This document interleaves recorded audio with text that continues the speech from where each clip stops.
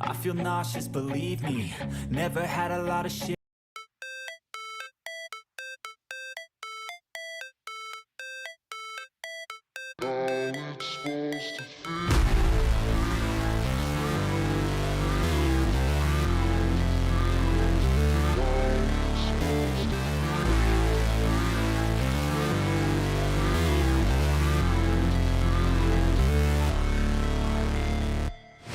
Never break, always fight, never quit, do it right, play the game, win it life, have no shame, there's no time, feel the pain, live the grind, I could change, in my mind, pick a lane, commit and climb, the only way to win it life, I never miss, that's fact, taking big swings, bitch, hand me the bat, put me in the ring, you'll go out in a bag, cause I sing what I mean, and I bring it to the mad light, ain't got time to kill, I got time to feel, I took the red pill, I know life's short, so I wanna live real, but how's it supposed to feel?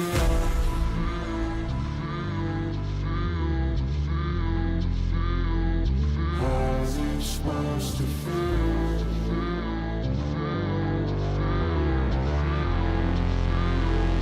How's it supposed to feel?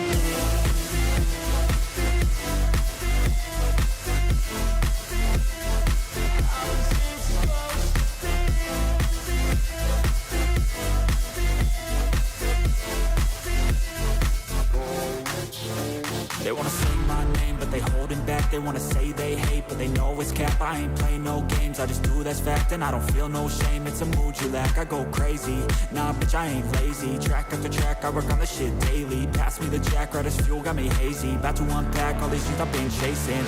I've got visions in my head, like memories after death. To be a legend instead of something you can forget. I'm living up every breath, I'd rather lead than be led. I'll fill the seats as I spread with every word that I've said.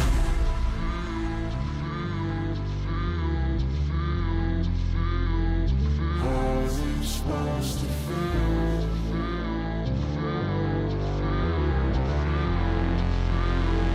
How's it supposed to feel?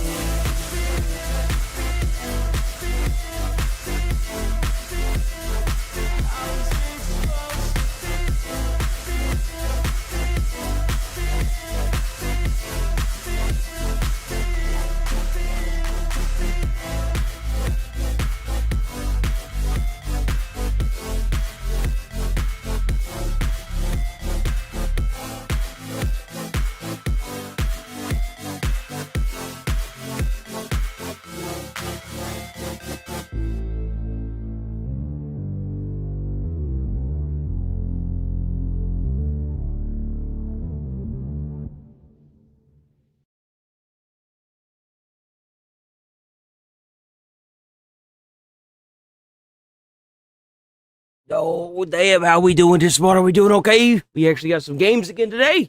I'm kind of shocked. Got more games. What is this? You cannot outgrow Neon Genesis. Oh.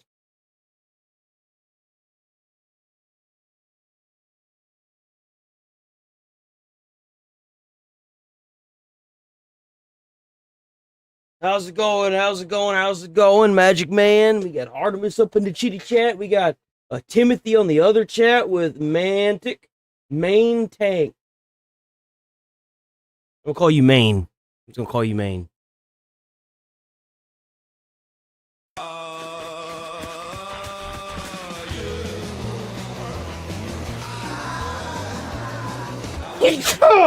Oh. Oh.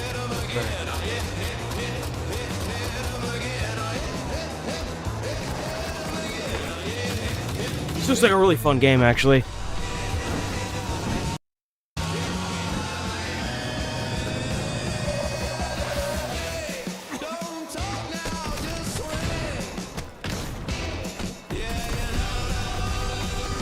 That's cool.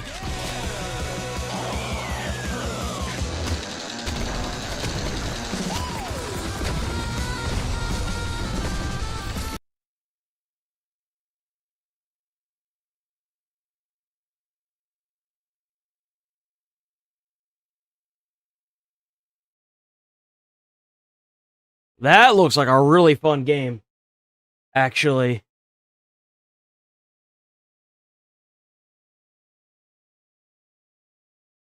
What else do we got? Damn, there's more Warhammer stuff.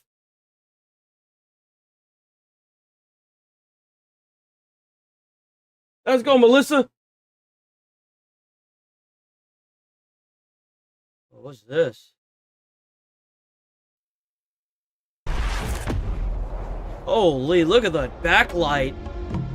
Yo, that looks sick. Look at that.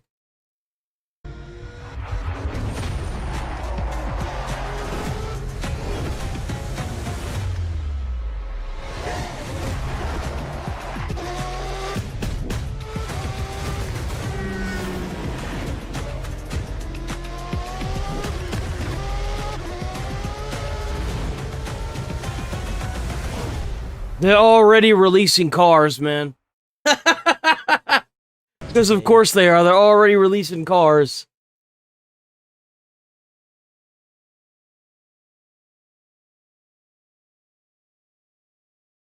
Oh, what the hell is this? Oh, that's Arc Knight Infields. I don't care about that.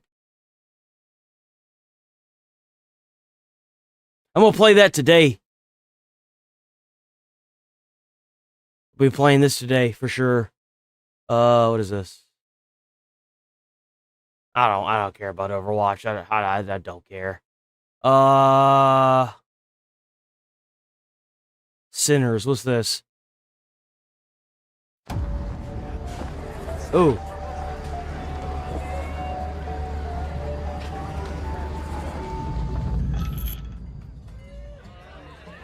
Welcome in.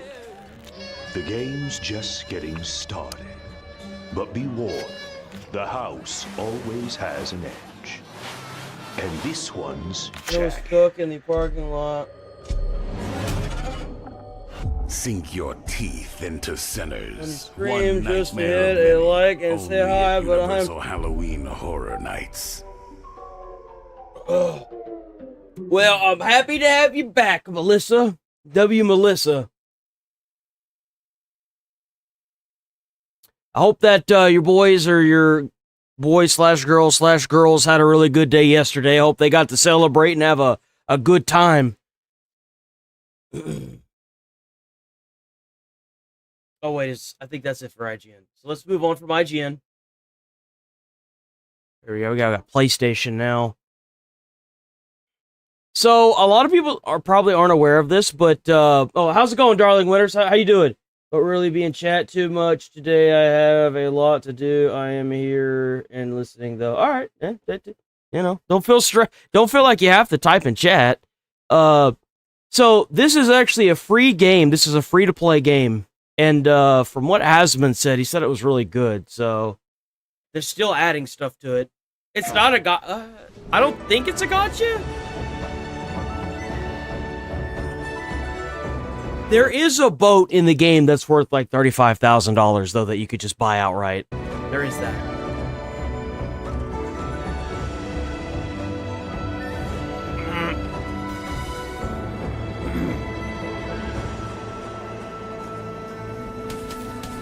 Yeah.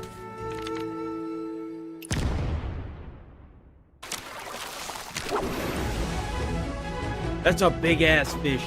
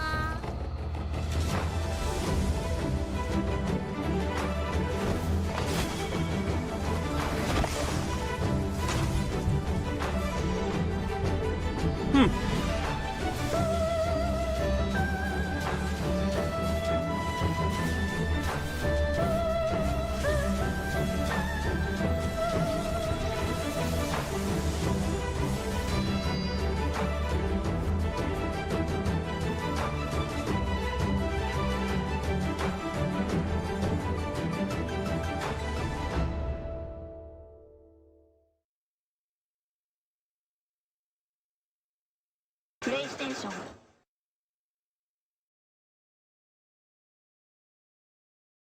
Is that it? Wait, what's this? Oh, another racing game, bro? Come on. Oh, it's the worst one, too. Nothing like watching a whole... Oh, wait, no, this isn't NASCAR. Wait a minute. Let me walk that back. This isn't NASCAR. What is this? It's, Formula 1, right? New cars. Am I the only person that thinks that NASCAR is boring as shit? Oh, how's it going, Dean? How's it going, Beastie Boy?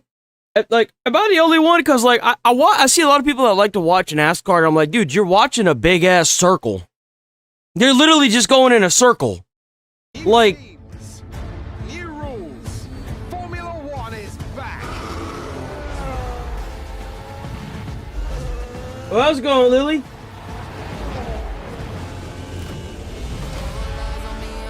Oh, is Wasam in there? Oh, he is. How's it going, Wasam?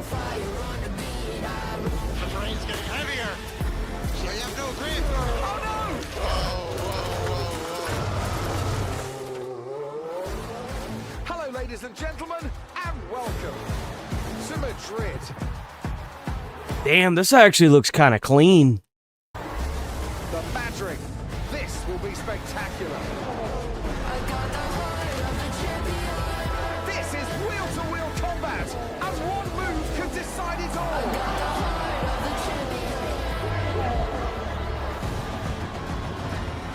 Hamilton's hunting. The gap is closing. That is sick, bro. Like, what?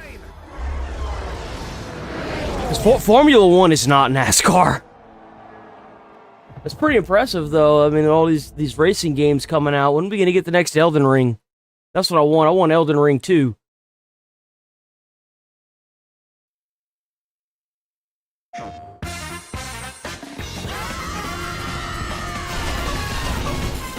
I still cannot believe they made another Bubsy game. I cannot believe it. I remember watching JonTron. I don't know if any of y'all have ever seen JonTron. I watched JonTron talk about the original Bubsy games. Oh my god, was that a fucking a trip?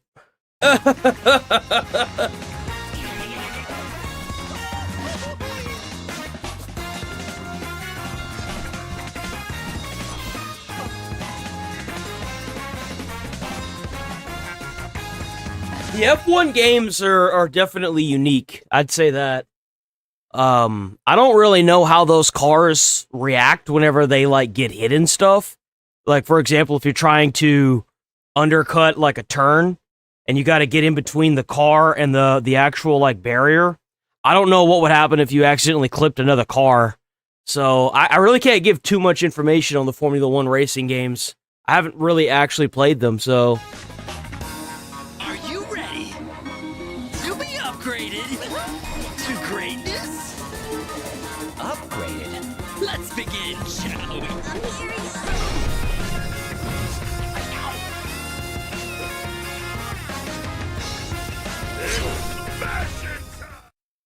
It looks like they did a really good job with this one compared to the first two.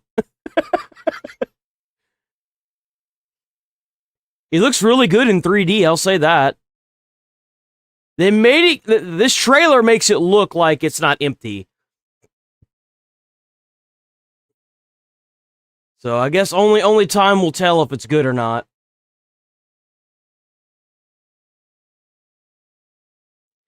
A lot of people are saying this game might be wokeified. I don't know. What's your name? I didn't give it. I don't know, man. I think it might be cooked on arrival.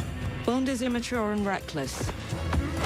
I think it's Strong. COA, bro. I think it's cooked on arrival. Seeking issues with authority. Needs our new star air crewman Bond. Do you mind telling me why I'm here? I want to make you a spy. St. John Smythe, my dear. 009 is a master manipulator. To catch him, we're going to need eyes everywhere.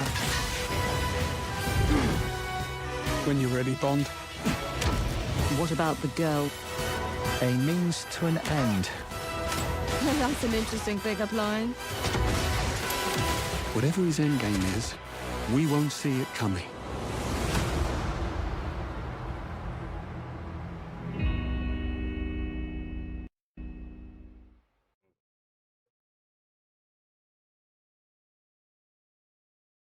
What is this?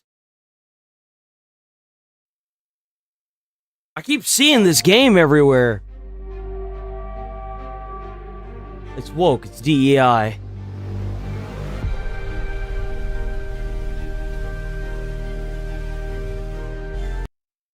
It's pretty.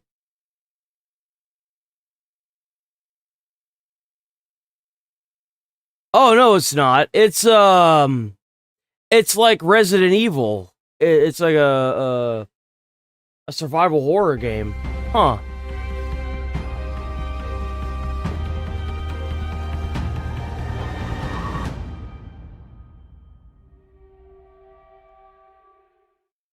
The Florist. Alright, I guess that's it for the games. Yeah, buddy. Gonna watch those Disney kids. I hope y'all ready to get fucked. How's this 15 minutes? Bro. Holy shit. Hold on. I don't watch no 15-minute one, dude.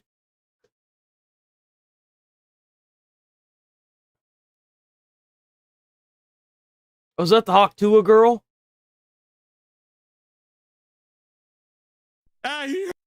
Oh, it sure is. If you don't know about the Hawk Tua girl, she went like super famous for saying Hawk Tua on that thing right there. And then she, speak of the devil, there's John Tron right there. And then, well, she decided to get, some information from Logan Paul, made a crypto, and completely ruined her, YouTube channel that she had made for a podcast. Apparently, the podcast went kind of well. She was the third famous, or the third most viewed podcast on YouTube. Oh, W2 Jules, Lily. W2 Jules. How's it going, White House? Hey, what about fart to? Fart on that thing. Right, girls? Squirt to My upstairs neighbor began listening to the Talk to a podcast. Well, I should say he was watching it. He started watching it 2 months ago.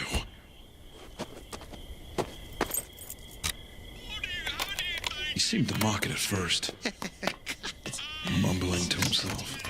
No. It's so dumb. I didn't pay much attention to it. Things felt so normal then. It wasn't until that night he knocked on my door.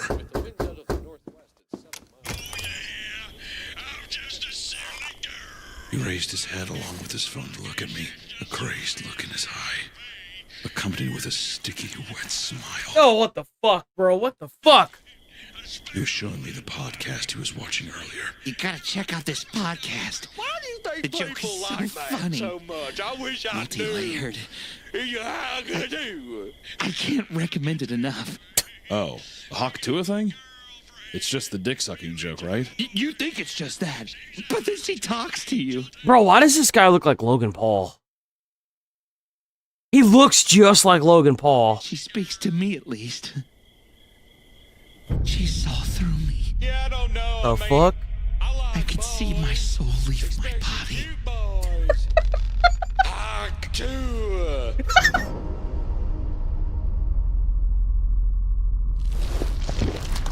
Ah! The fuck? Bro, these animations are cursed. Can easily be found. It's just like with anybody that watches a song. Spill from your mouth the essence of truth. And it will set you free. Yo! Was true. You think it doesn't get worse, but then it does. His obsession. It's so funny. But it was just a Like, joke, I tell right? you. A leak from upstairs began to drip into my apartment. I Yo! tried to talk to him about it, but He would never answer. Holy shit, man. Only Fuck. laugh at the podcast blaring at all times of day. Out of some morbid curiosity, I tried watching the show. But I didn't understand. Oh no, not him too. Was it the joke? Was it the girl? Where was the root of his obsession? There was nothing. Maybe that was the thing. Maybe that's the thing with it, is you watch it to try and understand it, and then, like, because you don't understand it, you go fucking crazy. Dog tour. Cat meow tour. Meow tour is kind of interesting. Because that's also about pussy. But not about the lady kind, more about the little fur baby kind. I don't want kids. What the fuck? Yo, what the fuck? It makes me afraid. I really don't want to bring another conscious living being into this hellscape we call it Earth. But what do I know? Hop to spit on that thing. Yo, I want to see what it looks like in his apartment upstairs. Holy.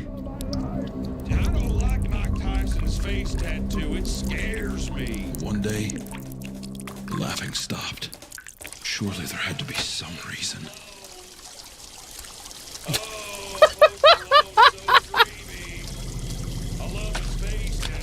Is he like dead?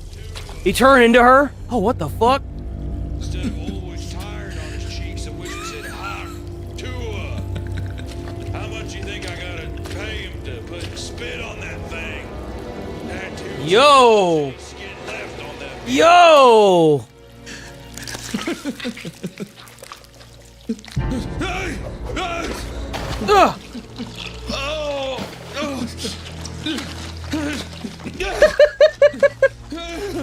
Look, it's brain rot incarnate. Spit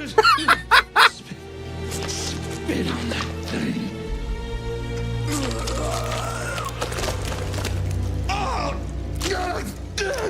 Oh, God!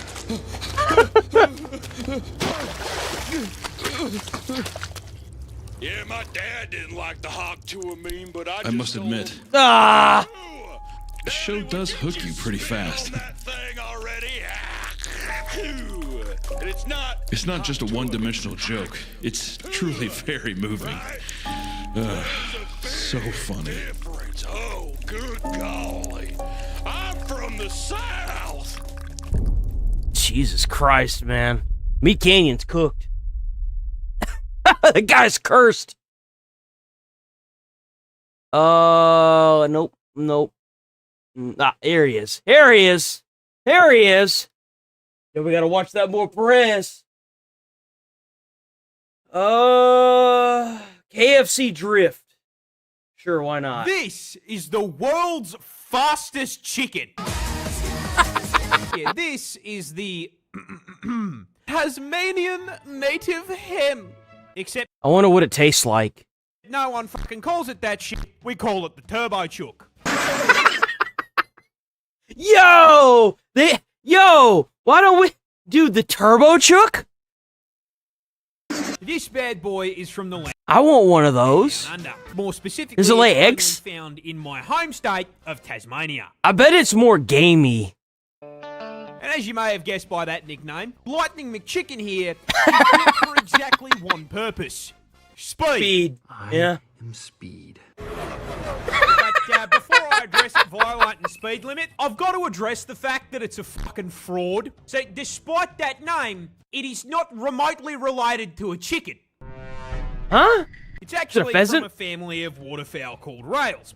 It's around 50 centimetres long, tips the scales at 1.5 kilos, and importantly, cannot fly for shit. In fact, it is completely flightless. And that is a little bit of an issue because this is Australia, where at any given point, this mobile KFC bucket is a rock's throw. Bro was literally built to be everybody else's food. God made that thing and was like, all right, now where's the KFC dish? From a fucking snake. What? Bro, there ain't no way. Is that a real clip? Yo, did that wait a minute. So this girl was over here just, dancing and having a grand old time, and this fucking snake just goes in her house and like opens her door? What the fuck? Hello? Is this like a common thing? How have I never heard of this? However, Sonic the Hedgehog didn't trade in that pilot license for nothing. See, they still have wings. They just don't use them to fly. They use them as a spoiler. Because when threatened, they don't fuck off into It's the some clouds. places. Hen What the racing- hell is that supposed to mean? Bro, you mean to tell me there's a place in this world where you have to worry about a snake getting into your house and opening your door? What? Bro, that's some straight up horror movie shit. Gear into first, punches the throttle, and fucking tears off at 52 kilometers an hour. Damn! I don't think you understand how fucking insane it is for something the size of a chihuahua to break the speed limit in a school zone. So let me make a comparison to Australia's other flightless bird, the one we lost to war to. Emus are 2 meters tall, and when they run, they cover 3 meters per step. That is Damn. a total of 6 whole native hens per single emu footstep. Damn. So you assume the emu gaps the fucking hen, right? No. Wrong. Hen Verstappen and the war turkey are the same speed. The war turkey. This. Yo.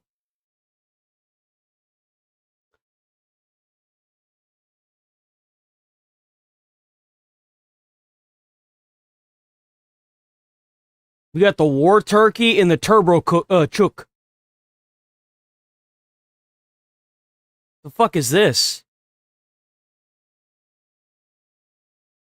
Oops, it's all toxins. Wait, what the fuck is this? There's so many I want to see. This is the world's deadliest tree. Introducing the Manchineal tree, found in the United States of America and the Oh, my grandmother had a tree like this. Caribbean, and you may be wondering, what makes it so deadly? And the answer is that when growing this thing, God used the same design philosophy that Miyazaki uses when he puts a swamp in a FromSoft game. Because even thinking about the fucking thing will poison you. Leave me alone! The entire tree, from root to stem, contains more toxicity than a league lobby, and that starts with the sap. This thick, sticky substance is not only found inside the tree, but thinly coats the entire thing, not unlike the sock under your bed. This is a problem because it...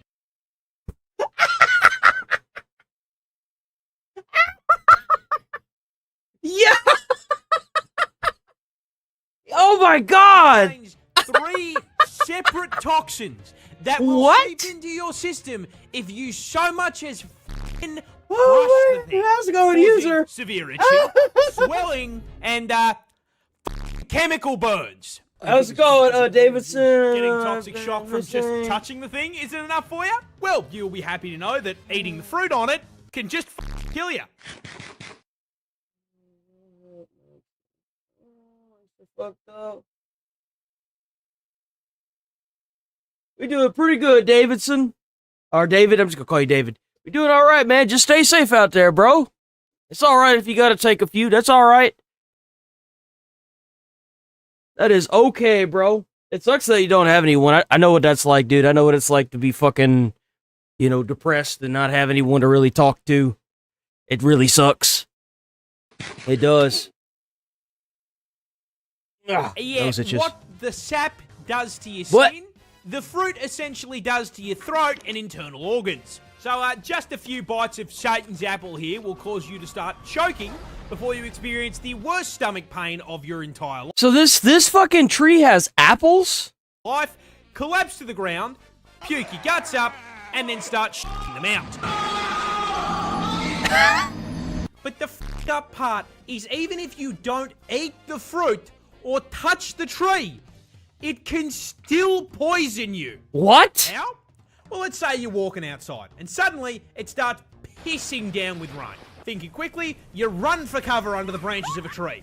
A mansion How's it going, Beastie? Base taste. and the branches of the tree mixes with the toxic sap and then falls directly onto your fucking head. No shit. So you mean to tell me that if you get under this tree and it's raining and the raindrops rain onto you, you could end up throwing your guts up and shitting yourself to death? Literally, like, there's not even a joke about it. You will die. What the hell kind of Satan bark tree is this? Yo, what the fuck? This is the world. What? One more. I want to see this Michael Bay one. One more. This is the last one. Tree grows grenades. Yep. Nope. It's clear that we've lost in this natural selection thing. We've got trees that are more poisonous than fucking snakes, and we've got trees that drop hand grenades. All right? Where are my hand grenade fingernails? Hello? You see, this is a sandbox tree, native to South America, and before we even address the frag grenades growing in the branches, we are going to start at the bottom of the tree, because I feel it's important that you understand that this tree was designed from the roots up by God himself to f***ing hurt you. Growing up to a staggering 60 meters in height. Oh my the God. First phase of the f***ing... Hold on. How tall is 60 meters?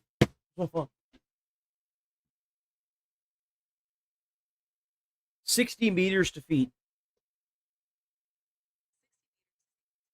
That thing's 198 feet tall? Holy shit! That's a fucking tall tree! boss fight that is this tree is the giant, inch-long, rock-solid bark combat knives covering the thing from top to bottom. My God! Now, if Groot's cousin being armed like the average British resident was not enough to stop you from getting too close, touching the tree will immediately make you realise it is not ribbed for your pleasure. Bro, look at that fucking tree. That thing is fucking scary, man. You're fucking poison. Yep, as if the No way it's poisonous. No way, bro. enough, What? The sap of the sandbox tree is very fucking toxic, causing severe itching and rashes on contact, and if you some fucking how get it into your eye, it will temporarily blind you. Well, I see who God hates in nature. That all pales in comparison to what you came here for. The reason, the other name for this thing, is the fucking dynamite tree. The fruit. Of course it is. You see, I forgot it blows up. Aren't meant to be eaten. In fact, they're poisonous. Put it in your mouth, you'll cramp up, vomit, and shit yourself. Of course you do. No, they are made to spread the seeds of the sandbox tree in the most American way humanly possible. Explosions. The fruits are basically seed-filled time bombs. As once mature, they begin to dry. Yo, that looks scary. As they dry, they shrink, and they slowly begin bending against their stems. The tension gets too high, snaps the fibers, holding it against the stem, and the whole thing explodes like a fucking frag grenade, sending seeds flying up to 240 kilometers. 150 miles an hour. That's literally a hand grenade. What? An hour. That's insane. This tree. Yo, fuck that tree. I knew there was a problem, but I didn't know what the origin would be. I didn't know where it was coming from, but I had a hunch it was going to be. Yo, WW Charlie, where is the fucking, You know, people die from coconuts all the time, like it falls on their head and kills them. Could you imagine being taken out by that fucking tree, bro? It, like, falls on your head and, like, you gotta pick the seeds out of your dead loved one's face because this fucking tree just one day decided to like, take them out. Yo, like what? AI related, because every single day there is some new company, some new change coming that is all about just Oh, people die from coconuts falling on their heads all the time. How often do people die from coconuts falling on their heads? And the claim that 150 people die annually is a myth. There are only a few documented cases worldwide. Oh. It was a myth! I was lied to! Yo, W Chatter. W Chatter. Hot damn, I'm learning new shit every day. W Chatter. AI into every orifice the world is capable of opening for it. And now we've got the dynamic dipshit duo tag teaming here to deliver It was a something lie! nobody on the fucking planet is asking for outside of like drooling blue-screened brained idiots that for some reason want AI generated music. Dude, I love the internet. You're like 2 years ago, I would have just been forced to go on like this assumption that well, it wasn't an assumption. I heard it on TV. But the thing is like, there's nothing quite like being able to pull out your pocket fucking worldwide goggle searcher machine, you know what I'm saying? And being able to be like, yo, what the hell is this? And it being like, well, technically, X, Y, and Z equals the fundamentals of life. You know what I'm saying? Out there, out the wazoo. But Spotify and UMG, Universal Music Group, are now allowing premium users to generate AI covers and remixes. So, participating artists that are signed with UMG... Oh, so they're using AI now. Huh. Oh, why am I not surprised? AI is already topping well, it did before they fixed it, but before they barred AI content on YouTube, they used AI music was AI shorts were topping like every single chart. Are now going to be eligible for premium users to get in there and start tinkering and tweaking it with AI, which if you're someone that's excited about this feature and plan on using it till the cows come home, you are a lesser person. You are a nerd. I feel like AI should be a tool. It shouldn't be the thing that makes the music, in my opinion. Like, if you want to come up with some lyrics or you want to tweak lyrics to a song, I feel like that's one thing. But if you're using the engine in order to make money itself by like making images or videos or music, that money shouldn't go to you. It should go to the maker of the engine. You would deter so many people if you did that. It'd be like a night and day difference. It should be a tool, not the actual end product. But, you know, that's just my opinion. You deserve to be licking toilet seats clean in the gas station bathroom. You are actually like a fucking lobotomite moron, drooling imbecile. And should be it does take some artistic value out of it. I agree with that. I absolutely agree with that. And the thing is like, if you forced these companies that are trying to use AI in everything to pay the AI developer more money, like let's say that you just lost your job at Ubisoft, for example, because you trained an AI thing to make a rendition artist sketch of the new character, right? And it's able to take that character and 3D model it and make it into the game without needing 70 different people to pass it around, right? Well, if you took that ability away from the company, because if that character model that AI created ends up in the game, they have to pay the AI company a percentage of every sale of that game. You're going to see them immediately revert back from AI, and they're only going to be utilizing it as a tool. If you put laws in place that force companies to see AI and use AI as a tool instead of the actual artist itself, or as the actual finisher of the end project, you're going to see a massive shift. I thought about this last night. I was like, you know what? I think I have a solution to this problem. I still agree with AI. I think that AI is going to happen regardless. But a good middle ground would be that. Would be if you used it as a tool in order to manipulate or edit like lines of a script, or to tweak a character's model slightly, or to give you like base sketches of what you want a character to look like, and then you give it to an artist to go from there, I feel like that's a good compromise. But if you take the AI tool and you use it to make the full-fledged character model and everything, you should be forced to pay a percentage of that character model to the AI company itself. And you should, because it's technically not yours. AI made it. The company that made the AI made that sketch, you know? Institutionalized. This shit is so beyond cringe, I can't find enough words in the English language for it. Why would anyone want to take an artist's music and just AI remix it for their Spotify playlist? Like, oh, this song was good, but I wish I could change the lyrics around a little bit. So I think I'm going to. I'm a premium user after all. All right. Put my wetness... I agree with that. AI will definitely get rid of a lot of those worms. It will. It'll add a non-biased opinion or reason for every single outcome. You get rid of a lot of these people that are taking... like HR departments that are HR departments. I don't know if any of y'all know this, but HR departments aren't there to protect you. They're there to protect the company. I told a friend of mine that, but he didn't listen, and he ended up losing his job. And, you know, I still feel bad for him, you know, but whenever he got on the phone and I was like, I told you so. And he was like, fuck you. And I was like, yeah, I know. On the guest list, tugging on my nipples till my chest piss. Don't threaten me with a good time. Walk to Circle K for some Chex Mix.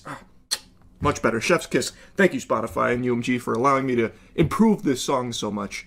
These delusional, out-of-touch zombies in the music industry are already signing multi-million-dollar deals with AI artists. They're not real. They're signing deals with ghosts, imaginary friends. And now they're feeding you even more AI trash here by letting you take real artists' music and AI remix it. Also, the AI artists they're signing... Which is really fucked up. Because if you think about how much time and effort it takes to make a song, like, you have to think of the vocals for it, the actual, like, music that you want to use behind it, and now you've got some jackass at the asset of the internet using AI to remix your song. Like, not even trying to, like, come up with their own spin of the beat, their own spin of the vocals. They're just letting AI do everything, and it takes them 5 minutes. Like, it's a slap in the face. Literally can't own that work. It has already been set as a legal precedent that AI-generated shit is not copyrightable. So all of the artists that are being swallowed up, gobbled up here in the music industry, these AI... Oh, so you mean to tell me the law defends this? What the fuck? Are you kidding me? So you mean to tell me that they passed laws to where if you AI renditioned a song, it's not... you can't copyright it? Bro, what? I didn't... Like, what? Performers, lack of performers... They don't even own that. So you can just go and make that yourself too. Like, they can't do anything to stop it. Like, it is so stupid from top to bottom here. And it's only spiraling even further out of control because now they're taking real artists' music and allowing you to AI slopify it. It's fucking insulting and embarrassing. So this partnership here is a licensing deal for recorded music and publishing rights, enabling Spotify to launch generative AI music models in the future. With this deal, Spotify models will allow fans to create covers and remixes of their favorite songs from participating artists and songwriters signed to UMG. They then start spouting barnacles about how this is going to open up additional revenue streams on top of what artists are. It's crazy. It's a technicality. No new specific laws was required to ban this. It is the natural result of long-standing laws and court rulings. The U.S. Copyright Office and federal courts have established that a work must be authored by a human to be copyrighted. Already earn on Spotify by providing more discovery opportunities. That is crazy. For this UMG talent. AI products will eventually become available to premium users as paid add-ons, but unclear when that's set to launch. They try to put some makeup on it here, give it a positive spin, like, oh, it's going to open up all this additional revenue streams because all of these users are going to want to do all kinds of AI remixes. Maybe it even becomes a cool TikTok trend to AI remix the new thing, and you'll get more money for it. Yeah, that'll be a lot of fun. Just a ton of bots, AI generating remix of songs. That really that sucks. Won't go wrong. Surely that won't be exploited on Spotify in any way, shape, or form. I'm sure I don't need to dive into the spaghetti and the meatballs on why that's a bad idea and is actually just going to lead to a flood of just complete trash drowning out real music because there's going to be so much AI remixing of these songs. I don't think so. Maybe for the younger generation. But if you know your artist, then you're not going to listen to the AI remixes. I don't think he's right about that. I don't. I mean, like, I just don't see it. Like, if you like, I use YouTube Music. I don't use Spotify. But I just look up the music or the artist and the song I want to listen to, and I put it in a playlist. Like, I don't fuck with that, dude. I don't like radio style stations. I don't like that shit. I like listening to specific songs. And the like if you like watch a song on YouTube Shorts, or not YouTube Shorts, on YouTube Music, it'll like offer you other songs or artists that are similar to that. And that's usually where I get most of my other music from. I just don't see a world like I'm not gonna lie, I don't think I've ever used Spotify. I thought about it for a while because I think there's a way to link up your Spotify to Twitch and you can use the music there without fear of copyright, but I don't know if that's true or not. That's just what I've assumed, and you know what the assumption is, right? So, like, I don't understand why people like Spotify so much. Whatever you could get on Spotify, you could almost 100% get on YouTube itself. You don't need Spotify. From these probably label shills that are just going to go through and try and like artificially inflate all the numbers and make the song seem more popular than it is through all of these remixes and shit. Like, I think that's just disastrous. And also, they try and put this spin on it that it's like covers. How does that work? Song. How does that work for like? Can't you still get copyright though? Like, just because you use Spotify doesn't mean that you're free from copyright, right? Like, if you use it for a YouTube podcast, don't they still copyright you? Oh, it's a creative expression. It's allowing you as the fan to get in there and express yourself with the music, giving you the AI tools to do it.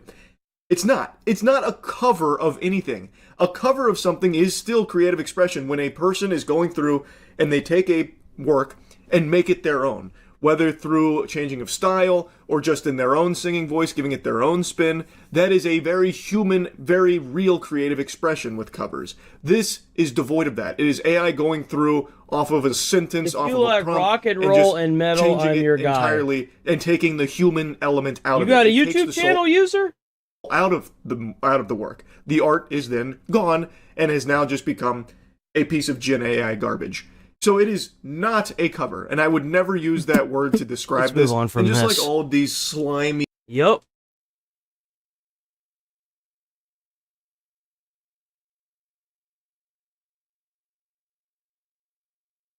Oh, whoops.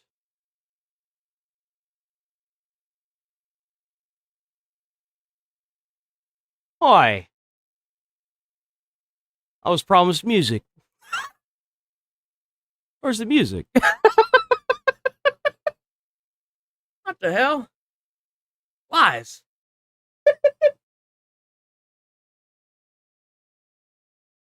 It's there. There was nothing there. It was empty.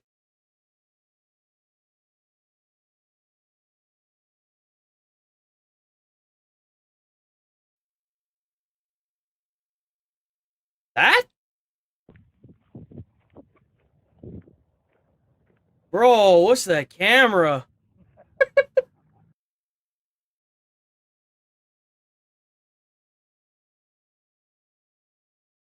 Huh? Let me do that.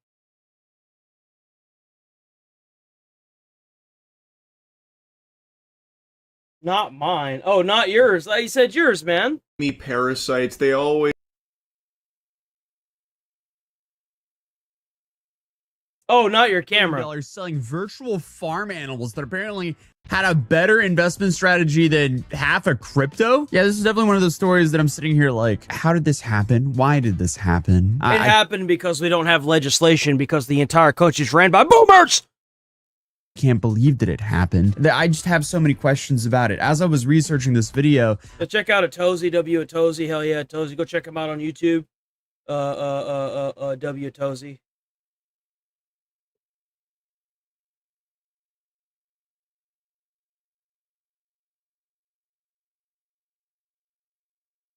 I'm sitting Yeah, here probably. like kind of in disbelief because it kind of sounds a little bit less like financial crime and more like some weird Black Mirror episode. Because the thing this guy did, he didn't rob a bank. No, he didn't hack some massive institution or company. No, he allegedly convinced over 100,000 people to invest real money into virtual cows inside of a mobile game. And he somehow turned that into one of the biggest fraud scandals in modern Turkish history. Okay, so meet Mehmet. So he got 45 years for that?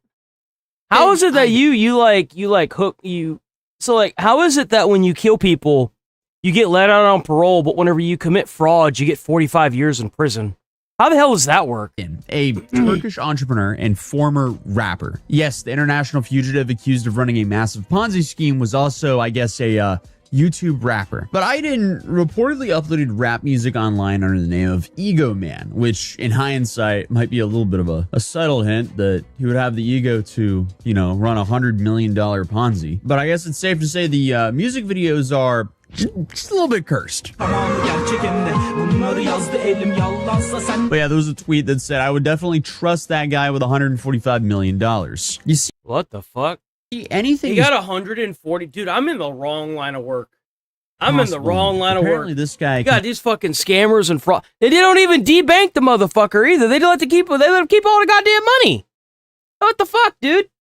If you don't put it into assets, they don't debank you. Bro just walked away with 145 mil.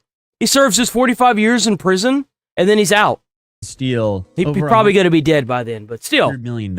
And during his YouTube rap career, he was also working as a dishwasher in Bursa. So the dude wasn't some Silicon Valley billionaire creating this cow token, to put it lightly. They usually never are. That's why he got arrested. Young guy in his 20s who saw an opportunity, to put it lightly. Because back in 2016, Aydin launched something called Çiftlik Bank, or Farm Bank. And honestly, it kind of looked like a Turkish version of Farmville. You had cartoon cows, chickens, and sheep. It had little farms with cutesy graphics. But the big difference is people weren't farming for fun. I remember this. I remembered someone talking about this. So he launched the game, and what you do is you buy like the stickers or whatever, right? And then you do nothing with them, and that was the scam. Investing real money. The idea is simple. You start and manage your own farm. I remember You use this. gold as a currency to buy animals like chickens, goat, cattle, and bees. Mhm. You earn cash back by selling the honey, eggs, and milk that your animals produce. You can then use the profit. I'm sorry, dude. If you invested money in this, you're a dumbass. I'm sorry. This is natural selection right here. Holy shit. Especially with how many of these like YouTubers or whatever have these cryptocurrency scams and shit. If you know about these cryptocurrency scams that these YouTubers launch and how they rug pull their audience and then take all the money, and you still invest in that shit thinking that it's going to be any different, that you just got naturally selected. Rip bozo. I have no sympathy for this. I'm sorry. It's like walking into a casino thinking you're going to win money, dude. You're an idiot. From these sales to buy more livestock and so on. You can also pay real money to buy virtual gold and run your farm. And that's not just some pay-to-win model. If your farm does well and you make some proper virtual gold, you can exchange your virtual proceeds back into real money. So the idea was users could buy virtual livestock and farming equipment inside of the app. And according to the company, that money would actually go towards funding actual agricultural projects and livestock farms in the real world. And in return, players were promised a portion of the profits. And at the time, the pitch actually hit people from multiple angles. Turkey's agriculture sector was struggling, people wanted investment opportunities, and I guess the app looked modern and tech-driven. Then I guess the most important one, the company worked really hard to make itself look real. So it wasn't just some random mobile app sitting in an app store with fake reviews. It wasn't even a gotcha game. The only purpose of the entire game, or this game, was to buy the stickers. That was it. That's the only thing you can do with it. Bank created physical show farms people could actually visit in person. And they even opened branded stores selling products connected to the company. Honestly, my question is, how did this guy get the startup capital to do this? Because I feel like it would be quite complicated to set all this up on a dishwasher salary. But regardless, because of all these demos, investors could walk around and physically see the animals connected to this business. Essentially, the dude LARPed as a farmer. And the scam, I guess in a way, was kind of genius, at least in the most evil way possible, because once you give someone something physical to look at, it's a lot easier to fool. And especially in, crypto 2016, when you have something physical tied to it and the investors can see it, it feels less like magic internet money and more like a real thing. Except it wasn't. Because the numbers behind this thing got insane very fast, because within a year and a half, Farm Bank exploded across Turkey. And reports varied about this, but people were saying somewhere between 75,000 and 130,000 people actually invested into this. So that's crazy. And some reports were claiming there were hundreds of thousands more users just playing the game without even investing. And is this an actual game? I didn't think there was anything to play. $131 million deposited into this. But others are saying $250 million. Bro, I don't know why the hell you wouldn't take that money and run. Bro, like, if I was that dude, I'm never going to be this fucking stupid because I don't want to go to jail, obviously. But if I was that dude, the second that it hit 100 mil out of a shut-up shop, I'd have ran, dude. I'd have been so gone, they wouldn't have been able to find my ass. I'd be living somewhere on like on an island or some shit. They wouldn't know where to find me. They wouldn't know nothing about me. I'd change my name. Man, what an idiot. Or even $300 million in the equivalent of Turkish lira. So regardless, I'd break that money up into so many different banks, they wouldn't know which one to shut down first. Million to 300 million. I'd be using family members. I'd be like, yo, you want some money? Crazy heist. But of course, to get that many people involved, it kind of operated like a Ponzi to begin with, because at first people are actually getting paid. So, the new money seemed like it was paying the people who got in first. And then it just kept recycling like that. Whatever island I could get my hands on. I'm not even going to lie. If I had the money, I would buy Little St. James Island. I would buy that shit in a heartbeat, and I would invite Mr. Beast over there to do some like game shows and stuff. I'm not even fucking kidding, bro. The Little St. James is only like a couple $100 million. How much is Little St. James being sold for? Little St. James and Great Dude, 60 mil. Little St. James is being sold for $60 million. And from what I understand, the estimate is it's like $1 million a year to keep up like the actual like generator and the hired hand that's on the island itself. Were earning money from their virtual livestock, which then made the whole thing feel legitimate. So people then started telling friends and family that it probably is. Worked. And once people started saying, no, seriously, I made money from this, people started dogpiling in. And of course, the app itself encouraged consistent reinvestment. So users weren't just like buying animals once. No, they also had to spend money on upkeep. So they had to do, supplies, storage, and maintenance tied to the hypothetical livestock that was tied to their money in the virtual currency. This is so crazy. But honestly, though, it kind of sounds a lot like some of these like. Yeah, you could even like section off a portion of that island and maybe buy a couple islands around Little St. James, because I think there's a couple islands around Little St. James. And then what you could do is you could do like what El Salvador did with America and its illegals. You could like section off a half of Little St. James and make it to where America can send its immigrants there, or it's not its immigrants, it's illegals that keep going back to America to there, and then America could give you a portion of money. Like if I had an island, I would be doing that. I would get in contact with whoever I could and be like, hey, I've got this island. If you supply the staff and you pay me rent, I will build this fucking prison and you can send your illegals over here and I will hold them. And I would get in contact with like El Salvador and ask the El Salvador president what he does in his prison and if he can mock up mine.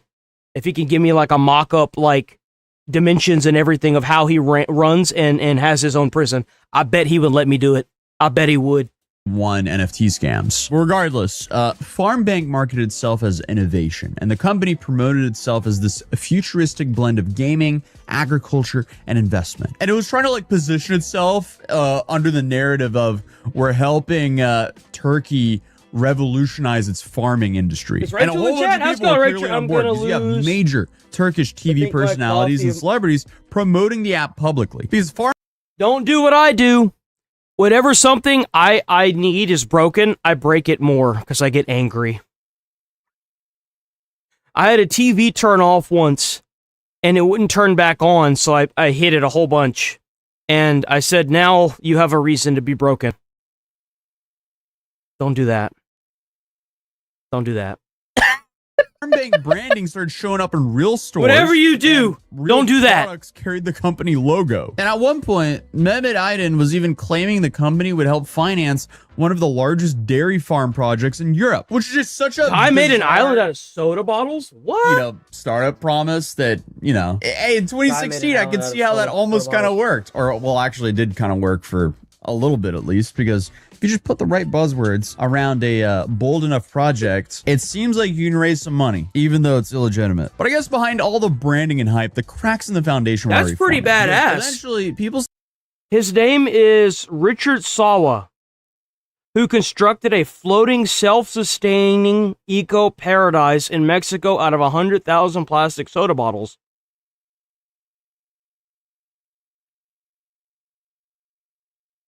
That's really sick.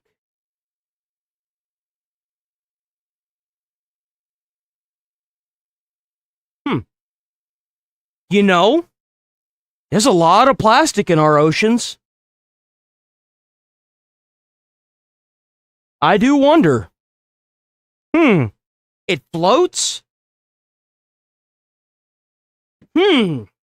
Started trying to withdraw their money, and suddenly things got weird. So by late 2017, complaints started piling up from users who said payments were slowing down or stopping up entirely. And this usually means that, we're at the end phase. We're at the end game of the Ponzi schemes when the payments stop, or well, the start of the end game at least. Because the scheme only works as long as new money's flowing in. So if people start saying, uh-oh, we can't get our cash out, that pretty much halts all the new money coming in. And that's when Turkish regulators started paying a lot more attention after growing complaints from users who claimed they weren't receiving profits anymore. So authorities began investigating into this company, and suddenly FarmBank's exciting image, just collapsed overnight. So after FarmBank started to collapse, Mehmet Ayan's response to all this pushback was quite odd, to put it lightly, because instead of calming investors down, reports say he sold all of his shares in the company and started backing away from the business right as panic was at its peak. That's kind of like the financial equivalent of you're sitting on a plane, intense turbulence hits, and suddenly you see the pilot leave the cockpit in a parachute, open the door, and jump out. Yeah, it's not a good sign. Well, then in early 2018, FarmBank announced that it would stop accepting new users and suspended profit payments. And authorities eventually seized company assets and launched a criminal investigation into what prosecutors described as a massive fraud operation involving organized criminal activity and money laundering. And then Mehmet Aydin disappeared. He was just gone. According to reports, he fled Turkey with enormous amounts of money, while thousands of investors was left essentially empty-handed. And somehow, despite being international wanted, the dude was allegedly spotted in Uruguay driving around in a Ferrari, which is something I will never understand, because imagine you scam people for millions of dollars and you now desperately need to lay low. Why would you ever want to drive a bright, loud car to bring as much attention as possible to you? But obviously, because of this genius move, Interpol got involved, because people suddenly were like, wait a minute, who's that young guy in the Ferrari here in Uruguay? We've never seen him before. What a dumbass. Bro, you gotta go somewhere like America, so that way they don't sit there and say stupid shit. Reports claim that victims became so furious that bounty posters were starting to offer hundreds of thousands of dollars for They put a bounty on this dude's head? Of just about this guy. So that's not good either. So again, why are you driving around a Ferrari then? What he really should have done was the 3 years in Dagestan bit. I guess that meme didn't really exist at that time, but still, he should have just vanished. Bro could have become a real farmer in rural Mongolia. It would be pretty hard to find him then. I don't actually know. I'm talking nonsense, but in my head... No, if he had just went anywhere where, there's always a bunch of, expensive cars or whatever, he'd have been fine. Like, straight up. You just go to a different country. No one will question it. They typically don't. Until, like, the police or the FBI, for our example, ours is the FBI, finally get the ability to go to a different country and, you know, snap you up. Typically, they, like, if from what I can tell, if it's anywhere other than America, it seems like you can probably get away with it pretty easily if you're just not an idiot. But, you know, if you committed the crime to begin with, you're probably an idiot, so... It would be harder to find him if he just laid low and was like a shepherd in Mongolia. But I guess that would be a boring life for him, which, again, is why, if you are in it for the money, absolutely do not scam. Why would you ever scam? Because if you are a person who are doing everything... He would have made way more money if he had just stuck it out. It's so stupid. Like, if he had actually just been doing what he had said he was going to do with it, he had made way more money. For the money, you clearly want to go enjoy that money. And if you are a scammer and you suddenly have Interpol after you, you can't really spend too much of that money, especially on the flashy Instagram type stuff. But meanwhile, you have like 100,000 people essentially having to tell their families that, yeah, so I lost our life savings because we invested in a cartoon cow app. That's a rough conversation to have. But for years, he stayed on the run while the stories around him just kept getting stranger and stranger. And some reports claimed that he was hiding in Uruguay, and others were saying no, he was actually in Brazil. And there were even rumors involving some offshore accounts, cryptocurrency transfers, luxury property. I feel like what's going to happen is they're going to make new laws for cryptocurrency, because their cryptocurrency is a way that the way it's being used in a way to launder money.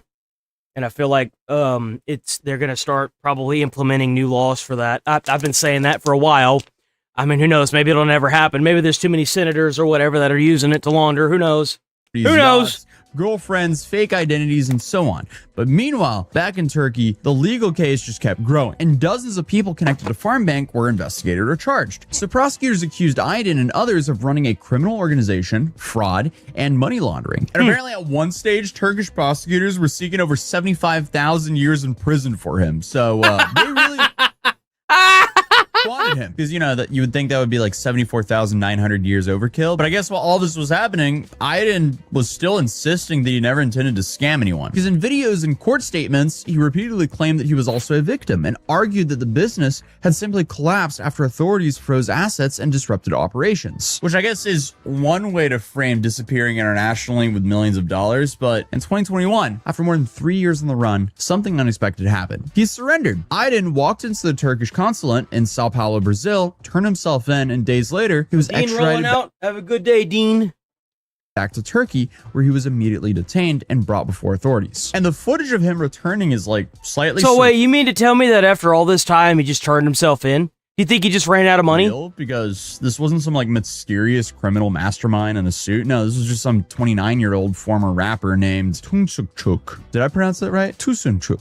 A chubby boy in Turkish. I don't know, but apparently it translates to little chubby boy. How are you going to be a rapper, then go to prison, and your nickname is Little Chubby Boy? And then, of course, on top of that, rob 100,000 people of their life savings. He's just not setting himself up well here. But once he was in prison, Aydin started giving interviews and making statements that sounded completely disconnected from the entire situation. Because at one point, while facing tens of thousands of years in prison, he gave an interview basically talking about how comfortable prison life was. I'm not joking. He described his prison cell like someone reviewing an Airbnb. He talked about having a TV, tea, coffee, wardrobe. You know why? Because he's rich. Regular meals, and even preferred Turkish prison over Turkish student dorm rooms, which they gotta fix that if that's true. And in quote, he said the prison meals were 1,000 times better. So again, what if that's the true, fuck? they absolutely have to fix that. Like, come on, You gotta be fucking can't kidding be incentivizing prison over studying. That can't be good. But imagine being the victim here. You were fooled because you invested in some virtual cows, and now the guy who sold you the virtual cows... Yeah, you don't get your money back. The virtual cows never existed. You find out after like what has it been, like a couple years? He turns himself in and he's enjoying his life more so than any college student that you know. Man.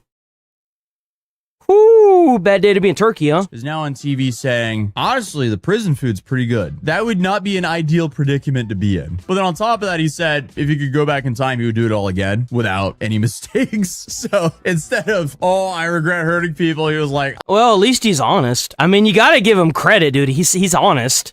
I should have made sure the scheme could have gone on for longer. I don't know. But then you have one of the more interesting legal defenses I've heard, because authorities charged him for his use of the word bank because he called his company Farm Bank. And that wasn't licensed as an actual bank. So Iden's defense was basically like, well, the word bank can also mean a park bench. I don't know where he's going with that. And no, I'm not making that up. He reportedly argued that maybe he meant a literal bench and people just misunderstood him. Meanwhile, prosecutors kept building the case against him, and the numbers attached to the scandal just became more and more ridiculous because thousands of plaintiffs were named in this, and authorities claimed that hundreds of millions of lira had flowed through his operation. Investigators also accused him of transferring huge amounts of money into personal and offshore accounts. And at one stage, reports said that Turkish prosecutors wanted more than 88,000 years in prison for Mehmet. 88,000 years in prison. What, just give him a life sentence, bro. Just give him a life sentence. Hey, like 88,000 years. Like, how? Was this dude gonna die and then, like, is he gonna get, like, a fucking, like, escape charge and they're gonna bring his ass back, like, dead corpse and all, and, like, put him back in jail? Bro's gonna get reincarnated as a fucking cow. There's just gonna be a fucking cow in a jail cell. Like, hello? Is that worse from the 75,000 like, what the fuck? years in prison? There's no difference between 88,000 years and 75,000 years. But hey, I guess they're just really stacking them on now. But eventually, after years of hearings, investigations, extraditions, and international headlines, the court finally made its decision. In February 2025, a Turkish court officially sentenced Mehmet Aydin and his brother, Fatih Aydin, to 45,376 years. Oh! So they literally gave this dude 45,000 years in jail. What the actual fuck? Holy shit. Years and 6 months in prison. They really for fraud? Had to tack on the Man, 6 months. I'd hate to see what they do to their killers over there. Jesus. There. So there's a lesson here. Don't sell virtual cows claiming that you're a bank and that it's actual real money. Overall, massive skill issue. That is just fucking crazy. Let's be honest here, shall we? There's a kind of schadenfreude that goes hand in hand with what... Yo, Critical Drinker. Hell yeah, Critical Drinker. Go check out the Critical Drinker on YouTube. Let's see here, Bop. Doop. We're gonna look at the crash and burn of Will Smith. Watching some dumb, entitled, overconfident Hollywood celebrity take a well-deserved fall from grace. It's like watching the scales of cosmic justice get just a bit more balanced out. I know that he's gonna talk about other stuff, but what fucked his career into a hole was the fact that he walked up and slapped that guy in the face. I don't remember. I don't even remember his name. But the case of Will Smith is kind of unique for two reasons. One, because his public meltdown wasn't really his fault, and two, I've resisted making this video for a long time because, well, I like Will Smith. Everyone likes Will Smith. Well, maybe not everyone. I practically grew up with his movies, and he's been around for so long that he felt like a pillar of Hollywood society. He was like America's lovable big brother. He was everywhere. He was everywhere. Funny, jovial, brimming with confidence and energy and charisma, just edgy enough to be cool, and just safe and family-friendly enough to be plugged into the Hollywood marketing machine and turned into a global megastar. Yep. For years, he was one of the world's biggest box office draws in a time when movie stars were still a thing. His name alone could get projects the green light and millions of arses into seats. But then, it all began to unravel in a tragic slow-motion train wreck of box office flops, public humiliations, and explosive meltdowns. So join me, the Critical Drinker, as we examine the tragic... I think what happened with Will Smith is that he thought he was too big to fail. I do. I think that he saw himself as way too big to fail because everybody liked him. And, well, it got to his head. But I don't think Jada Smith helped out at all. Will Smith. Willard Carroll Smith was born in 1968, the son of a U.S. Air Force veteran and a school board administrator. In West Philadelphia, born and raised, on the playground is where he spent most of his days. Fuck! With an interest in rap music, he soon struck up a friendship with DJ Jazzy Jeff after meeting him by chance at a house party when his hype man failed to show up, and they ended up forming a hip-hop group together. Record deals soon followed, and by the late 80s, the group was riding high. Smith became well known for rapping without using swear words, which was pretty unusual at the time. Apparently, his gran found some of his edgy lyrics when he was a kid and left him a little note. Dear Willard, truly intelligent people do not have to use words like this to express themselves. Please show the world that you're as smart as we think you are. Fuck me, that's a classy lady right there. Oh wait, yeah, I just honestly, kinda proved right? the point, didn't I? Anyway, all was not entirely well for the Fresh Prince. See, one of the problems with being rich and successful is that you have to pay taxes. Unfortunately, nobody seems to have told Will Smith about that, and in 1990, the IRS slapped him with a $2.8 million tax bill, leaving him basically broke. Damn. I mean, what can I say? Hey, at least he had the money to pay it. I mean, fuck those guys. Luckily for him, though, destiny came a-calling in the shape of The Fresh Prince of Bel-Air, a sitcom loosely based around his rap persona. Smith turned out to be absolutely perfect for the role, partly because he was basically just playing an exaggerated version of himself, but mostly because he was a natural in front of the camera. Funny, energetic, charismatic, and with an acting range just varied enough to make the more dramatic moments work. Fresh Prince would go on to be a smash hit that ran for 6 seasons, solving his financial problems and, more importantly, opening up a whole new career path for him. Propelled by hopefully this time he paid his taxes, huh?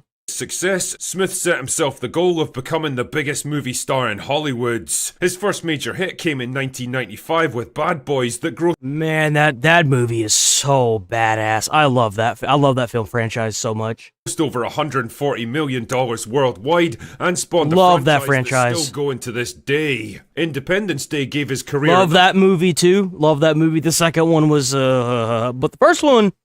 Oh, hands down, it's fucking awesome. Their major boost, but it was Men in Black that really propelled him to the A-list. I mean, grossing I mean, I've watched a lot of Men in Black. It was kind of one of those things for me that I watched it so much that I'm just like, I don't want to watch it anymore. $600 million, and again, spawning multiple sequels. We won't talk about international, though. Fuck off, Tessa Thompson. Will Smith was now officially a big deal. Yeah, he famously turned down the role of Neo in The Matrix in favor I did not know that. of doing Wild Wild West instead. Fuck, man, he backed the wrong Dude, Wild Wild West was so good. If you haven't seen that movie, I love that film. horse there, didn't he? Generally, W10 Jules, W10 Jules from Beastie Boy. The guy could basically do everything, able to pivot from comedies to sci-fi. Times 9? What is that? Times 10. That all around.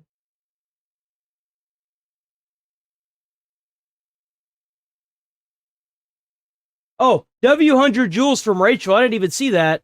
Yo, W100 Jules. I need to like glance over a chat more. W Jules. Sorry about that, guys. I'm kind of like thinking about all the older movies that Will was in, like iRobot. Yeah. Thrillers to sports biopics and make it look easy. He was even getting more respect as an actor, nominated twice for an Oscar. You know what would have been a really good film for him to be in? Another really good film for him to be in would have been Rocky. I feel like because he's got that build, I feel like it would have been a really good film. Ali and The Pursuit of Happiness. More importantly, his public image was so strong that even when one of his movies flopped, nobody seemed to care too much. He was basically the perfect Hollywood celebrity, a talented, charismatic, self-deprecating family man who never courted controversy, never said the wrong thing or pissed anyone off. Cool enough to appeal to kids, but safe enough to be marketed to families as well. Unfortunately, family would prove to be the instrument of his downfall. Yeah, that's right. You know, his wife had to get into that entanglement. Began in 2013. You know what's even sadder is that not only did she cheat on him, she wrote a book basically blaming him for her cheating.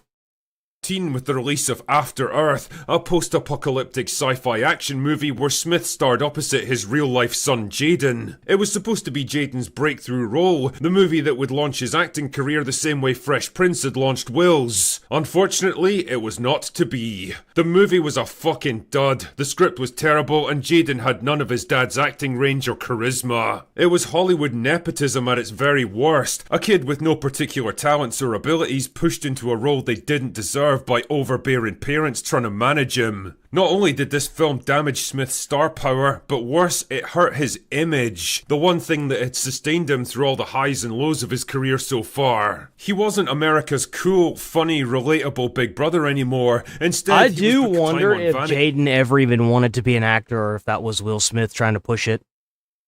You know, like, it does make you projects wonder. And increasingly out of touch with his own audience. He was still making movies, but the fun and energy of the 2000s was $1 billion despite brutal reviews. But Suicide Squad and Gemini Man proved that 2 Will Smiths in one movie did not equal twice the fun. But the real tragedy was I didn't even, like, I saw Gemini Man was coming out. I didn't really, like, think much of it.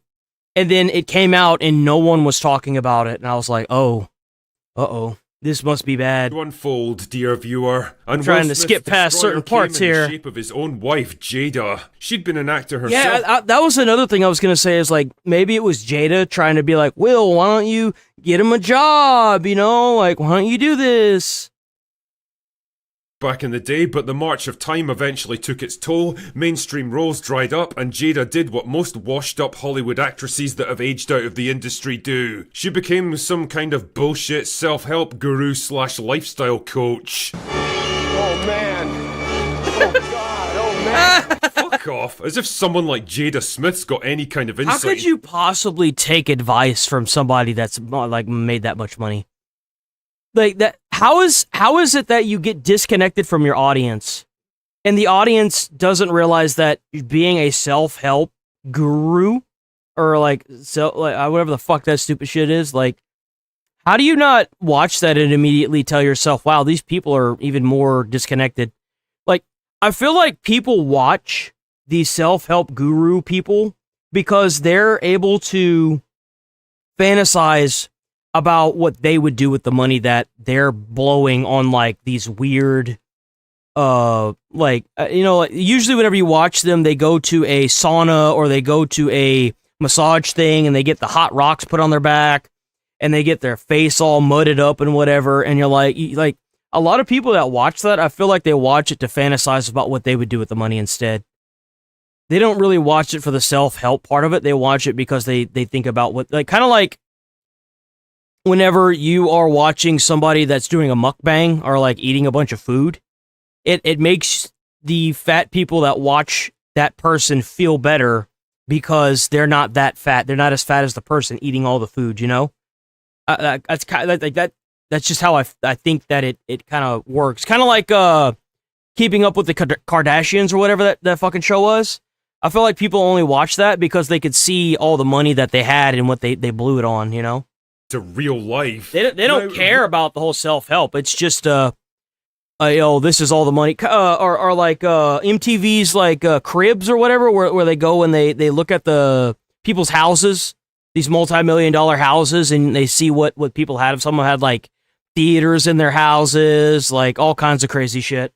Rumours had been circulating for years that the two of them were in an open marriage, and in June of 2020, shit finally got real when rapper August Alsina publicly revealed he'd had an affair with Jada, who was more than 20 years his senior, and that Will himself had given the relationship his blessing. The media firestorm that erupted needed careful management, so naturally Jada did the smart thing and decided to bring Will onto her Red Table talk show to discuss the entire situation, because nothing says dignified silence like airing all your dirty laundry in front of millions of people. What followed wasn't just a car crash, it was a This is exactly what Ned Flanders did. The guy that was part of... Son of a bitch. Try Guys. He had, it's a YouTube channel where they do, like, weird shit. I don't really watch them all that much because I don't really like them like that, but he marketed himself on the channel as somebody that's, like, family oriented, but he was also the hiring manager. And he ended up cheating on his wife with somebody he hired. It went mega viral. We talked about it, the whole shenanigans. It's basically the same thing. He had made a podcast. We reacted to that too. And he had brought his wife on, and she was, like, basically in tears and angry at him still. And he's just an arrogant piece of shit. I kind of feel like Jada Smith is the same way. full-on emotional torture session instigated almost entirely by Jada. You can practically see Will's soul getting crushed in real time as she bangs on about entanglements, because I guess that's the word we use now when a rich middle-aged woman fucks a guy literally young enough to be her son. Yeah, it was like, and what's even more sick about it is, wasn't it like their son's like friend or something? Who did Jada Smith cheat on Will Smith with? Jada Pinkett Smith had a relationship with August Alsina. She later said it wasn't cheating because she and Will Smith were separated, calling it an entanglement. For more details, you can read about their conversation on the Today Explainer. That's just crazy. So she called it an entanglement because she said that they weren't together, like they weren't in the same house or whatever, they weren't living together. And basically lays all the blame for this whole thing at his feet. No apologies, no self-reflection, no accountability, just sheer fucking hubris. Yeah, you're really not doing much to break the stereotype that personal accountability is to women what garlic is to vampires. But what's saddest of all here is that Will just kind of takes it. He doesn't get angry, he doesn't try to defend himself or call her out on her bullshit. And you know why? It's because he probably had that realization whenever he found out that she had cheated, that he had wasted his entire life with her. And he just kind of accepted it. That's kind of what it sounds like. You know, like, he just kind of accepted it. He just sits there, a broken man getting publicly cucked and humiliated in front of millions of people under the guise of healing or whatever. The damage to his reputation was enormous. The image of the cool rapper and Hollywood megastar, the strong husband and family man was completely obliterated. It was a Now he sham. just Yeah, it was a sham. looked kind of sad and pathetic and old. His public fall from grace probably reached its apex at the 2022 Oscars, where Smith himself was up for Best Actor for his role in King Richards. Normally a complete snore fest, things took a turn for the worse when Chris Rock made a brief joke about Jada's shaved heads. And well, This must have been like one of the first things I reacted to. I started leaning into like the reaction content, and then I think this was one of the first things I reacted to. I just remember waking up the next morning and then like it was all over the internet. It was everywhere. what followed will live forever in Hollywood infamy. He bagged that long-awaited Oscar, and instead it was a complete and utter shit show. He got banned from the Oscars for like what, 10 years or something? Wasn't a protective husband overreacting to a lame I could joke. see why companies wouldn't pick him up either, because if like you want your movie or your actors to go to the Oscars, if Will Smith starred in anything, he wouldn't be able to. He wouldn't be able to take the movie to the Oscars. His So wife's expense. This was years of pent-up frustration and humiliation exploding from a man pushed beyond his limits. He didn't look tough or justified, he looked like a man unraveling in front of the entire world. yeah, because he was. I mean, like, I still to this day don't think that Will Smith should have slapped the dude in the face, but I do think that there's probably even more behind the scenes that we haven't seen. Like, for example, how do we know that Jada Smith didn't cheat more on Will and they just haven't, like, aired it out like that, you know? I mean, we don't know what's going on behind closed doors. Nobody does. If you're pushed to a point where you're standing up in the middle of a celebration ceremony and slapping a person in the face, you've got some demons in your closet, man. You've got some big demons in your closet. In the wake of the controversy, he went into comeback mode and tried to curry favour in critical circles with Emancipation, another Oscar bait movie about slavery that failed to make much of an impact. With not much else available, he returned to Old Dependable, the Bad Boys franchise with Ride or Die, a modest box office success that proved he could still be a viable action star. It was a box office success because it was, Michael Bay. I mean, let's be honest here.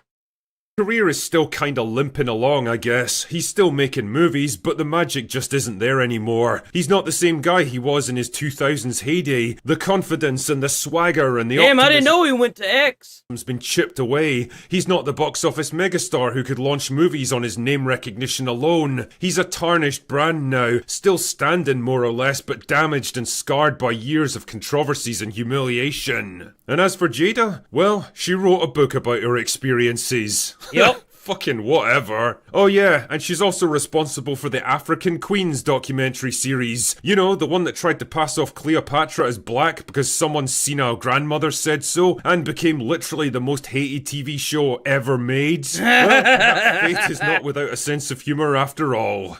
Will Smith's crash and burn might be one of the most... I don't think Will Smith needs a prenup. If he wanted to leave Jada Smith, he could have done that whenever she cheated on him. Like, if I'm not mistaken, in most states, if you cheat on your spouse, then they have the ability to take everything and leave. Dramatic and least deserved in this entire series, but man, it is nothing if not a cautionary tale. Anyway, that's all I've got for Yo, today. W critical drinker. All right. So there is a streamer. There's a streamer that is a granny, and some piece of inhumane trash decided to swat granny. If you don't know what swatting is, swatting can be a very dangerous thing that you can do to a streamer where you accidentally get your house doxxed or your location doxxed, right? And you've got these schizos on the internet that go out of their way to report some kind of crazy scenario to the police. And the police show up with like a bomb squad, SWAT team, and then they go into your house. And the issue with swatting is that, oh my God, Jesus Christ, Tectone. Look at all these fucking tabs. Is that you have a SWAT team going into your house. And, well, no one, I don't know if anyone's been shot and killed yet, but, you know. Sweet woman called Grandma Crackers, and the internet is so delusional and so deranged that they decided they wanted to attempt to kill this woman by swatting her live on stream. I'm not sure what we're getting into. I'm hoping it's just a recollection of and for any YouTubers out there that don't know, I would strongly advise what you do if you're a YouTuber and you start getting a lot of viewership. Go to your local police department and tell them you're a streamer. Give them your address. Tell them, hey, I may at some point end up getting swatted. Please remember this. And you might end up saving your own life. It happens a lot to the guy that played, the main character in Grand Theft Auto 5. So, like, in fact, it happens so much to him that the police know him by name. So, what happened. I've been swatted multiple times. I believe that swatting is an attempted murder, and I think it is too. I think that if you swat somebody, they should tack an attempted murder charge along with misusing the 911 system. That's what they need to tack onto you. I mean, it's obvious why people are trying to swat you. It's so that way you end up getting killed. And the thing is like, it's obviously an attempt at your life. To start working with people to push that to where people who are swatting are trialed as attempted murderers because it is. Absolutely. It's a shame that people do this shit every day, but to do it to me is one thing. To do it to an 85-year-old woman is disgusting. It is. Sure. How many people have been killed due to swatting? Let me tell you about my swatting experience. This is so sad because I know this woman. She's nothing but sweet. The fact that she has to talk about this is a shame. A Christian woman as well. I was asleep. I was so asleep. I did not want to get up. And these policemen came in the door. The prettiest policewoman I've ever seen. The beautiful eyes. So sweet. Glazer. But I think she could kick butt if she needed to. She was so sweet. And they walked me out. And I didn't know what was going on. That's insane. It was kind of fun. It was. Bless this woman's heart. Holy shit. I need to subscribe. Good, bro, she's so wholesome. 600,000 subscribers, and she hasn't even changed the default logo of her channel.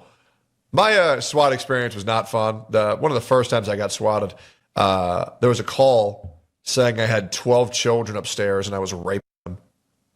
And so they came into my house with like, it was somewhere between like 6 and 10 officers. I can't remember. It was like a blur. God damn, bro. What the And fuck? they went through everything. I put my hands up. I said, please don't kill my animals, blah, blah, blah. Sophia didn't give a fuck for some reason. She was just chilling in the living room watching anime the entire time. Good for her. Sophia is like the most nonchalant, like aloof person of all time. She doesn't give a fuck about anything. Unless it's a horror game and then she's a little baby. But she's always like, it's fine. It'll work out. You can't get that much attention normally. Damn it. It's insane to me that they don't try these motherfuckers for attempted murder. Like, I don't even understand how you could. And apparently, there have been deaths associated to swatting. But the issue, and here's the crazy fucking part about it, for deaths directly caused by swatting in the U.S., as law enforcement agencies historically did not track swatting as a distinct category of crime. However, news reports and official justice reports link the dangerous hoax to at least a handful of direct deaths. So they can't even mark that shit as a people have died from this. People have been shot and killed by the police. Eating it up. It was kind of fun. And nothing happens to the person that did it. Then I got Oh, by the way, backstory of this woman, she's streaming live on YouTube and Twitch to earn enough money to pay for her grandchildren's cancer treatment. You remember that guy we watched yesterday that was complaining that Asmund, kind of snapped at him a little bit, and he's talking about how he's getting all these death threats? Welcome to the internet. Welcome to the fucking internet. And they cited the swatter. That's where the world has gotten us to. ride in the police car. Yeah. I've never been in a police car before. Yeah. Got to ride in the police car to my apartment. And then it was all over. So I thought, well, I got to go to bed. So I took an ibuprofen and went to bed. Why did you take an ibuprofen to go to bed? That don't do nothing. So what can I say? You mean a melatonin? I met people I never would have met any other way. And it was fun. Yeah. By the time I got here, she God bless her. You came back? I came over to check on you. You were asleep. I came in, the police were still outside. The SWAT was still outside. Everybody was... You gotta be a sorry piece of human trash if you're sitting there trying to swat an old lady for trying to make enough money for her fucking cancer son, dude. Like, you have to be one of the worst human beings on this fucking planet. Okay, y'all know what time it is. It's Asmund time. Let's get it, boys. Go viral again. What is this here? New look. Lupita Nyong'o. I think that's how to say her name. I have no idea. Oh man, this Odyssey movie's so fucking cooked. On the This discourse, Odyssey it's a movie's mythological so done. story. I'm supportive of Chris's vision with it. The version around the telling. Cass is representative of the world. I'm not spending my time thinking of a defense. The criticism will exist whether I engage with it or not. I think the reality is that, you know, even if it's a mythological story, you're going to expect that a story inside of a Greek European mythology is going to be a white cast. I mean, you could say that Greek people are more tan, etc. What do you think would happen if there were people from Wakanda, for example, in the new Black Panther, that are white? People would be freaking the fuck out. People would be going batshit crazy if you made is it Tropic Thunder, the one where Robert Downey Jr. is playing as the black guy? Is it Tropic Thunder or is it what was the name of that movie? Is it is Tropic Thunder? Just imagine like if they had made that movie again, but instead it was in like 2016 or better yet, 2003. Do you know how many people would be screaming like a bunch of little banshees? It'd be insane, bro. They'd be everywhere. Like, people wouldn't think that makes sense. Dude, at it all. would break the entire internet. It would destroy the internet. People's servers would be blowing up. There is a lot of, like, willful dishonesty here with this, that everybody kind of knows what's happening here. A new look as Zendaya as Athena. This is really not very good. Oh, it's not looking good. The Odyssey official trailer on YouTube now has become the most disliked movie trailer in Christopher Nolan's career. Holy! Bro, you should take that as a sign to recast. Oh my god. 126,000 dislikes. So let's read some of the comments. The only good thing about this trailer is the comments section. The Odd City by Homer Simpson. Let's go, cried Odysseus. For real, replied his crew. I'm surprised Pedro Pascal was not in the movie. This is such a brazen and intentional mistranslation of the text. Emily Watson completely changed the meaning of a keyword in the Odyssey to make it seem like Helen of Troy didn't blame herself for starting the Trojan War, when in fact the text makes it clear that she did. This is the translator Nolan is using as the basis for his film. Whenever Yep. you're going into existing stories, And she's like a known activist. Why would you? I'm shocked Christopher Nolan is shooting his own foot off like this. Literally changing the words and then using them to push an ideology. So let's look at this. A translator always makes choices. So this is her explaining why she did it. All translations are composed of words that are 100% different from those of the original. I've certainly been shocked to realize how much there are visible misogynies. What the fuck did you expect? If you have a problem with misogyny, being a translator for classic reading... It's Greek. It's Greek. Like, what do you expect? Shouldn't be your job. Several translators use the word sluts, when in the Greek there are no terms of abuse. They're just called the female people who slept with the suitors. Yeah, they're sluts. The sluts. Yeah. Congratulations. You found the current English definition of a slut. Congratulations. Holy fuck. Well, wait a minute. They're not sluts. They're just doing what... So this is like saying that, like, well, we replace the word thieves with people that stole things out of the store without paying money. So you mean thieves? Oh, well, that makes a lot more sense. Holy shit. Always makes choices. Yo, this has been happening dude, like, Jada Smith with the entanglement, the fucking... this stupid shit. There's been other, like, instances of it all over the fucking internet. Everywhere, dude, like... What is going on here?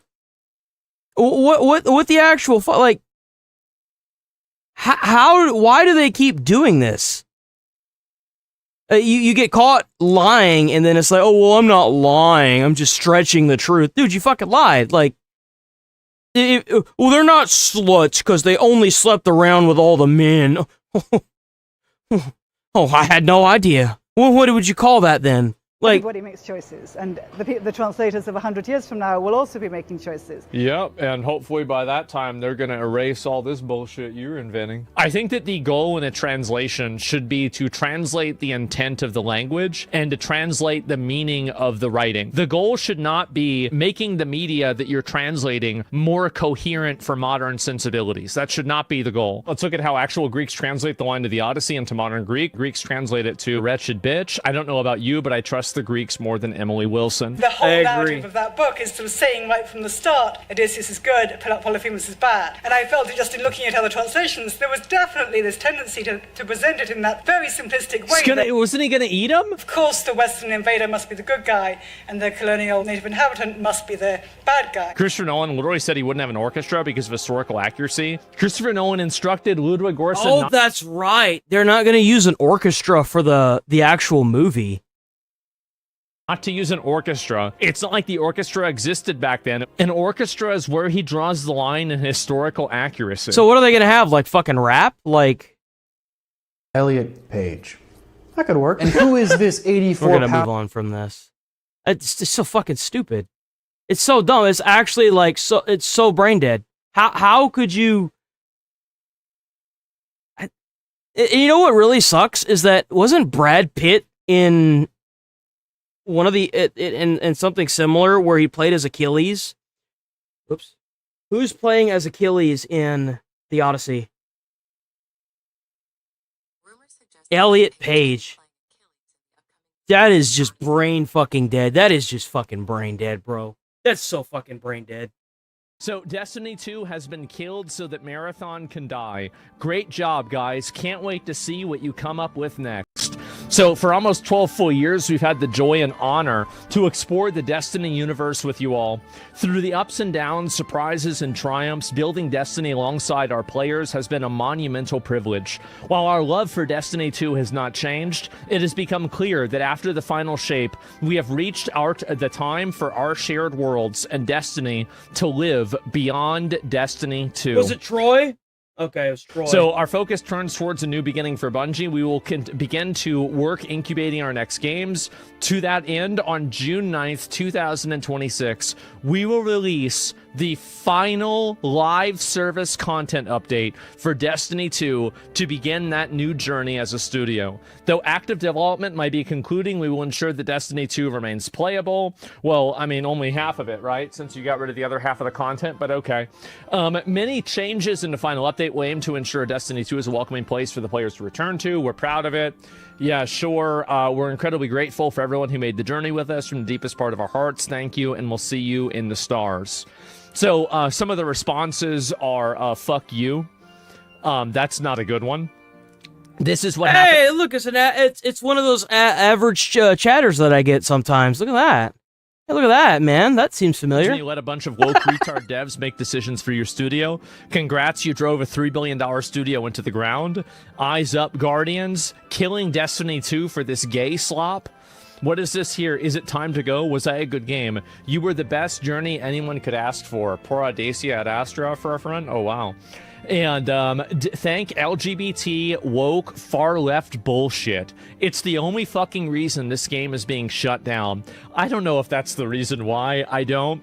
At his funeral, Mr. I think that the game had a really good run. I mean, the game's been around for what? Like, dude, when did that even come out? When did Destiny 2 come out? It came out in 2017. It had a damn good run. I mean, hell, you can't expect it to be, you know, continuously played.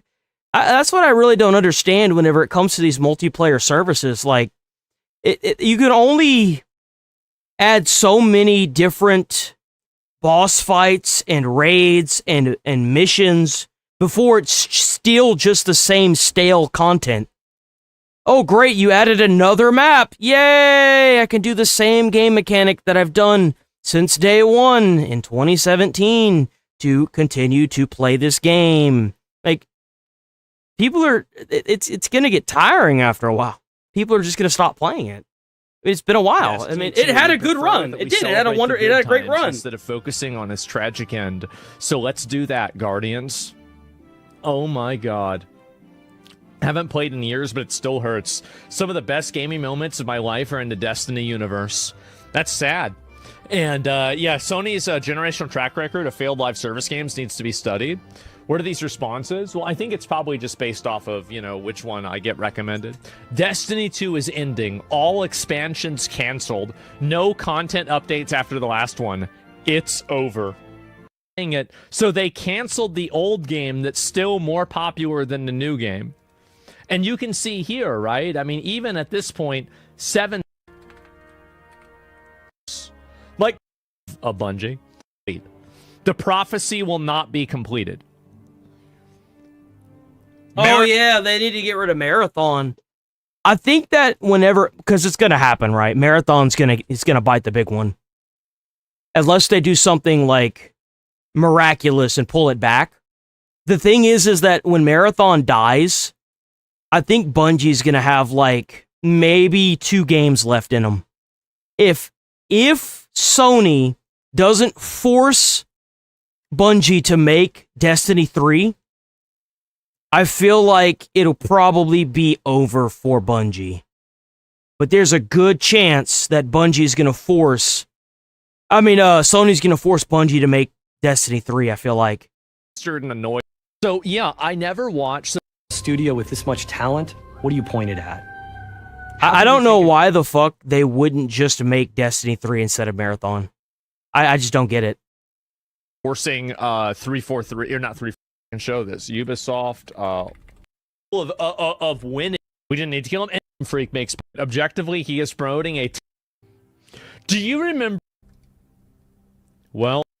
Twitter likes don't pay. Ubisoft stocks crashing after the company announced massive financial losses worth billions. For years, Ubisoft was one of the biggest names in gaming, but recently the company has struggled. You know why? You know why that is? It's because they got infected with a cancer, and that cancer was the Council of Karens. Okay? That's why. That's what happens whenever you get online and you try to thrash the gaming community and tell them, well, our game's going to do just fine. It's going to be just fine no matter what you guys are saying, as they have the wrong fucking Tory Gate as the collector's edition. And it's crazy. It's crazy to me that these idiots sit here, these developers, they sit here and they immediately try to be like, well, then don't play the game. If it's not for you, then don't play the game. Don't do this. Don't do that. And then they try to thrash you, tell you that you're the fucking problem as the gamer, that gamers are coming to an end, all this shit. And then you see this. You just see this. It's just, that's just too bad. Like, what do you think is going to happen? All of the dick eaters and the retards and the dumbasses and the delusional. We live in the day and age where if you wanted to make a really badass game that a shitload of people would play, you could make a tweet about it. Just post it on X. Hey, I'm Bungie development team here. What kind of game y'all want? You want single player experience or MMORPG, Destiny 3 style? If we make Destiny 3, what kind of mechanics y'all want? Y'all want like Destiny 2 mechanics? Do y'all want something like what do y'all want? What like brand like you can do this right now if you're a developer.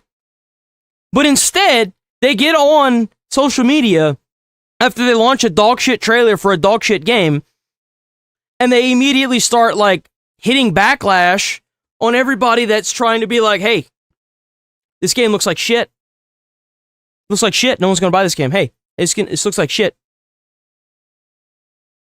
Like the retards that said that, you know, like Assassin's Creed was doing well, etc. I did. Okay, well, they're really big retards. The Delulus, yeah, I like that. Well, let's look at how Ubisoft is doing now. Yeah, they said that it was an accident. I saw that. I saw everyone was talking about it. I thought that was funny.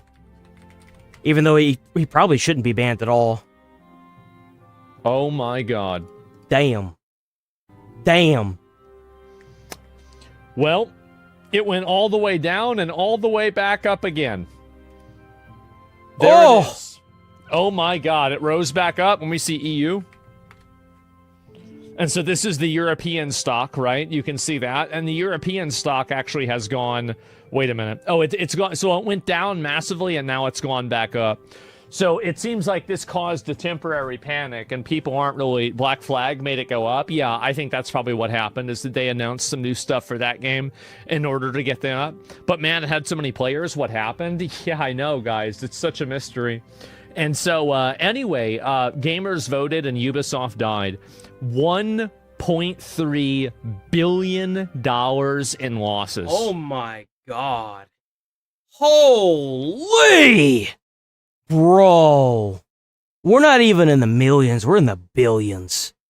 Oh my god. Maybe you shouldn't have done it, huh? Historic low will not return to profitability until at least 2027 or 2028. Ubisoft will continue focusing on live service games. They told us Ubi was winning, that the chuds had no effect, that Assassin's Creed Shadows was doing well. Ladies and gentlemen, take your victory lap. That's right. No studio was more DEI infested than Ubisoft. You voted with your wallets and took down one of the biggest AAA companies in the world. That's right. Get fucked, losers. This is a total chud blowout. That's what you fucking get. That's what you get. The days of bullying are coming to an end, guys. What's this? What is this? Of Chelsea Handler? Oh, I saw that. Oh my god. Chelsea Handler sharing her distaste for Shane Gillis and Tony Heathcliff's jokes, slamming them as racist, bigots, and sexist. She got... Don't you just miss the days when you can say a joke on stage and just have fun? Like, I don't know about y'all, but like, I miss that so much. Got mad over a roast. I'm 51, so like... No one gives a flying fuck. No one cares how old you are. No one cares. No one wants to care. No one should care. Get over it. Secure with who I am. Congratulations, you're what, old? Is that what you want people to say? Like, what do you want? Care if these guys say that I'm a whore. I'm doing exactly what they're doing, except I'm a woman and I'm allowed to. Yeah, I'm rich, I'm famous, and I'm hot. So I'm fucking people. That's what I'm gonna do, and I'm gonna continue to keep doing that as long as, you know. Okay. Who cares? I remain as fuckable as I am, so I don't really see the problem. I mean, it looks like her face has been fully reconstructed with makeup and spit and glue, but I mean... Nobody has a problem with you being a slut. What, is she telling this? Like, this is the kind of thing that people like her say so they can make themselves feel better. A whore or my age, I think that was the other thing that they went in. And you're like, well, okay. Apparently they got you. You're on a podcast a week What's it like letting all these people live rent-free in your head? People are going to say nasty shit about you all the time.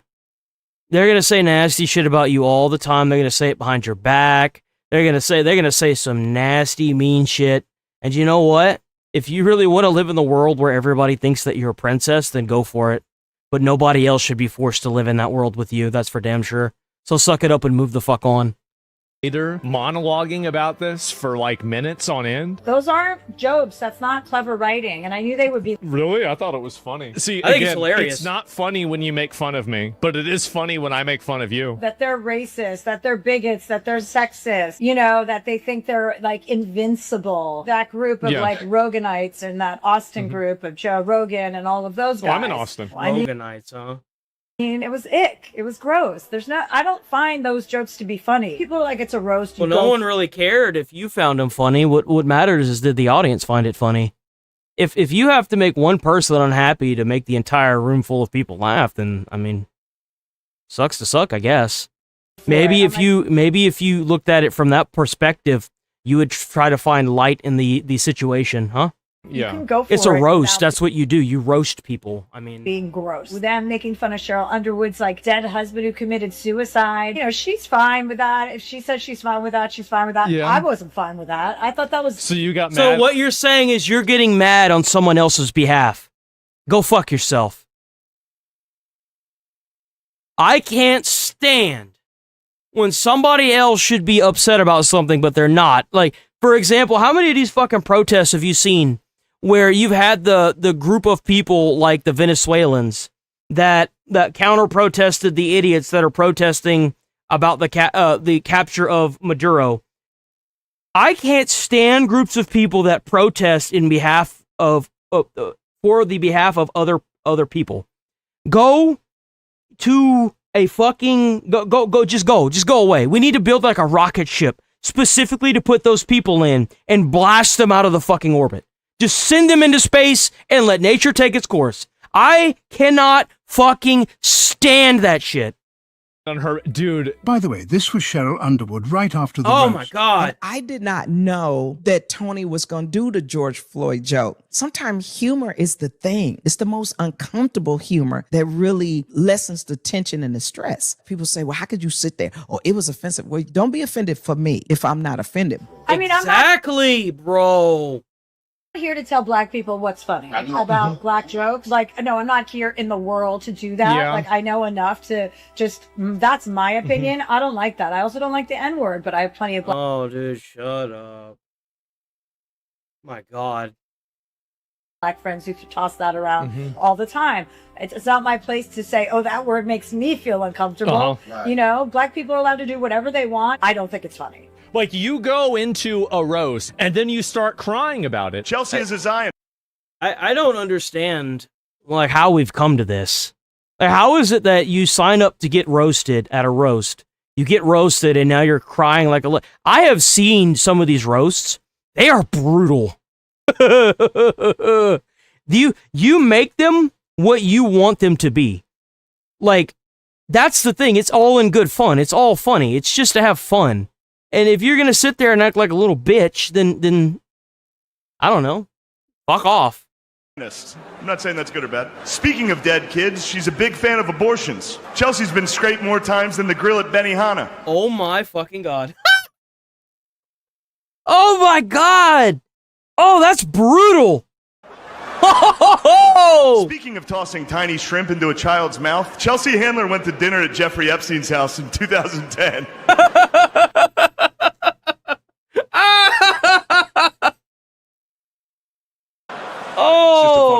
didn't think that was funny. I didn't think that was funny at all. Now watch the video. She's super racist. Is she really? Let me see. I'm not surprised.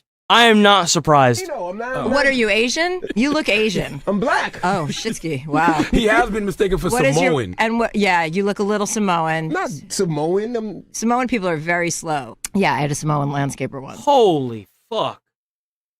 But remember, though, she's sitting there calling other people fucking racist. Remember that. What? So this is the girl that's going around tone policing everybody, crying and malding about comedians. Oh my God, we can't get you deplatformed. They're making fun of you looking old. Well, that's just too bad. Maybe, hey, I know what you should do. Get 3 more plastic surgeries. That's gonna totally make these guys look like morons, because that way you're gonna look just as young as you were 30 years ago, right? Oof. So keep getting more plastic surgeries, and eventually you're gonna look like you're 21 again. The fine print there is you're gonna look like a 21-year-old lizard, like a Komodo dragon. Yeah, but you'll look 21. Damn, bro.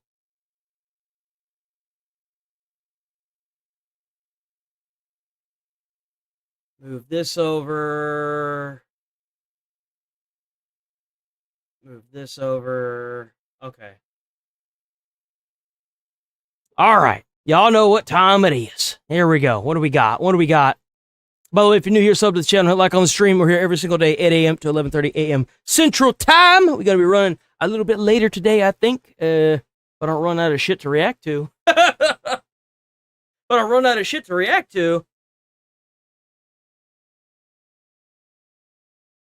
Don't forget to check out them jewels. Check out the channel membership.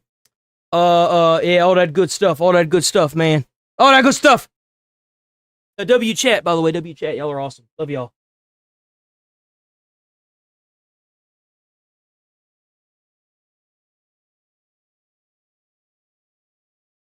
Trump calls Iran somewhat crazy. Bombshell report 2024 election released. What is this? Well, we've been waiting for this. The DNC finally releasing its autopsy report on the 2024 presidential election. DNC Chair Ken Martin writing, "I am not proud of this product. It does not meet my standards, and it won't meet your standards. I don't endorse what's in this report or what's left out of it." Shannon Breen is the anchor of Fox News Sunday. So they went and like seized a whole bunch of documents from the voter place. The FBI did, and I guess they finally did it. They finally did the finished report. This just happened. Why do you think he thinks that it does? Well, do you know why it doesn't meet his standards, or why he thinks people will be disappointed? Well, we're going through what CNN says is this report. We haven't verified it independently, but it's got all kinds of notations on it that are apparently the DNC's objections or questions that it had. And Ken Martin says he initially didn't release this after he had commissioned it because there wasn't source material. They felt there were issues with it and they wanted to see more, pull more together before they'd release it. And then he said after we had, some success in these special elections and other things, I didn't want to release it because I thought it would be a distraction. Then I realized it was a distraction not releasing it. So CNN says it's gotten its hands on this thing and what they're purporting that it is. It talks about a lot of different things in here. They say Democrats have lost ground at every level, from inconsistent messaging and improper planning. They talk about funding and not equipping their state parties. And, the document I'm looking at goes on a deep dive through a number of state races, down to the attorney general level, and looking at where things matched and didn't match with messaging and voting. Okay. And they said, in some of these cases that you couldn't just have a message that we're anti-Trump, we hate President Trump, or he's not good for us, he's not good for the country. You have to have your own independent messaging. So it's nearly 200 pages. We're starting to dig through it and would like to independently verify it ourselves as well. There's going to be a lot of reaction. David Axelrod's already out there. He called this a needless waste of time, given the current challenges Democrats face. Yeah, they kind of cooked, aren't they? They kind of cooked. A lot of red states. I think Ken Martin kind of put his finger on it. By not releasing, he drew a lot more attention to it, Shannon. Yeah, and people want to know, okay, were there, secret hidden smoking guns in here that pointed fingers at certain people or candidates or funders, or, what was it there that you didn't want people to see? And would it be more beneficial to just use it internally for the party to make some corrections on its own? But again, my quick review of these 200 pages purported to be that report show all kinds of deep dives into where messaging worked,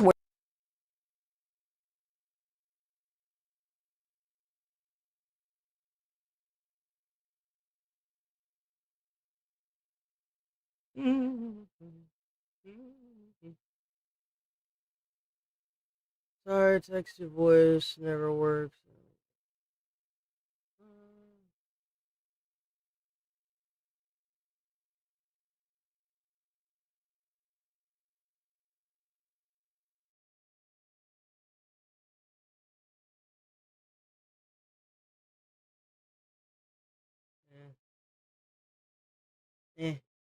Because that's the point.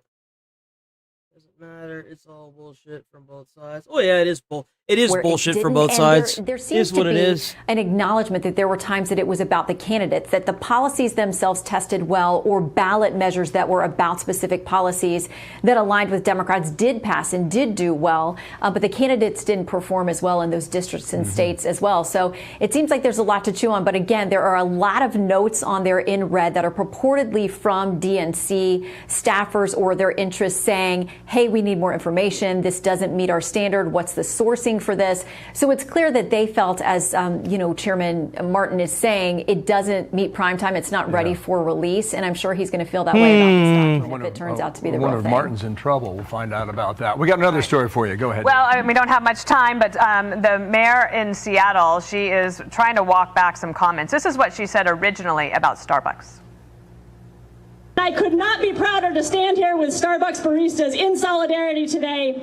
I'm asking everyone who believes in fairness, dignity, and workers' rights to stand with us on this picket line. I am not buying Starbucks.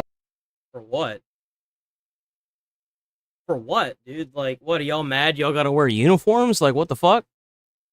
Hello? See, this is the whole reason why nobody gonna have jobs right here. This is the reason. And nobody's gonna have jobs. They're gonna shut that Starbucks down. They're gonna let people steal from it somehow. And then they're gonna shut that bitch down. And then what's gonna happen is they're gonna bring up a fully automated one where nobody can enter the facility. That's what's gonna happen to that facility.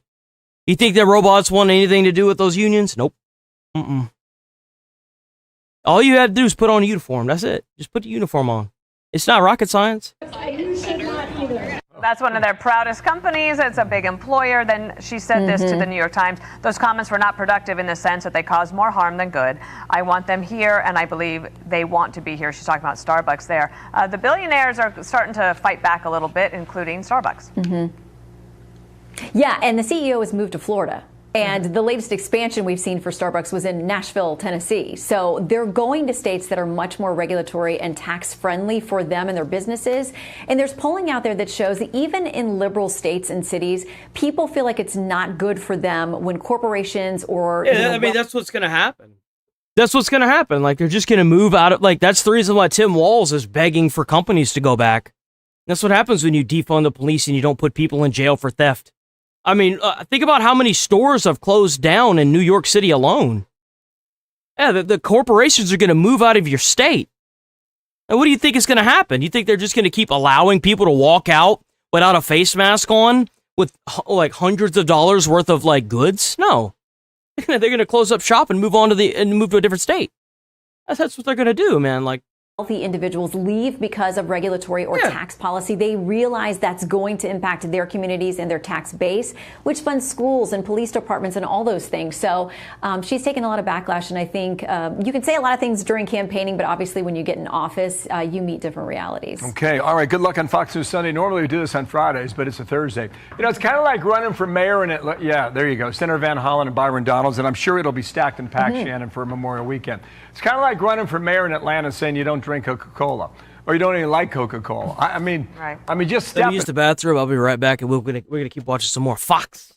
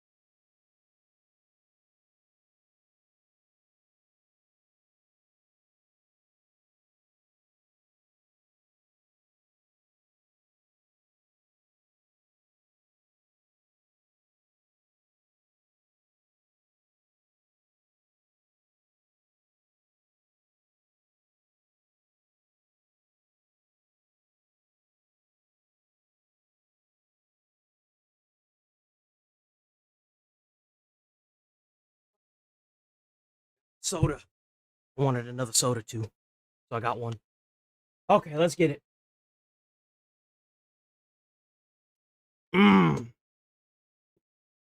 Where'd my mouse go? Okay. Bop.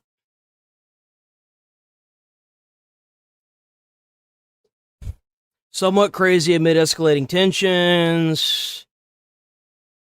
Oh yeah, did y'all see this? This NASCAR guy died. What was this? Thing, and I go first. I'm very.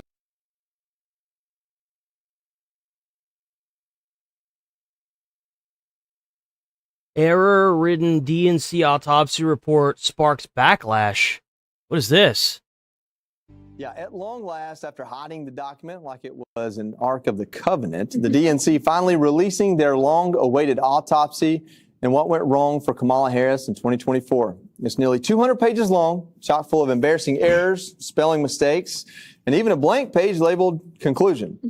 And the guy who commissioned it, DNC Chairman Ken Martin, disavowing the report itself, saying it does not meet our standards and he's just not proud. So what does it say? Well, it pins the blame on Team Biden for failing to elevate his VP before she took over the reins of the party, and blasting Kamala for failing to address Trump's they-them attacks. It also says the Democrats lost connection to working-class Americans, focusing too much on anti-Trump messaging, but these Democrats don't I don't think it was just anti-Trump messaging. It was the fact that they wanted open borders. I mean, obviously. How could you advocate for the working class if you're advocating for open borders? Well, I mean, what do you think is going to happen if you pour a bunch of people into a community? Well, they're going to probably get all the jobs because they're going to be getting paid less. Companies want to pay them less. So that's why they're going to get all the jobs. Hear anything about it. We didn't need an autopsy to tell us the Democratic Party doesn't know what the they are doing right Yeah. now. I don't really care. I mean, I'm not sure. It is a good thing they don't know what they're doing. You know why? Because they probably are running with like a bunch of HR departments. That's why. They're probably mostly running with like Karen, the Council of Karens. They're too busy talking through everything and they're not getting anything done. The right people to diagnose what's wrong with the It's a good thing that these people are failing miserably. It's a good thing. It's a medical procedure you do over a corpse. And now it sounds like we need a malpractice attorney because we couldn't even do the autopsy correctly. Yeah. The report is also getting called out for what it doesn't talk about. There's nothing about Joe Biden and what happened in the debate. There's nothing about Kamala Harris getting the nomination without any kind of primary process. And also there is nothing about the way that voters were responding to Gaza and how the Joe Biden and Kamala Harris policies and comments about it were hitting their minds. It felt like it was a document designed to make sure nobody in the current leadership of the party would get fingered for the blame. No. Well, to make matters worse for the left, You know what you do? Instead of fingering, instead of like pointing people out, what you do is you just round them all up and charge them with the same thing. And eventually one of them will crack. You know, you just round every single one of them up and you put them in jail and you tell them that you're going to die in prison unless you tell me who did this. That is exactly what you do. Yeah, I'm going to go ahead and give you 55 years in prison, but I tell you what, for every person that you point out that was the actual root cause of this and they get convicted, I'll knock off 10 years of your sentence. That means that all you have to do is point out 5 people and you'll only have a 5-year sentence. The latest poll, only 20% of voters approve of the job the Democrat Party is doing. That puts them at 52 points in the hole heading into the midterms. Jessica doesn't believe that, Greg. I think it's true, though. I think this autopsy, what makes it so amazing is it wasn't that it had something in it no one knew and they didn't want anyone to know about. It's that the autopsy essentially confirms the entire line of attack Republicans used against Kamala and Biden through the entire election. Yeah, that's part of it, but why people keep asking, why did it take so long to release the autopsy? Well, they were waiting for Kamala's I think that it's funny that people are still bringing up the Epstein files. Like, the people that bring up the Epstein files as a way to disenfranchise or try to throw shade on Trump, like, y'all don't really care about the victims. Y'all just have Trump derangement syndrome, and it's so obvious. I mean, if you probably don't even know a single one of the victims' names without having to Google it. You don't really care about the Epstein files. That's the problem with it, is that you wanted it to make Trump out to be something that we don't know if he is or isn't. Like, we don't know if he actually did anything on the island or if he didn't. And even if they fully unredacted those files and released them, people would say that the documents were edited, there were documents deleted. It would never be the outcome that the people that are just trying, the Trump derangement syndrome people are trying to make it out to be. It's just not. And it'll never be what you want it to be, even if they released the files and it didn't show anything in there that could convict Donald Trump.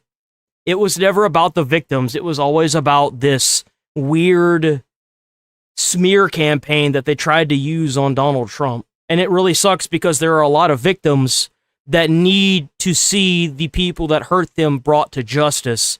And the unfortunate fact is that they were tokens.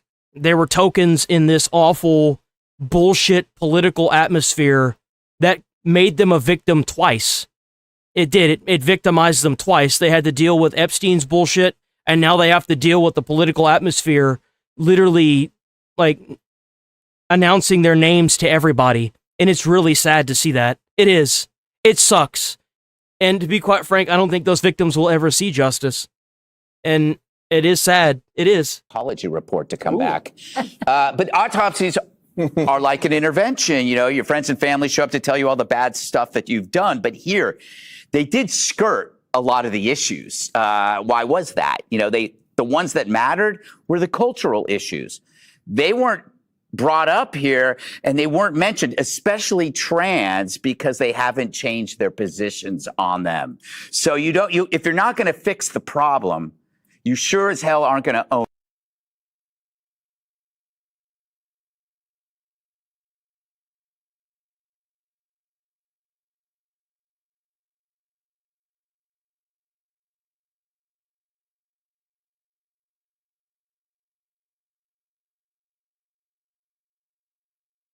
Oh, that's the wrong person. Hold on, that's the wrong person. That was the wrong person right here.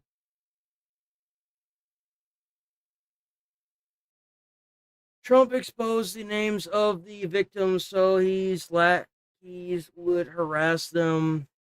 Trump wasn't directly involved with the release of the Epstein files. You know who you should be blaming? Pam Bondi. Pam Bondi was responsible for the leaking of those names, and she should be in jail for it. Trump didn't have anything to do with that because Trump is too busy trying to run the Navy out in Iran and the rest of the country. There's a reason why the law specifically states that the person was it like the DOJ director? What was Pam Bondi's job?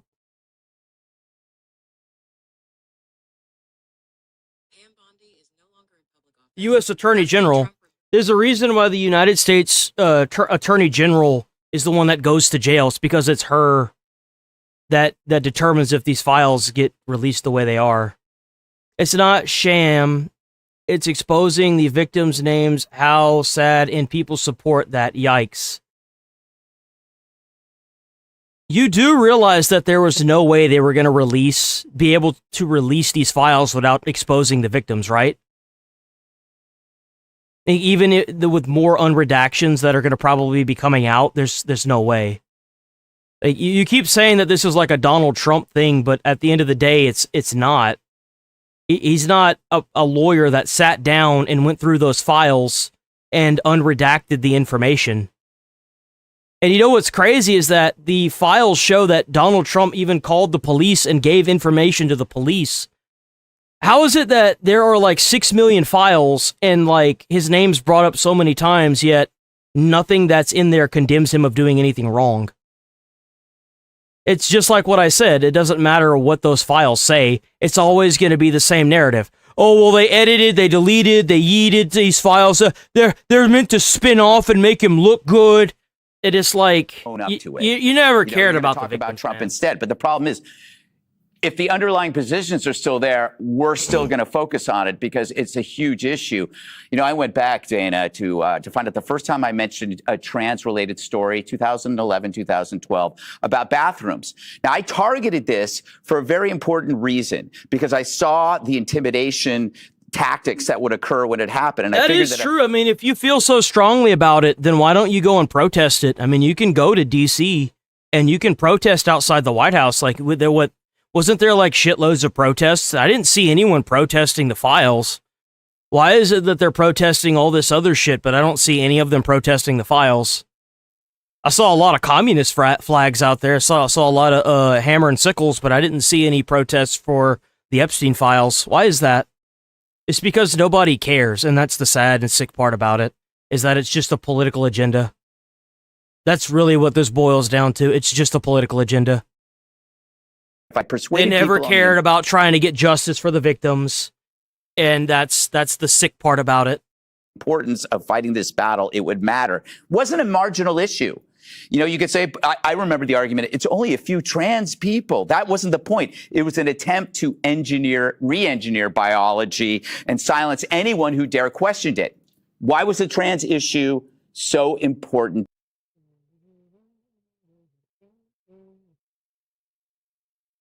They got together and warned the blood, bro. I could tell right now you're one of those annoying people that just can't admit when they're wrong and tries to. I guess you just don't understand what my view of everything is. Let me explain to you what my view is. Fuck Donald Trump. I don't give a fuck about Donald Trump. I don't think Trump should be in power. I don't think he should be the president. J.D. Vance should be running the country. And you know why? Because when you have Britons that are marching for the same thing that we marched for in America, to get rid of all these goddamn illegals that are harming us, it would look really bad with the Epstein file baggage. J.D. Vance would have done the exact same thing without the baggage of the Epstein files. You're mad at Trump because you think that Trump's ideology is just Trump. It's not. It's the ideology. That's what people believe in. I don't like the fact that Trump is mentioned in the files because it hurts what every American and every other person in the world wants as far as immigration. If, come to find out, Trump was in the files and it makes him look bad, you're going to hear a bunch of these fucking Democrats being like, you can't think that because the last person that think that was Donald Trump and he was in the Epstein files and he did all this nasty stuff. I don't care about Donald Trump. I care about what he stands for. It is crazy that nobody here is even talking about the files. If you keep talking about the files, I'm going to ban you. When no one's talking about the files, you know what? It doesn't matter. It doesn't matter. I'm going to let chat decide. It doesn't matter. It just doesn't. You're not even doing it in good faith anyway. I don't really like that. You're trying to act like you care about the Epstein files. You're just trying to push a narrative, man. I don't see you being in good faith with this. I just don't. I'm sorry, dude. Like, I don't like that at all. Nobody brought up the Epstein files. You brought it up as a way to try and, like, do some weird mental gymnastic and act like you care about the victims. It doesn't work anymore, man. That narrative completely backfired. It's over with. Like, no one's talking about the Epstein files. Nobody's protesting the Epstein files. Nobody is. I covered so much of the Epstein files too. And it does pain me to see that nobody even got arrested for it in America. It sucks. It's garbage. But at the end of the day, it is what it is. It is what it is. Like, I'm not going to sit here and accuse somebody of doing something that they might not have done. Like, that's just trash. I'm not going to do that.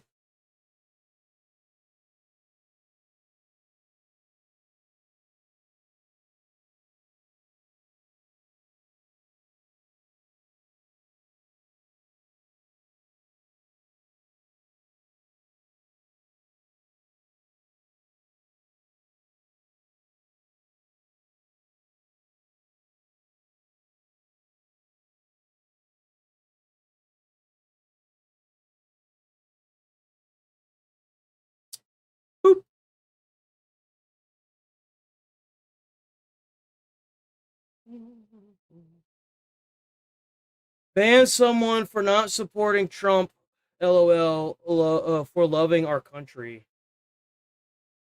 What a weirdo, dude. It's not that... It doesn't matter, because I already explained to you why you're getting banned. I mean, you can hate Trump. Fuck Trump. I like what Trump stands for as far as his immigration policies and everything he's done for America so far, and what he's done in Iran. I think what he's done is an amazing thing. And at the end of the day, if they release like 6 million fucking files and they still don't have any actual dirt or proof that he did anything wrong, then I don't know what to tell you, man. Maybe move on from it. The challenge, because people still ask me What's this. it like letting somebody live rent-free in your head constantly? I'm out in the street Looks signing bad, autographs. I'll tell you why. It diagnosed and it exploited the fatal flaw of cultural relativism. That's the Hell yeah.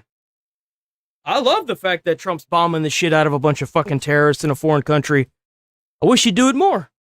Door where any idea that is detached from truth could enter. It just so happened that it was trans, but it didn't have to be. You know, trans women are women. That got in.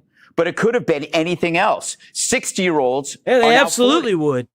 And Iran can't have any nukes, period. Don't give a fuck. And to be quite frank, this has been long overdue from happening anyway. They kept killing Americans and American tourists and American soldiers. That's what you get, man. You sit there and you hurt a whole bunch of Americans that are in your country or around your country because you can't stop using terrorism through proxy. Shit, that's what you get. If you're new here, sub to the channel, hit like on the stream. I'm here every single day, 8 a.m. to 11:30 a.m. Central Time. So please check it out. A morbidly obese person is now fit. Horses are people. Cantaloupes could have rights. It's all the same. Any position where truth is surrendered to the prevailing wishes of the mob would become the order of the day and would compel you to obey. That's why it mattered. It was like the first strike against a 13 billion-year-old planet. Frederick needs some attention.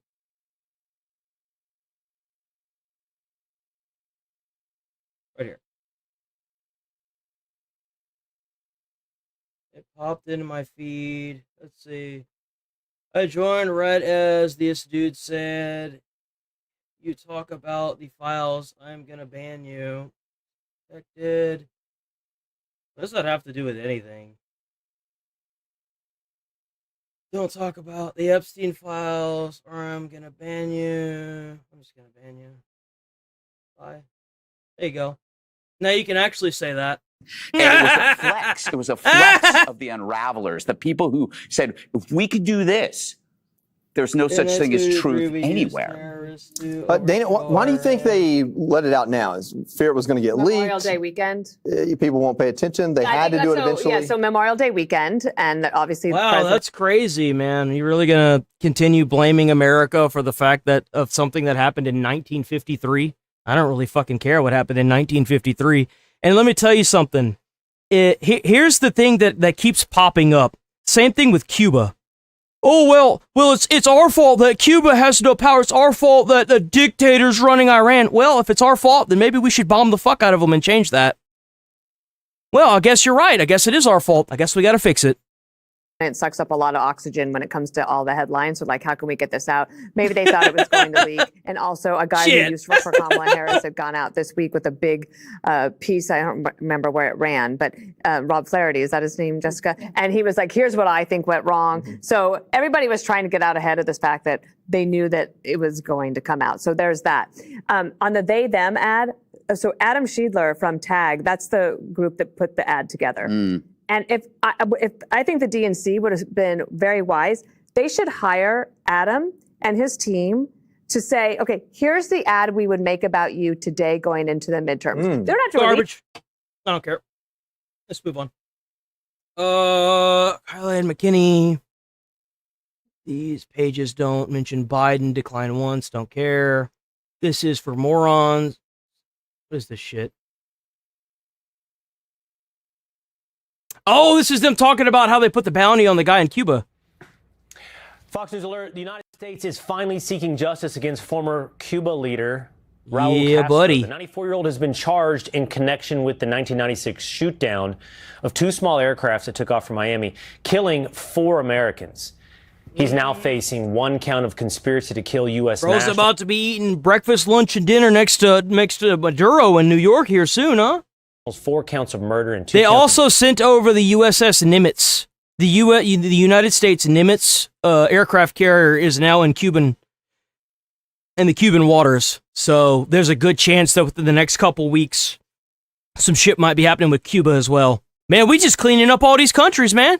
Look at that. Ain't it just a beautiful thing? destruction of aircraft. So what happens next? Do we go in and get him? Yeah. Obviously. Yeah. Yeah. Yeah. Like in the case of Venezuela President Nicolas Maduro? Yeah. President Trump says today's indictment was a long time coming. Yeah, warm up the microwave cannons, baby. Let's go. Let's go get this dude.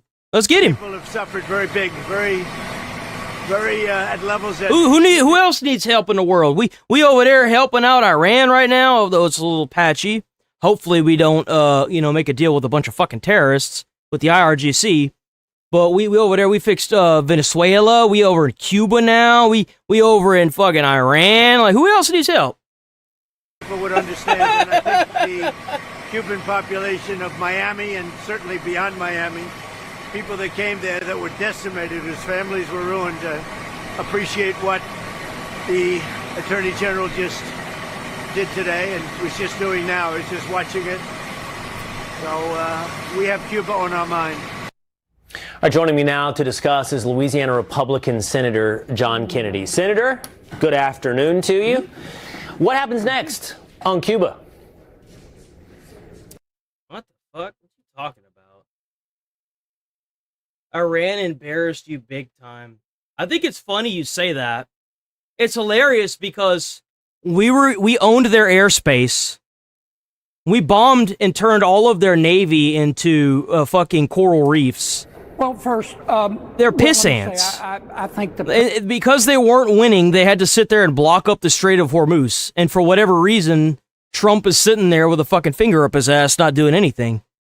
He's an idiot. President and the Attorney General. And now the UAE wants to bomb the shit out of Iran too. Fuck out of here. Are absolutely correct. The communist government in Cuba, frankly, is as dead as Jimmy Hoffa. They just don't know it yet. And my heart will not be full of tears at their farewell. The communist government there is dead for two reasons. Number one, sometimes it takes a while, but eventually the truth wins out. Communism, like socialism, it is for morons. And number two, Fidel Castro, the original Castro, was pretty smart. He was evil, but he was smart. But these asshats since then have just been incompetent. They're like three-wheel shopping carts. I mean, they're just incompetent. All they know how to do is oppress people.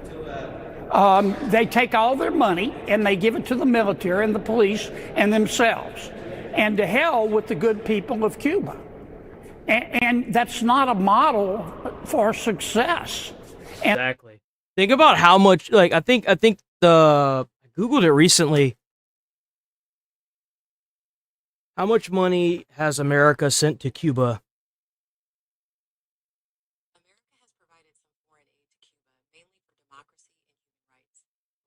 They gave them $100 million in humanitarian aid, and I guarantee you, not a single one of them got it. It all went to their own government.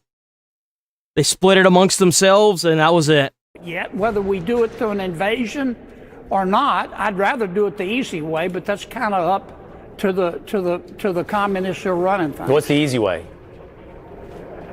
The easy way would be for the communist government and the people running it, their elite, to just leave. We might, I'd have to negotiate with the Attorney General and the President, we might let them just leave. The hard way is for us to go in, and it wouldn't This sounds take much. imminent, Senator. I don't think that they want to fight America. They were already roaching out and releasing political opposition prior to the United States Nimitz, or the USS Nimitz, being put in their waters. I don't think Cuba wants to fight America at all. I think they're just roaching out because they know that they've had a good life and that life is probably coming to an end here soon. I'm not saying we should. I don't think I'm they not want saying anything to we do with should. America. It could be. The president hasn't the intelligence. I don't. But it would. They would not put up much resistance because they can't. Well, and people. Dead man walking. Close, could be imminent. I think that this is long overdue. Instead of America taking in all these immigrants, man, we need to be fixing their countries. If you got to, like, bomb their shit into dust and then give them money to rebuild. Seriously. Like, all these governments, all these oppressive governments that are killing people, that are making people flee from their own countries, they need to go. Like, they're ruining the Western culture atmosphere as we know it. The countries that are making the people flee are the countries that are sending over their fucking terrorists so that way they can invade our country. They gotta go. They gots to go. I feel like you're walking me right down into the room. We're just not quite, we're still in the hallway. So I'm asking you, what's in the room? What are we going to do? Not that you would betray intelligence and let the communists know ahead of time on the Will Cain show, but I do think the American people would like to know, oh, wow. Cuba's not going to put up a fight. The people in Cuba have already started burning down their communist, communist buildings. The people in Cuba are tired of the Cuban communist regime. They want it gone. What are we about to do in Cuba? I don't know, because I don't have the same intelligence that the president has. But I feel very confident in saying this. He's going to do something. It's either going to be the hard way or the easy way, but the Communist Party government in Cuba is dead. It's a smoke turkey. W. Donald J. fucking Trump. Yet another W on the billboard of W's. Bro's collecting that shit like a trophy system, bro. He's got that shit automated. You heard of the auto pin? We got the auto W, bitch. And that's just a fact, and it's just a matter of time. Okay. Okay, we've got a minute and a half left. Do we have... Yeah, we've got this. Why don't we throw this up? That is crazy, I just learned about bro. Margaret. Just another Sandra. W, bro. Another day to be an another great day to be an American, bro. That's all I gotta say.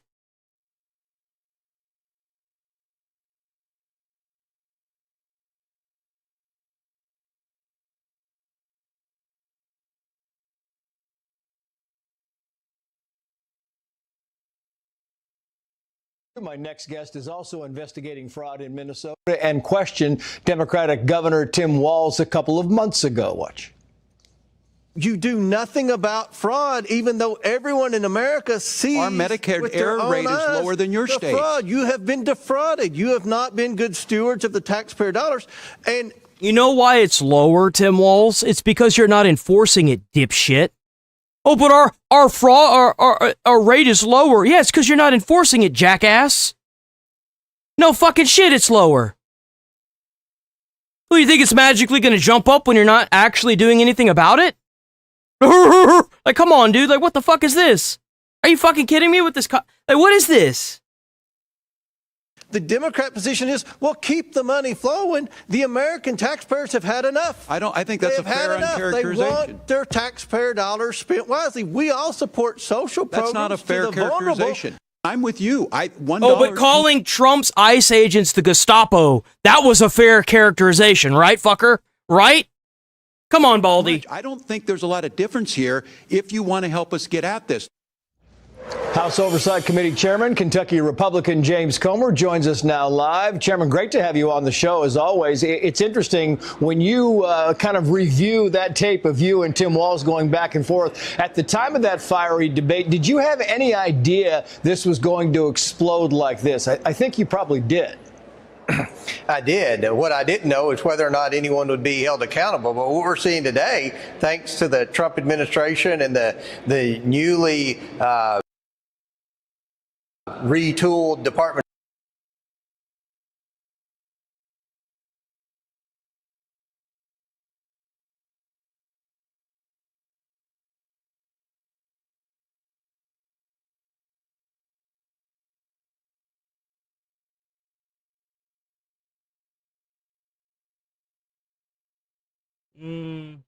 of Justice, we're seeing accountability. 41 years in prison for the mastermind.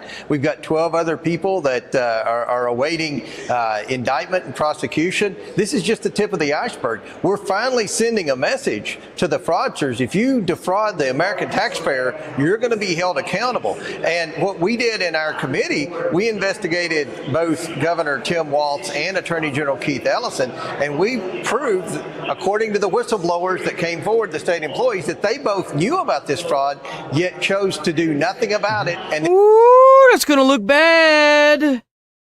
How many whistleblowers came forward and said that Tim Walz knew about these stuff and did not say anything about it or stop it?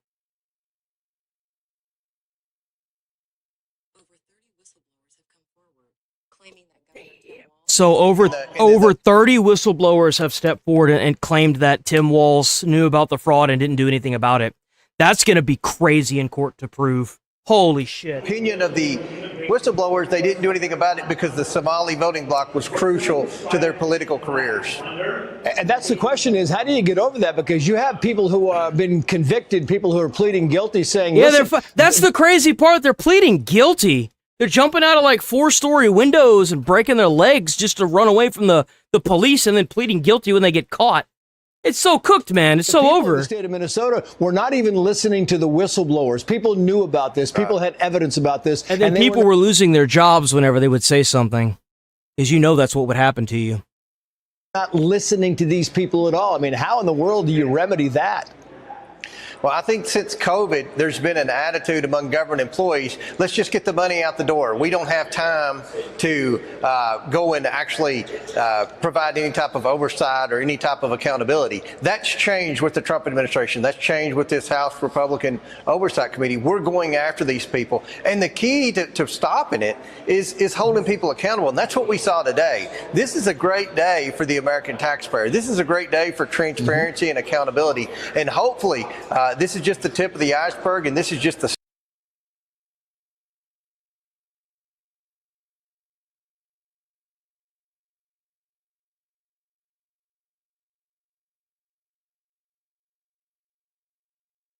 Bro, you're crazy. You're actually just crazy. Start, but Vice President Vance, Todd Blanche at the Department of Justice, President Trump. That's a level of cooked I've never quite seen, guys. They are committed to holding people accountable, and I think that we're finally going to see some heads on a platter.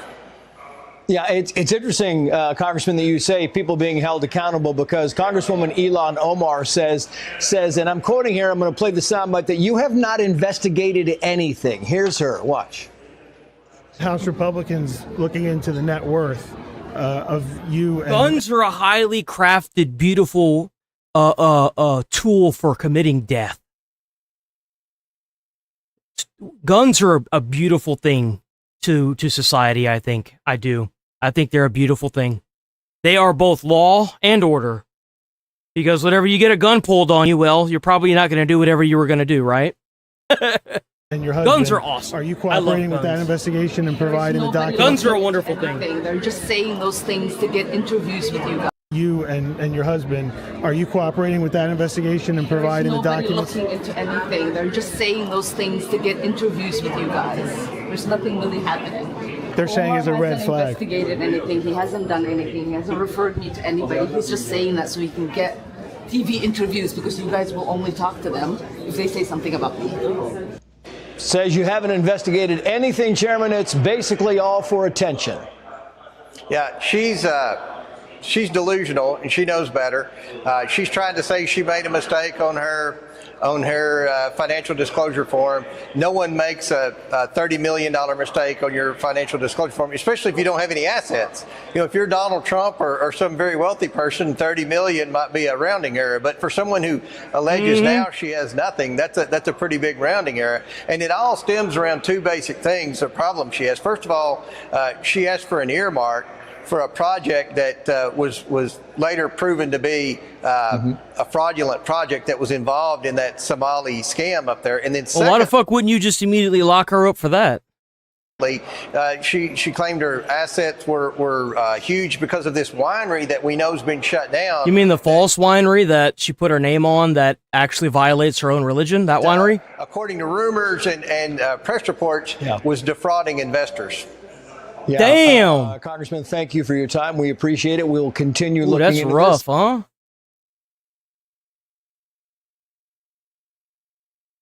Here's why you don't get...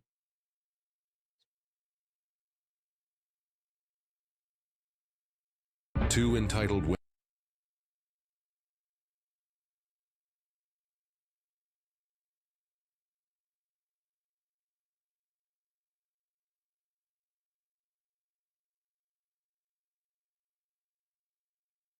Rubio delivers new warning if Iran refuses to cooperate. Ooh.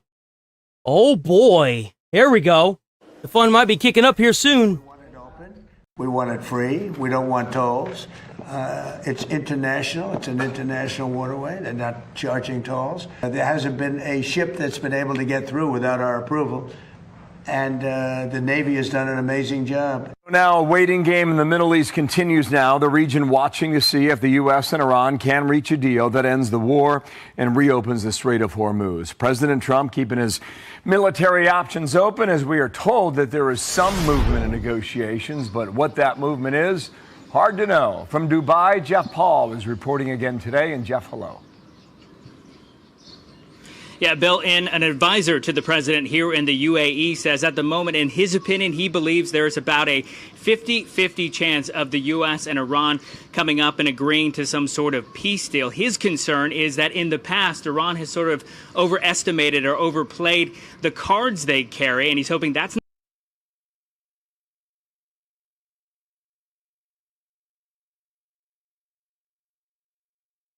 Iran is not making a deal with Trump because he's not to be trusted. Let's see. To draw the line with the sports one, I think you're fine, right? MAGA got nothing that was promised. I can't take fraud serious when the president has the biggest corrupt admin. MAGA always angry, ha ha ha. What's it like to let Trump live in your head rent free? You do realize that MAGA people voted for mass deportation, right? And that's what they're getting? Like, I don't understand what the fuck, like, It's not the case. you gotta be living in like a fairy tale world or something, bro. Like, holy shit. While President Trump says negotiations are ongoing. We're negotiating, and we'll see. But either we're going to get it one way or the other. We're going to either make sure they don't have a nuclear weapon, or we're going to have to do something very drastic. Now, President Trump says he's giving the negotiations more time, and Iran says it's currently reviewing the latest proposal. We also know Pakistan is intensifying its efforts to... Damn, even Pakistan, huh?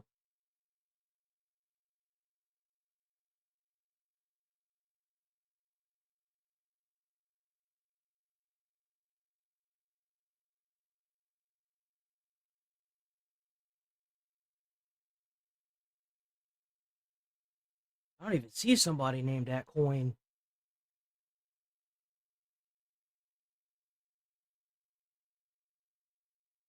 to mediate the process, with several reports indicating their army chief is on the way to Tehran. On top of that, Reuters says Qatar has sent a negotiating team to Iran to help secure a deal.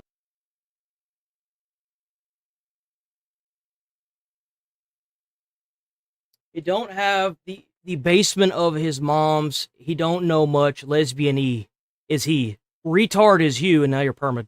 How about that? Damn, don't you just hate it? Bye-bye. See, end the war. Bye-bye, Mr. Tool. Bye-bye. But at the same time, Iran is seemingly sending a very provocative message to Washington with this map. It shows large areas of control in the Strait of Hormuz that stretch to the shores of the United Arab Emirates and Oman. Iran is now reportedly in talks with Oman over working together to control the strait and charge tolls. President Trump responding this way to that report. Well, we're looking at it. We hear about it. They've negotiated. They've had a relationship with them before. And we'll see. We have total control of the Strait of Hormuz, as you know, with our blockade. The blockade's been 100% effective. Nobody's been able to get through it. Now, officials here in the UAE say any sort of control over the Strait of Hormuz would have global... Shouldn't have any... Fuck was that? Shouldn't have any person blocking up any part of the Strait. Like, why is Trump not attacking the ships and just getting him the fuck out of there? Like, I don't understand this. Repercussions. They also say prior... It seems like it's just the same cycle that's been repeating itself for the past, like, 4 weeks now. The Iran nuclear program was a priority 2 or 3 for them. Now it is their #1 priority. Bill. All right, Jeff Paul, thank you, and Dubai again today. The other thing, needing a plan B and having a plan B. Watch here. We also have to have a plan B. And plan B is, what if Iran refuses to open the straits? What if Iran decides we refuse to open the straits, we're going to own the straits? Well, they already did that.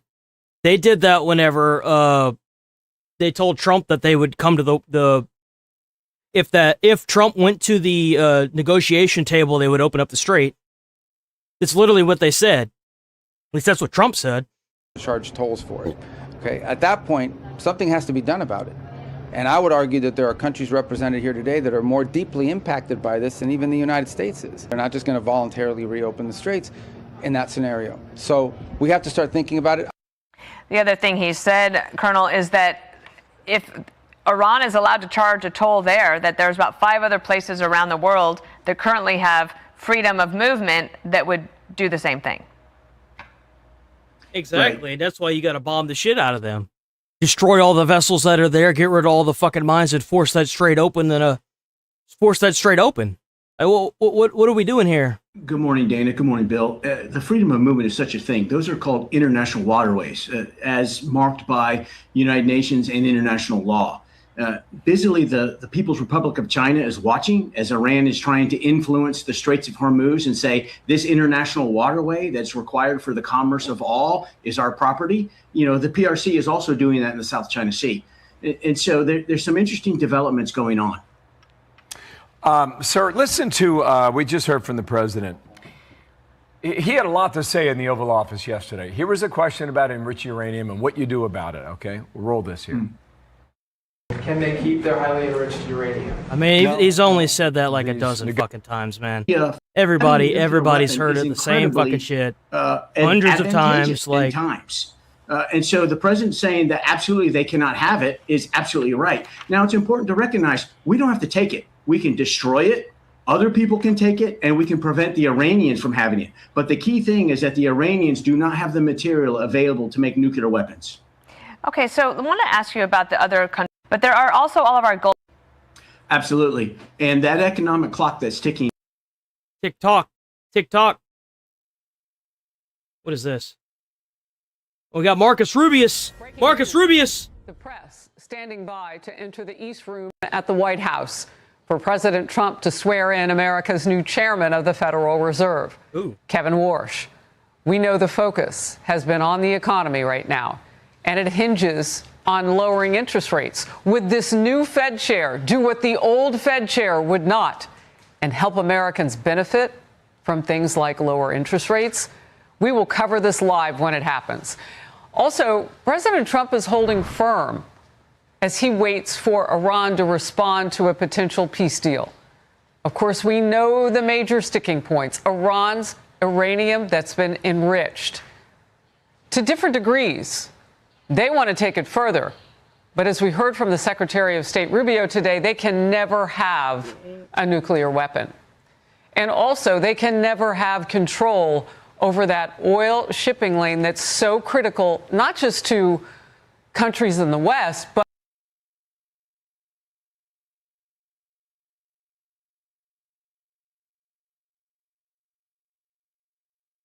keys to, they have been building underground cities for 40 years. Iran won, bro. Rubio's a clown. Man. If only everybody could be as delusional as you, we might have a different country. You know what I'm saying?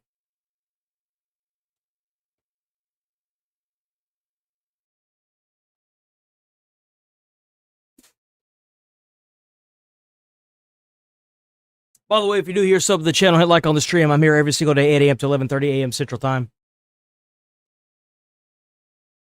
Trump is a Zionist. They have keys to. They have been building underground cities for 40 years. Iran still has a navy. All their boats are underground. Iran won, bro. Rubio is a clown. You need sun and good run, bro. You need some sunlight, bro. Man, that's crazy. You know how I know you're probably right about them having an underground bunch of tunnels, not necessarily a city? It's because you have to be some kind of shelter to actually believe anything that's coming out of the Iran government. You got to be some kind of stupid, brother. Hey, 57%. Looks like you're gone. Bye-bye. Got to be some kind of stupid, around the world, the Strait of Hormuz. The conflict is a major focus at a high-stakes NATO summit, where I mentioned the Secretary of State says there's been some slight progress in the negotiations. I'm Harris Faulkner. You are in the I think Trump should have already turned Iran into glass. I don't know why the fuck he's waiting so damn long. Bro, crack the sun over the civilization like we did to Japan. What the fuck we doing, man? Why are we wasting our time with this shit? They're making everybody in the world miserable because they're a bunch of fucking terrorists that want to send their proxy terrorism all over the world. Crack the sun over their civilization, completely decimate it, turn it into fucking rubble, and then once you're done with that, we can send them over a big old fat package filled with money, and we can help them rebuild their civilization and make it way better than what it was. And get rid of the fucking IRGC, man. Get rid of them. Get them out of here. Focus. Get them out, man. Iran reportedly is in talks with Oman, an American friend in the Middle East, on a plan to charge fees. He's being nice because of the Iranians. That's the reason why I don't say the Iranians need to go. It's the IRGC and the occupying people that have taken over the Iran, or Iran, however you want to pronounce it. That's the reason why he hasn't been hitting them harder. Like, he's trying to make this as easy as possible. But at the end of the day, I mean, there's only so much you can do. There is. For ships passing through the strait. And the Trump administration repeatedly has warned against Iran's attempt. But my double-edged sword to that is if you would go up against a culture where they think that the supreme leader is God, well, then you better be ready to show them what God looks like by cracking the sun over their fucking civilization. That's what I'm saying. If you ain't ready to possibly wipe out an entire civilization of people in order to, not necessarily show dominance, but in order to win a war, then don't start the motherfucker. Seriously. Don't kick up the dirt unless you're ready for the full brunt, like the brunt force of everything. Like when you start bombing people, make sure that you're ready to bomb them fully. Like, permanently control that critical waterway. Here is Secretary of State Rubio. Iran is trying to create a tolling system. They're trying to convince Oman, by the way, to join them in this tolling system in an international waterway. I don't know of anyone in the world that should be in favor of a tolling system in an international waterway. That's just not acceptable. It can't happen. If that were to happen in the Straits of Hormuz, it will happen in 5 other places around the world. And Iran also is digging in its heels regarding its uranium, as I just mentioned, resisting President Trump's calls to give it up. The regime has about 440 kilograms of uranium that have already been enriched to about 60. Really?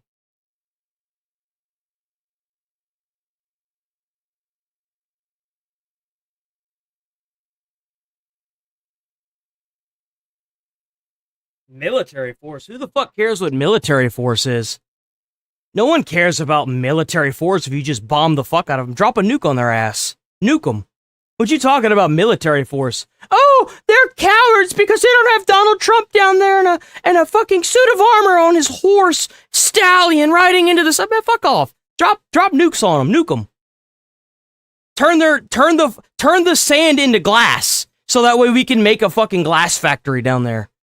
I don't give a fuck about any of that shit.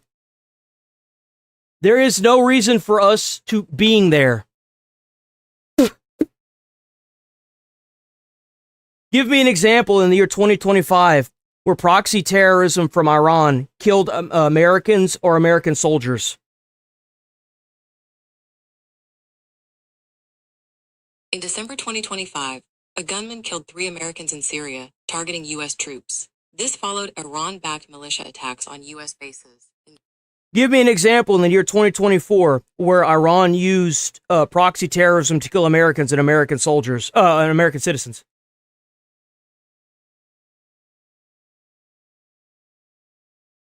In January 2024, Iranian-backed terrorists attacked a U.S. military base in Jordan, killing 3 American soldiers. The Islamic resistance in Iraq, which includes Qatar. Give me an example in the year 2023 where Iran used proxy terrorism in order to kill Americans.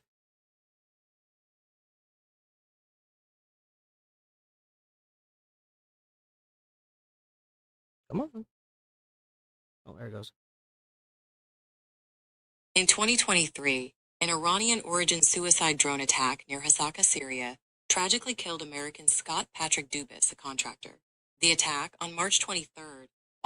Give me an example in the year 2022 where Iran used proxy terrorism to kill Americans and American soldiers. In September 2022, Iranian-backed groups launched a rocket attack in Iraqi Kurdistan, and it resulted in the death of an American citizen. I mean, I keep getting told there's no reason for us to be there, but every time I Google a year, I get an example of proxy terrorism killing either Americans or American soldiers. It sounds to me like the missiles are being returned. That's kind of what it sounds like to me. How about y'all? Percent. By the way, I'm here every day, 8 a.m. to 11:30 a.m. Central Time. Please hit like on the stream. Check out that membership. Don't forget those jewels, guys. Those jewels help out with those views. I do this every day. Every single fucking day. I'm in the same chair, same spot, same time, same place. Every fucking day. Enough to produce some nuclear bombs, although if they get beyond that, that capacity grows exponentially. Once it reaches that weapons grade, this will go all the way back for probably more than 50 years, for sure. And that's just one example. I guarantee you they've done this numerous times throughout the year, numerous years. It's fucking obvious why we're there. Suck it up. Enjoy the fact that we're bombing your terrorist organizations. Rest in peace, you won't be missed. Enjoy jumping over hot coals in hell, you sorry fucking terrorist scumbags. grade level, and significant portions are believed to be buried deep underground, it would be very difficult to get to them. President Trump is making his bottom line, though, very clear on this.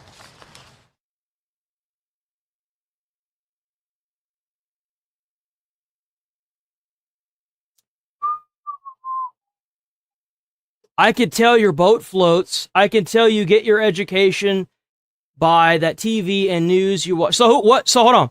So Sean, where should I be getting my information from? Since you know so much, where should I be getting my education from? Where should I be getting my information about news, about what's going on in Iran? Since you know oh so much. I'll give you a minute. I'll give you until 11:05. Yourself on culture to start with that history. So where should I be looking? Where with history? Who the fuck cares about history? How's that help me with current events, jackass? Explain that one to me. So where should I be going for current events? And what history? What does it matter if you know fucking history? Like history about what? What history? What the fuck you on about, guy? I'm asking you questions, you're not answering them. I'm a woman, whoa, ha, ha, ha, ha. Oh, honey, I don't have to. Oh, you don't? Wow. That's cool. Hey, chat, what we gonna do with this bitch? Want to sit here and act stupid. Oh, you gotta go get educated. Educated about current events? How does that make any sense? Like, hello? How does that make sense?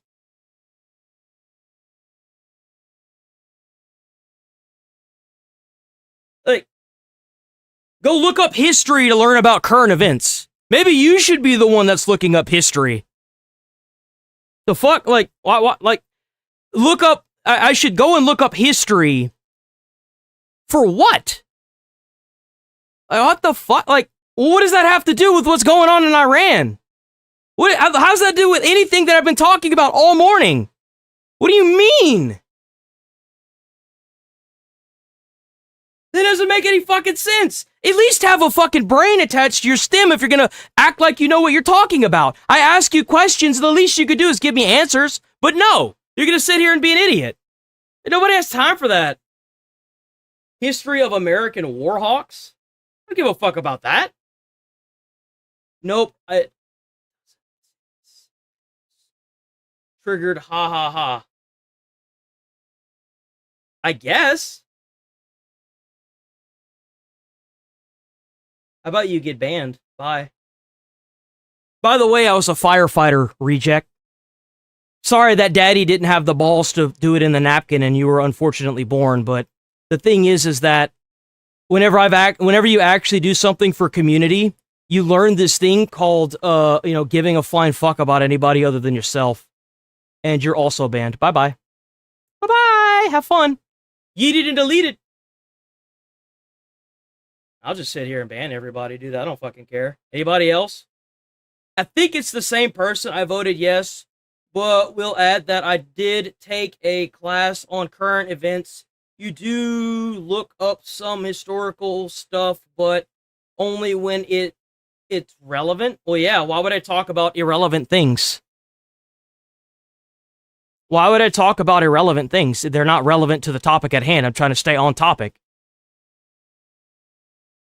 These far like this is in this room, I will never, ever.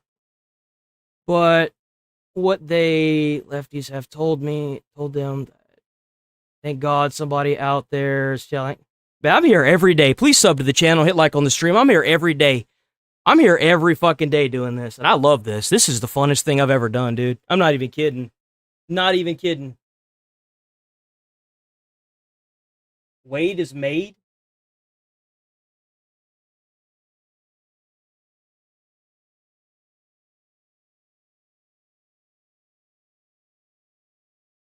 Nothing a. Oh, you. Right now, we're negotiating. I mean, I'm just gonna keep banning people. I'm not gonna sit here and delete the MAGA cancer, hide user. What is this about? How did you get away with this name? Bro, there's no way you're getting away with that. There's no way. Dude, YouTube is gonna suspend your ass quick with that name. There's no way. But either we're going to get it one way or the other. They're not going to have a nuclear weapon. You know, you will have a nuclear war in the Middle East, and that war will come here. That war will go to Europe. We cannot let that happen, and it won't happen. It's not going to happen. That's more important than anything else. We can't. I can think of nothing that's more important than the fact that we cannot let Iran have a nuclear weapon, and we won't.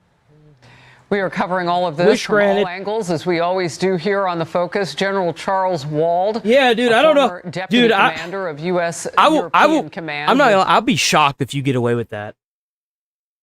How long have you been on YouTube?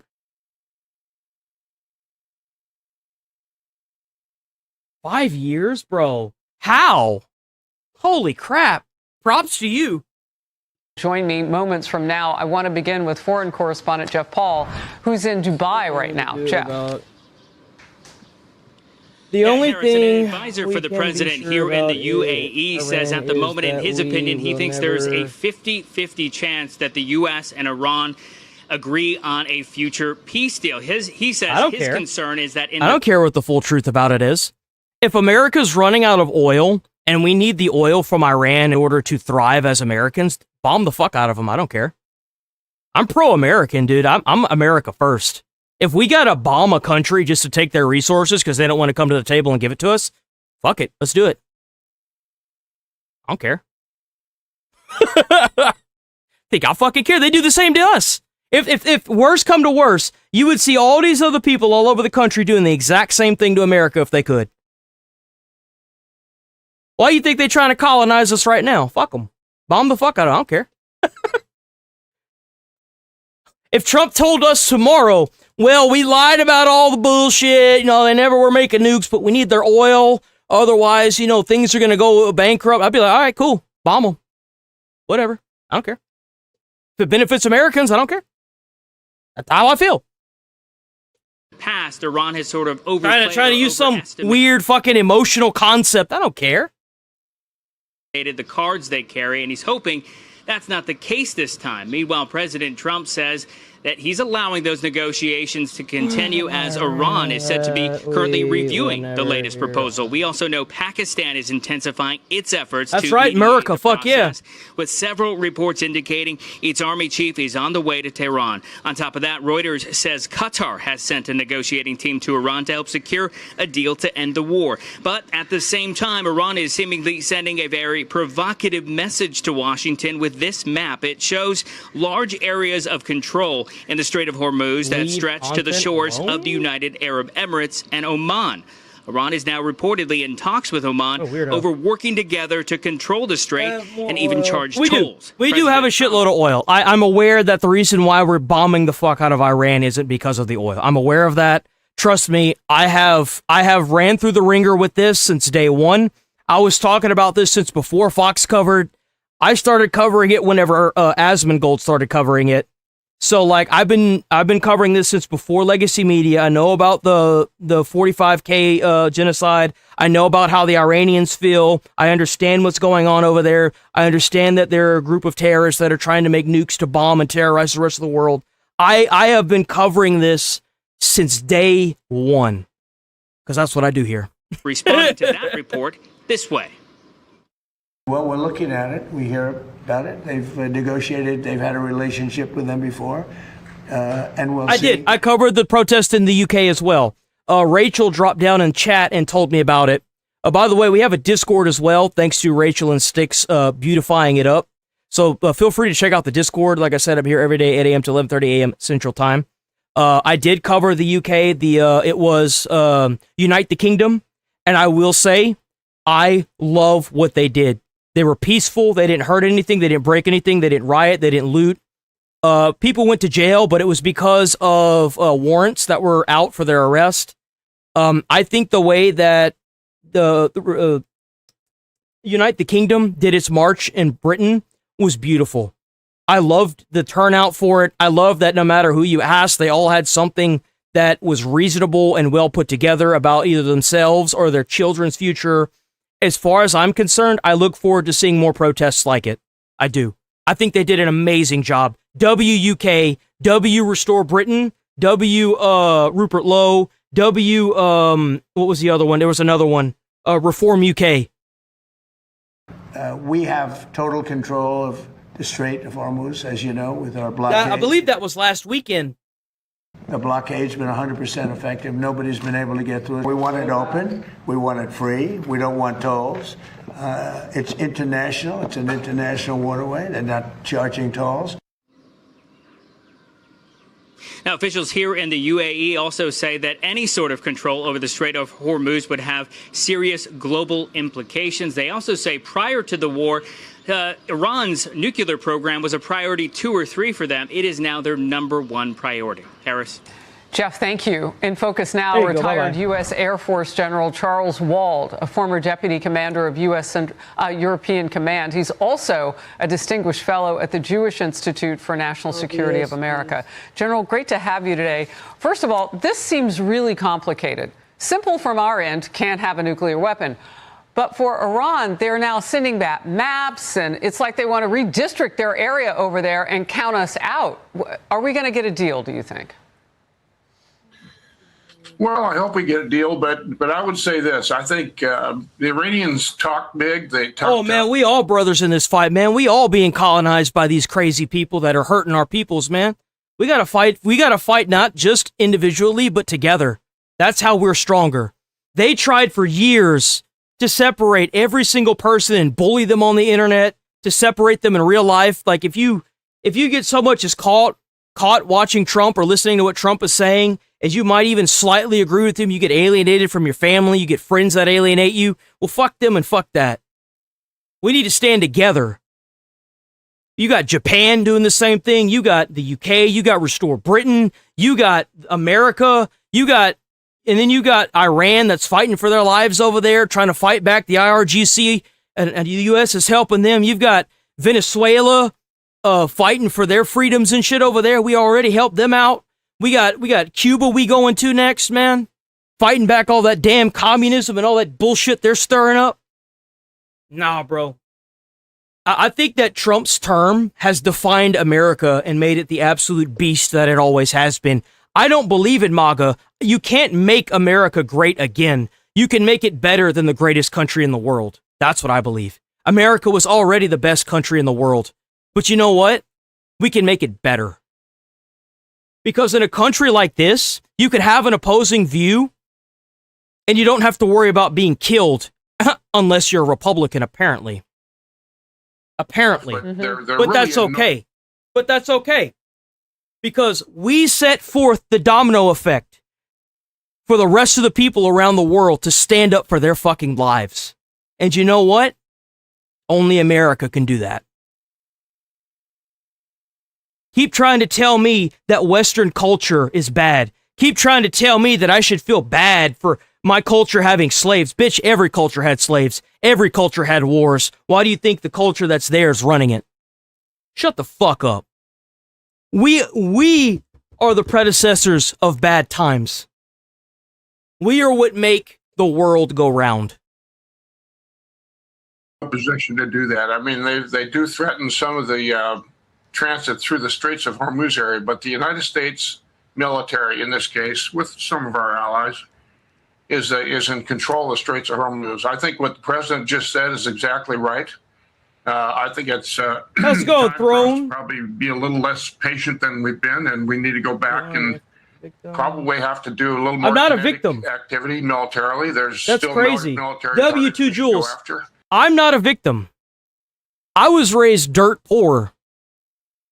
I'm 31 years old. My mom had to tell me that Christmas, that there was no Santa Claus because she couldn't afford Christmas. I lived in a trailer that had no heater or AC. The bottom of the actual trailer, the walkway, the hallway had no floor in it. It would get so cold that you could see your breath whenever you would try to sleep. We slept on like the floor of the couch. And the systems that should have been for me, for us Americans, not a race-baited bullshit, Americans couldn't get it. We couldn't get it, but they're gonna easily bus in a bunch of people and give them a bunch of fucking housing, transportation, food, water. That must be nice. Wow, so you mean to tell me because of my skin color, because of where I was born, I don't get those privileges? I see that there's a fucking problem with that. And I'd imagine that there are a lot of people around the world that are saying the exact same thing. What's it like having that red wave in y'all's countries too? But it's almost that the Iranians think that. Man, is it good to keep collecting W's. Secretary Rubio said the right thing, frankly. That's right. They fucked around and found out. They fucked around and they found out. Talk to me about like the steps. Would it be an incremental? Would we just go in and hit those targets right away? Because all of the neighbors that we call friends and partners strategically in that region, yeah, I mean, you hear Qatar has sent someone to be part of the negotiations. They lay bare because they're so close to the enemy.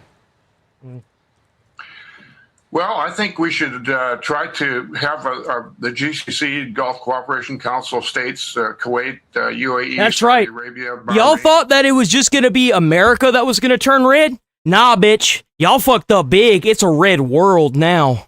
It's a red world because you woke up the sleeping beast. You woke its ass up and it's awake now. And now every other country, just like in World War I and World War II, falling right behind America. That's right. Oman, for that matter, participate with Your us. colonization days are numbered. I'm a bit distressed that Oman is talking like they're going to have some kind of collaboration with the Iranians on a toll. That's out of the question. Interesting. It's not going to I happen. grew up, and this was my mom's motto. I grew up, my mom's motto was, I'll never be rich enough to vote Republican. I'll never be And my motto is, I'm too American to vote Democrat.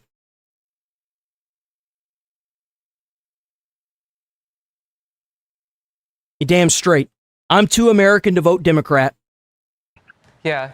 You don't think that that will happen? Does it make it more difficult for our end to press and get what we want in that deal?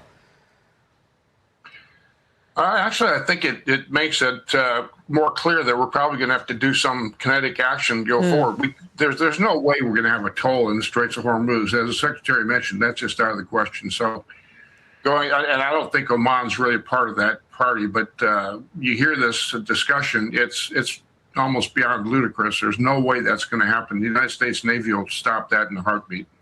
You mentioned Secretary Rubio, and I have a couple of times. He's in Sweden for NATO meetings. Rubio. And too evil to realize you're one of the dumbest people on the planet. Do you have anything to add? Do you have any counter arguments to what I'm saying? Why is it that every time I pull somebody up, they don't have any actual, anything? They just want to sit here and try to attack my character. You don't want to maybe you're too dumb to realize that you live in the most evil country on the face of the planet, on the face of the earth, and too evil to realize you're one of the dumbest people on the planet. So I'm not going to call you names because I don't have to. I'm going to treat you like everybody else that I pull up on this channel. Do you have any counter arguments to anything that I've talked about this morning?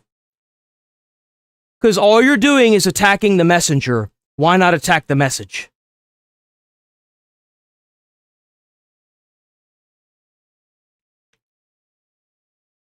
If I'm giving you the chance to explain to me why my viewpoints are wrong.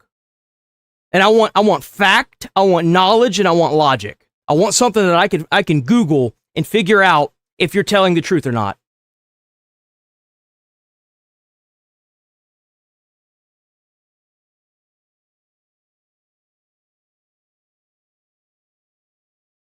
I have the entire Bible, which I don't care about the Bible. I don't care. There's too many religions to sit here and be like, oh, well, I believe in one religion. I was raised Christian. I was baptized Baptist. I don't really like going to church. I'm more borderline with there's a higher power, sure, but there's so many different religions. I don't know who the higher power is. Nobody does. You know why? Because nobody's dead. So let's move on from religion. We're not talking about religion. I haven't talked about religion all morning. I don't talk about religion because for the most part, I'm kind of atheist. I don't really care. I don't care about religion. So let's move on to facts and logic. I don't want to talk about how Noah built the ark and now they found the ark for the 4th time in 5 years. I don't care about that. I want facts, logic, and reasoning. Do you have any of that? Read your Bible. I don't own a Bible. I'm not going to waste my time with that. What are we going to do with this person?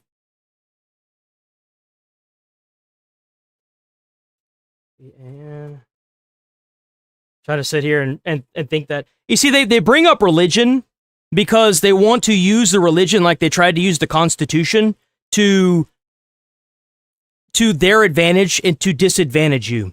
They don't tell you to read the Bible because they believe in the Bible. They tell you to read the Bible so they can cherry pick out words, just like they did with the United States Constitution with all the protesting that was going on. And that's really what that boils down to. It doesn't work here, man. It just doesn't. I don't really care about religion. Like, you can't be like, you're evil for thinking. Dude, do you know how many people have died because of religious beliefs? There's been a lot of fucking people that have died from religious beliefs. A lot. Religious wars from just about every single religion you could ever see. I don't want to hear any moral quarrels about religion whenever, in order to have that religion, they had to kill thousands of people. Come on now. Come on now.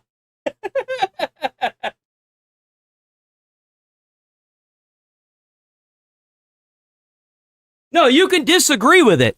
You can disagree with what I'm saying. I'm not trying to be like, I'm not trying to be like, fuck religion or anything like that. I'm just saying that, like, if we're talking about war, we're talking about life and peace in the world.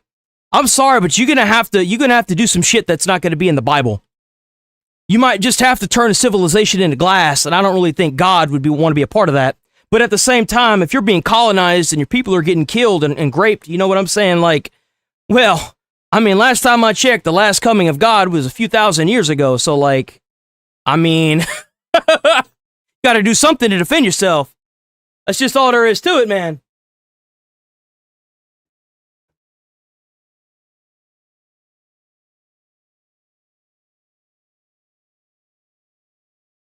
It looks like you lost by 1%. I love how there's 45 people voting and like, oh shit, not you. I'm so sorry, not you. Yeah, W Trump, by the way, W Trump. I like everything that Trump's doing. I do. Right here. Anybody who does not know that the United States is Babylon and that Donald Trump is... What are y'all gonna do when Donald Trump is no longer in office? Like, y'all have been bitching and complaining about Donald Trump for so long. What's it like letting somebody live rent-free in your head? Bro's literally in there, and you ain't got... he didn't even do anything just because his existence is there. Is it because he's orange?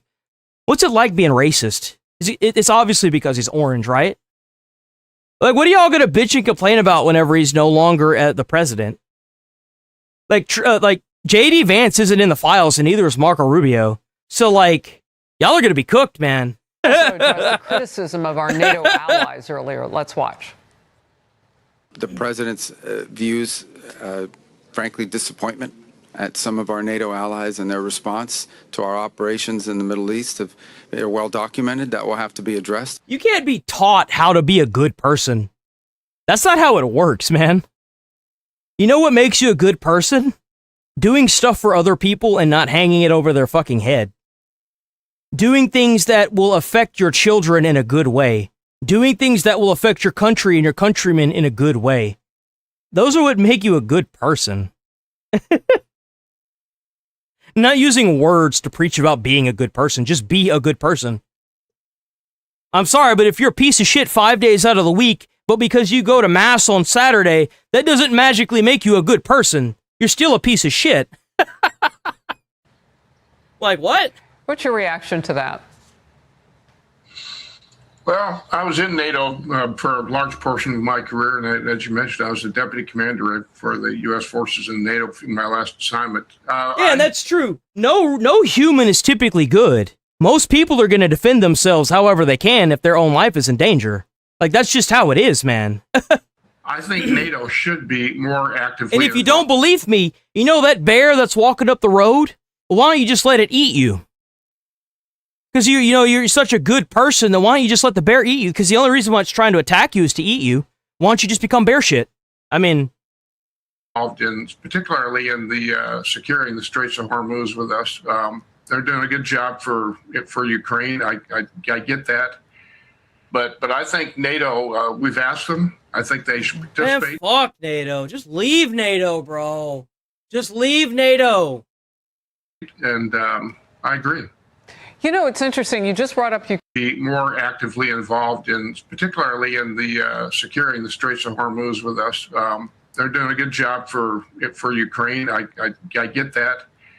But I think NATO, we've asked them. I think they should participate, and I agree. You know, it's interesting. You just brought up Ukraine. And I mean, we know Russia's going to do what it does. It's always going to ramp up if it thinks the world is not focusing on that particular section, so it can kind of move in. Some of the response from NATO, though, has been to fortify Poland and other areas of Europe that are close to Russia. I read that we are considering sending 5,000 U.S. troops to that area. What do you think about that? I support it. I support everything we can do for NATO in the Ukraine issue. I think Ukrainian military and government's done a fantastic job of defending itself. I think it's put Russia in a tough spot from the standpoint they were. The saying goes that Russia had the second best military in the world before it invaded Ukraine. Now they have the second best military in Ukraine. That's a truism. It's not just funny. Huh. So I think they've identified a weakness in I Russia. agree with that. Ever since that statement came out about what the UK was trying to do to the rest of the world, they were like giving the immigrants like maps and boats and sending them our way to get into America. I think that whatever the UK is involved with, we shouldn't be a part of right now. We just shouldn't be a part of it. I'm sorry. Like I do love a lot how the UK is finally fighting back. The people are finally rallying together to fight back and you know, protest their country, and that's a great thing. But at the same time, we shouldn't have ties to a country that basically tried to colonize, use a foreign country to colonize our country, and then try to colonize their own country. I don't think we should have any ties with them at whatsoever. I just don't. I think they've shown great courage, and I think we should support them. General Wald, we'll all be watching together across this holiday weekend to see. Oh, yeah, speaking of that, I will be live Monday as well. Well, I'm live every day, so please sub and like the channel. But on Monday, I'm going to run a little later as well. So I'll run a little later today, tomorrow, and Monday. My way to give back to the community for all the love, man. I want to watch one more, and then we're going to go to a cop swap. Let's see. Any news? Iran officials calls U.S. demands unreasonable.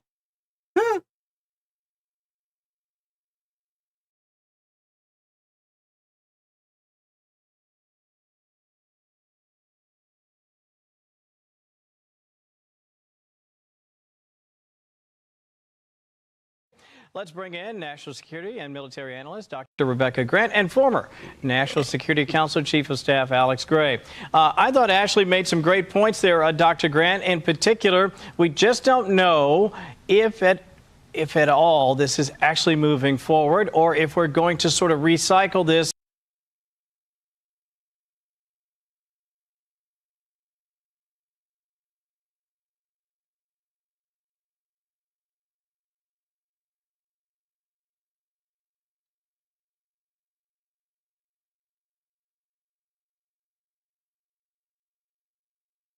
If you get facts, logic, and reasoning. If somebody talks about facts, logic, and reasoning and comes to a better conclusion using their critical thinking skills than what I have, I do this magical thing where I admit that I'm wrong. It's this wonderful thing that a lot of content creators don't have. For some odd reason, when they're wrong about something, they don't admit it. But you can ask chat. Whenever I've been made wrong about something, I admit it. That's what happens whenever you're having a discussion and you're talking about something. You damn sure don't escalate into threats. You just admit that you're fucking wrong. Take accountability. Look in the mirror every now and then. It does wonders for you. See that handsome or beautiful person staring back at you and realize that you don't just have to be a tool to everything in the fucking country. We're giving them time, and they keep sort of treading water. What say you? The U.S. and partners like Qatar, Pakistan have tried so hard to move Iran on negotiations, but I think the fact is Iran only listens to military force. I'd say Central Command is ready, 2 aircraft carriers in place, B-1 bombers. No. If you say that you're wrong, or you say that you're sorry, or that you made a mistake, you know what it shows people? It shows people that you're relatable, and that you're not a fucking robot. I'm not a goddamn robot, I'm a person. I want to pull up people. I want to get more information. I want to make sure that what I'm saying is correct and accurate and precise. That's what I want. But if I pull you up, and all you're doing is insulting me, insulting my country, insulting who I'm watching, it's not going to be a good day for you. I want the truth. That's what I want. But that's why whenever I pull people up and they're like, why are you watching Fox? Well, who the hell else am I supposed to be watching? Please enlighten me. And then they just call me names and they don't ever answer the question. Well, what the fuck am I supposed to do? It's time to crush some Iranian military targets. Alex, that would seem to be the convention, especially when you listen to some of the trusted advisors. I've heard Jack Keane, the general, say as much. Do you think that's the right call? Yeah, Kevin, I think the president has been very smart to leave himself the option to go back to a kinetic option if the Iranians do not do what needs to be done at the negotiating table. Every indication right now is they're doing the typical Iranian game of stringing along the guy on the other side of the table. And the president has left an extraordinary military and naval armada in the region. I think he's going to have to most likely pull the trigger again and show the Iranians that this is not bluff. We have the upper hand. We have the military overmatch, and we're prepared to use it. I agree. I don't really care about Israel. I don't care about Israel. You know why I don't care about Israel? Because it's not America. I care that Israel is aiding America, but that doesn't mean that everyone should be sucking their dick. I don't care about Israel. I don't care about Israel at all. Congratulations, you're just like Trump, a means to an end. I don't care about either Israel or Trump. I like what Trump stands for. I like what he does. I would just as easily vote for Marco Rubio or J.D. Vance or Pete Hegseth. I would just as easily vote for any one of those three. The dream team is either Marco Rubio as president and J.D. Vance as vice, or J.D. Vance as president and Marco as vice. That's the dream team right there. They work really well together. A lot of people do feel very strongly that this is a regime that is confident that they can sort of wait this thing out. We should be turning that bitch into glass by now. I don't know why the hell we're They can not. string along the Americans, and domestic pressure continues to build that eventually they'll get the president either to agree to a bad deal. I would vote for Asman. I would. Or more or less given to a stalemate. Let me share this. Kirk Lippold, this is an interesting bit of sound. I want to get your reaction, Dr. Grant. Listen to what he had to say here. When you look at all the tea leaves, all the analysis, all the intelligence, it's a matter of not if, but when the United States is going to recommence combat operations, because we have no choice. Iran will not give up their nuclear program. They, in fact, expanded their demands regarding what would be required to open the Strait of Hormuz to the freedom of navigation and maritime traffic. He says it's pretty obvious. We're going to have to go back to kinetic strikes. Is that where we go soon? Yes, that makes a lot of sense because Iran is stringing along, and just the demands in the strait, they're now talking about setting up a Bitcoin toll booth. Fortunately, our U.S. Treasury is going to sanction anybody who pays that kind of toll, but it can't go on. We have the maritime discourse. And the Secretary of State, Marco Rubio, and I really think he crystallizes the argument that what Iran is trying to do, in effect, is basically run a tolling operation here in the Strait of Hormuz. You want to have some commerce get through here, you got to pony up a little bit. They're extorting the vessels as they go through. That obviously enriches the regime, but at the same time, it also can impact trade. Now, let me share this little sound. I want to get your reaction to what Marco Rubio had to say about that. Iran is trying to create a tolling system. And I want to make this very clear. Just because you see people in comments saying that they don't like Israel does not mean that they are pro-American. I want y'all to realize this. A lot of y'all don't think about this. Just because they're anti-Israel does not mean that they are pro-American. I want y'all to realize that. There were a lot of people that were anti-Israel that were getting in the comments and stuff that were obviously not pro-American either. Be very aware of that. There's a deception in that. So do not think that because they're anti-Israel that they're pro-American. I guarantee you they're not. They're trying to convince Oman, by the way, to join them in this tolling system in an international waterway. I don't know of anyone in the world that should be in favor of a tolling system in an international waterway. That's just not acceptable. It can't happen. If that were to happen in the Straits of Hormuz, it will happen in 5 other places around the world. He said it better than I could have. If it happens there, it'll happen a lot of other places, Alex. Yeah, Kevin, what a tremendous miscalculation by the Iranians. It's like they don't even realize who's on the other side of the table from them. The idea that President Trump would destroy the Iranian military and with Israel destroy these leadership targets over the last several months and then allow the Strait of Hormuz to be turned into this Iranian lake with a tolling operation, which you're absolutely right and the Secretary is right, that would proliferate to the South China Sea. It would be used all over the world. The Russians would use it. The idea that Donald Trump would permit that is just crazy. And they clearly don't realize who they're dealing with. This isn't the Biden administration. Yeah, exactly right. Let me share this real quick. This is from the Jerusalem Post. It's a headline. I don't think I've made this clear. If America for whatever reason, had a problem with Israel or any country, just bomb the shit out of them. I don't care. I don't care, dude. I am American to the core. If we've got to pillage and loot to survive and make America and help America thrive, then that's just what it takes. I don't care. I genuinely just don't.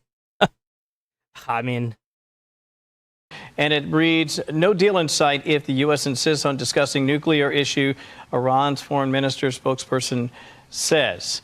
They're basically saying we're not going to talk nukes, and as long as the Americans want to talk nukes, no deal's going to happen. It is. It's an effort to be anti-Western culture, anti-American, anti-Israel. That's exactly what it is. I don't really care about the anti-Israel part. I care about the anti-American, anti-Western culture part. That's what I care about. You can be anti-Israel all the fuck you want. I don't care. I don't think they should have anything to do with our politics, period. It makes me uncomfortable whenever I see politicians with the American flag crossed with the Israeli flag. I don't fucking like that at all. I think that if you're a politician, you should be a third-generation immigrant if you're from a different country. We should have term limits. You should be down on the Senate floor every single day, 12 hours a day. You should be debanked. You should have all your assets taken away from you. And they should go through your banking history, your records, and make that viewable for everybody to see.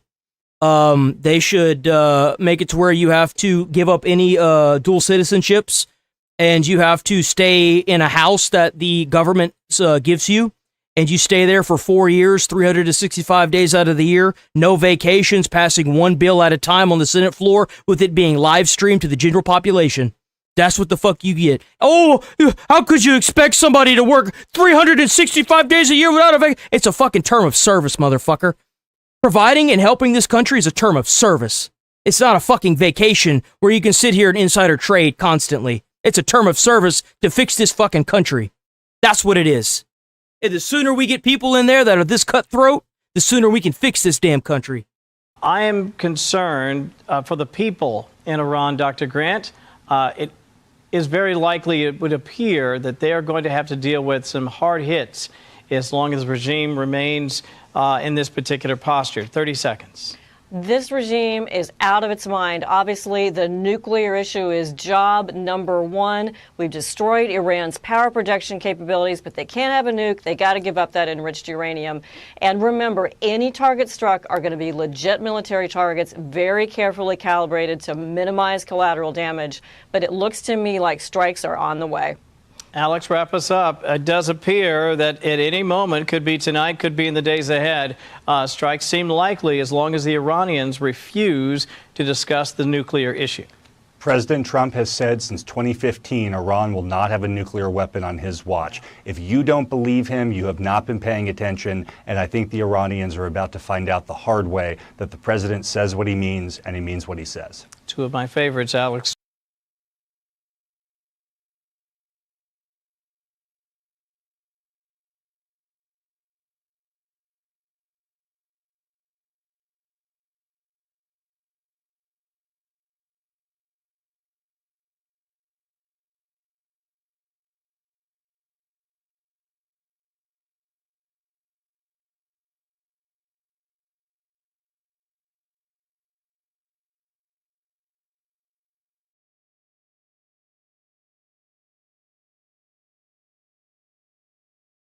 Why should anyone care what you think?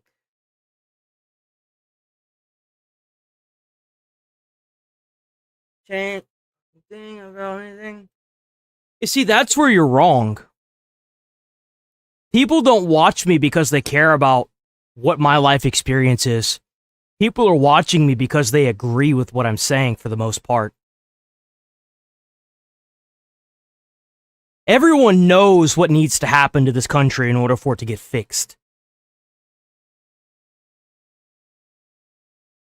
Why do you think people are congregating around people like me and Asmongold and Tectone and away from people like Hassan?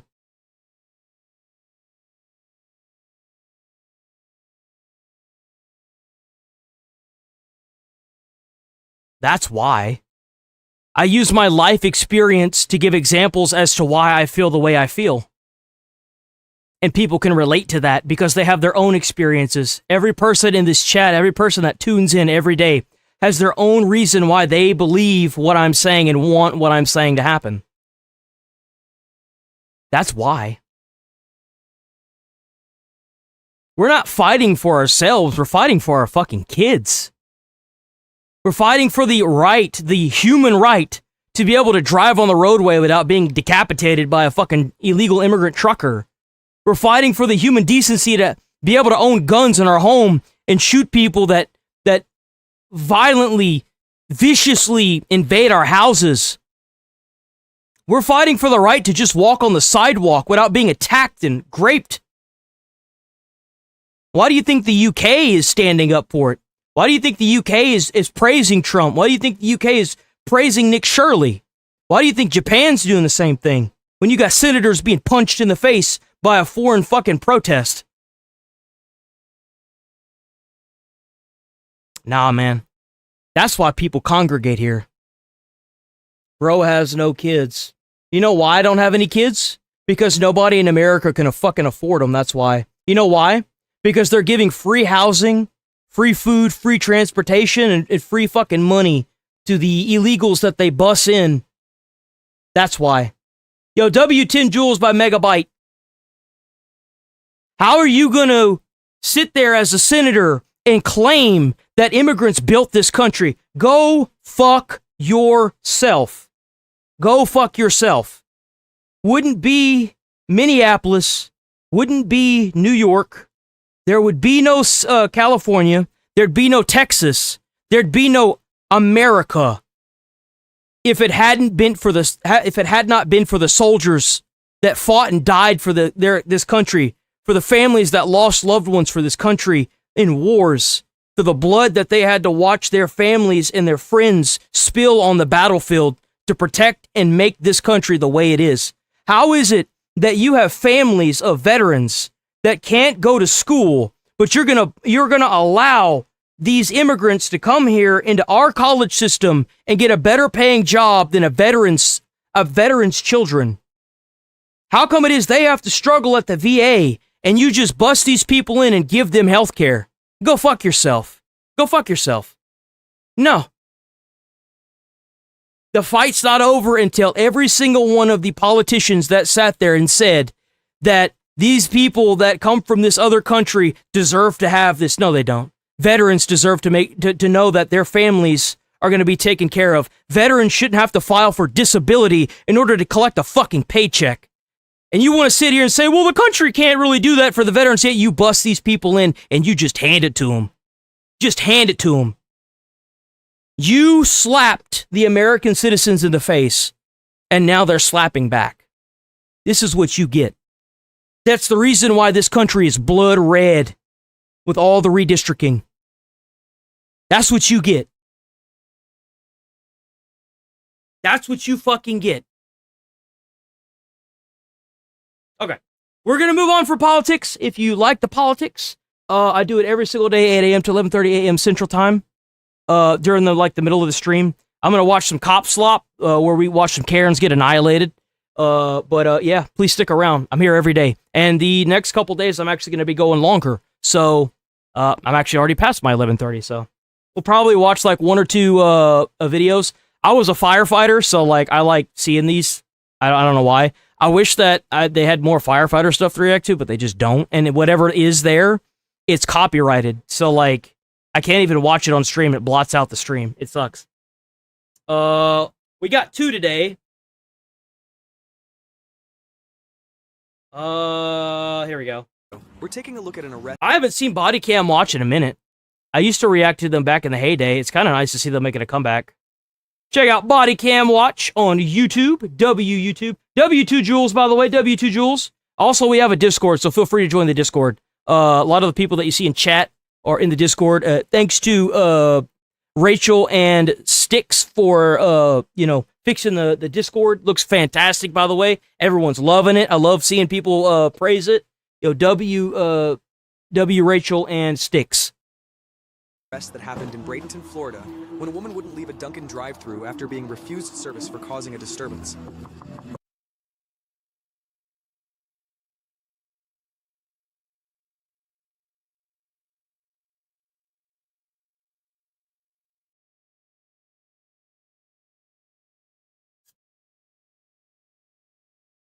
Yo, what is that? W100 joules from Rachel. Rachel.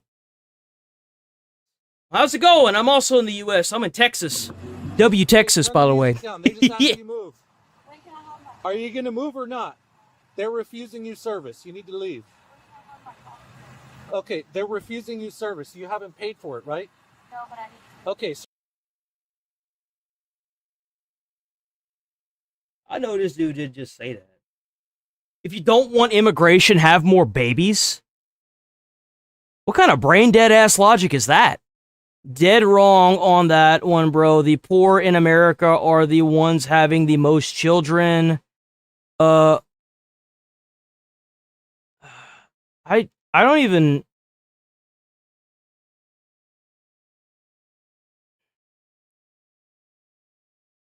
Are there anyone in China's main oil supplies? China, United States become China's main oil supply and derives the Gulf states into the American camp.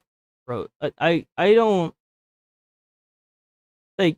How do you come to this? Like, this is just the immediate thing that catches my eye.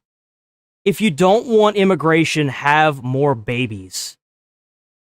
So what, you just mass import people to like grape people? Like, what the fuck? How's that make any sense? If you have a group of people that are, let's say you have an immigrant male that gets imported and is able to have kids because they literally just had everything handed to them. How the fuck does that make any sense? You're completely like, you just disregarded everything I said. Congratulations, you're an idiot. Like, wait, what the fuck? How does that even like? They're refusing you service. Leave. Why? Okay, they're trespassing you from here. Okay, if you don't leave, you're going to be taken to jail. Does that make sense? Yeah. Okay, so what about the leave part is confusing? Why are they refusing service? Okay, give me your driver's license, registration, proof of insurance. You're impeding traffic. By impeding traffic, this becomes a traffic stop. So after getting the documentation, the officer would direct the woman to a nearby parking space. Pull around right over here, okay? And we'll conduct the rest of the traffic stop there.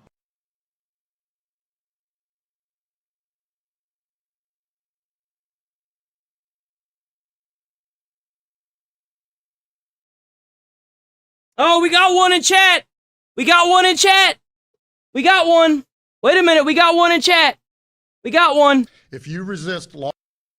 We got somebody that for whatever reason just hates Jews. A mother forced. So what is it? What is it that you're not your problem is you like war and the war it needs to stop. The only reason why we are at war is because of Israel. No, it isn't. We're at war because a bunch of proxy terrorist organizations have been killing American soldiers for 50 years. You have hope, just need more research. You don't seem... Okay, so where should I be getting my research? Where should I be getting my research from? Israel is the reason the UK is messed up. That's not... What does Israel have to do with the UK? You don't dig deep enough. Ask the Jews. You haven't talked to anything about the Jews. You're scared of them. I don't fucking care about no fucking Jews, man. I don't fucking care. I'm an American. You know what I want? I want a Christian culture. I grew up around Christian ideals and views. That's what I want. I don't fucking know nothing about no fucking Jews, man. What the fuck you on about?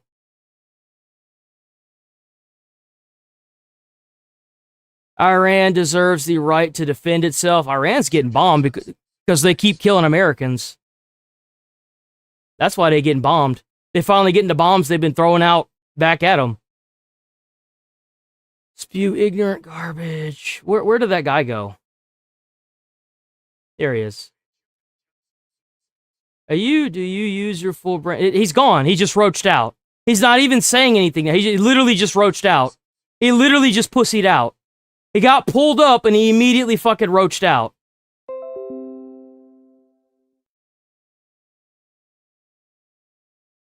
Really? Wow.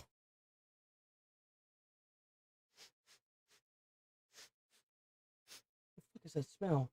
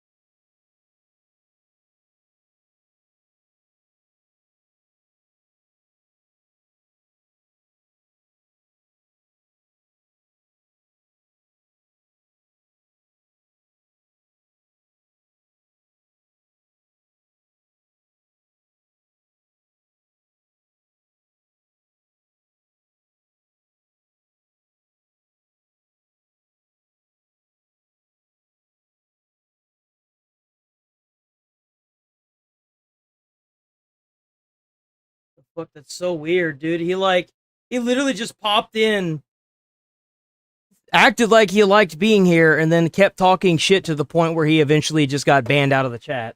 Like, what the fuck? That's so weird, man. What a weirdo. I can't even watch the cop slop in peace, bro.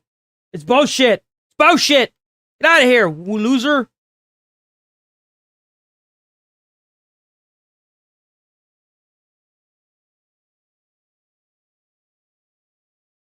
Fucking weirdo, bro. What a fucking Instead of weirdo. listening, though, she just rolled up her window. Hello? Roll down the window. Hey, so if she keeps doing this and I can't finish the traffic stop, I'm just... Okay, if you don't leave, you're going to be taken to jail. Does that make sense? Okay, so what about the leave part is confusing? If you're new here, sub to the channel, hit like on the stream. I'm here every single day, 8 a.m. to 11:30 a.m. Central Time. Check out those bits. Check out, not the bits, check out the channel membership. Check out the, I did the exclusive emotes myself. Check out the jewels also. Yo, W jewels. Why are they? The jewels help get more viewership, and more viewership means that more people can funnel into Discord, and we can grow the community even bigger. I like to pride myself on being very transparent, so. Give me your driver's license, registration, proof of insurance. You're impeding traffic. By impeding traffic, this becomes a traffic stop. So after getting the documentation, the officer would direct the woman to a nearby parking space. Pull around right over here, okay? And we'll conduct the rest of the traffic stop there. Instead of listening, though, she just rolled up her window. Hello? Roll down the window. Hey, so if she keeps doing this and I can't finish the traffic stop, I still feel like whenever you do a traffic stop like this, they should just throw the spikes under the tires to be on the safe side. I don't know how it's not mandatory in like all 50 states that you don't just immediately get out of the car to do a traffic stop and put the spikes under the tires. I just don't get it. Then for resisting. Let's do that. You could either choose to put it under the back tires or the front tires, but like the spike strip should just be there, you know? You're about to go to jail for resisting, you understand? Thank you. You're welcome.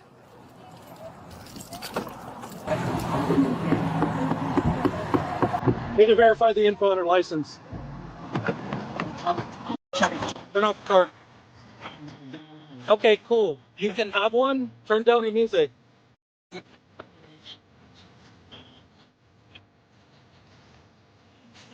Okay, are you going to answer my question if your license is valid or not? Or is your address still current on your license? No? What's the new address? You don't know what your new address is. Okay, so I'll just write you a citation for that too. You're not going to answer any of my questions. All right, suit yourself. The officer would go back to run the woman's information, but while he was doing that... Stay in the car! Stay in the car! Tougher. She just got out and started walking away. What the fuck? Cool, you're under arrest. You gotta get that cattle prod, man. I'm telling you, we can make a lot of money with cattle prods. We can even get we get sticks to make like some some of those cattle prods that have like stickers and stuff on them too, like custom cattle prods. Call it the Longhorn Cattle Prod, the Longhorn Cattle Prod Society. What do y'all think of that? Or the Longhorn Cattle Prod Cult? Newsflash, we can. It's called obstruction. So now you're under arrest. Oh, no, you're not? I do, Jake. 10-4, show me 10-15. The funny thing about this is I'm still going to do my Okay, let go. Let go. Be around with some. Now you're going in for battery on an LEO. Alright. Cool, hold her. I got the shackles on the bottom. You got the shackles? Okay. Yeah, wrap her up, man. Put her in the sushi wrap, man. Wrap her up. Put her in the sushi wrap. So you kick a cop, you go to jail. Roll, get a roll. You got to see this. You got things on your leg. You got shackles. All right, go ahead. I'm gonna help you open your. No, I don't want to get up. Okay, cross your legs. and she like I was just saying, man. Now what you got to do is you get that cattle prod out there, right? And then you zap her till she stands up, and then eventually she'll stand up. It's either that, or what you can do is like make it to where there's a law that allows the police officers to like drag you face down, by your ankles, onto whatever is there, right? And then that way, whenever you get to the car, they can cattle prod you back up into the car. You know what I'm saying? Like we gotta work around these annoying systems. We gotta bring back police brutality. You know what I'm saying? You got enough of these cows trying to run these cops like they're adult daycare members. Like we gotta start treating them like they're acting. You want to sit there and throw yourself on the ground like a 5-year-old? Bring out the cattle prod. Like, Let's have you know what I'm saying? Like, what are we doing here? Okay, so what hurts? Did you know today was going to be the day that you killed somebody? What do you mean? You're alive. I'm going to hurt all of you. You're gonna what? Hurt all of you. You're gonna hurt all of us? Yes. That's touching. Like emotionally, or Yes. kind of? I That's don't the think you're worst- really able to right now. way. You're gonna hurt all of us. Hey. Ow! Piece of shit. I'm not hurting you.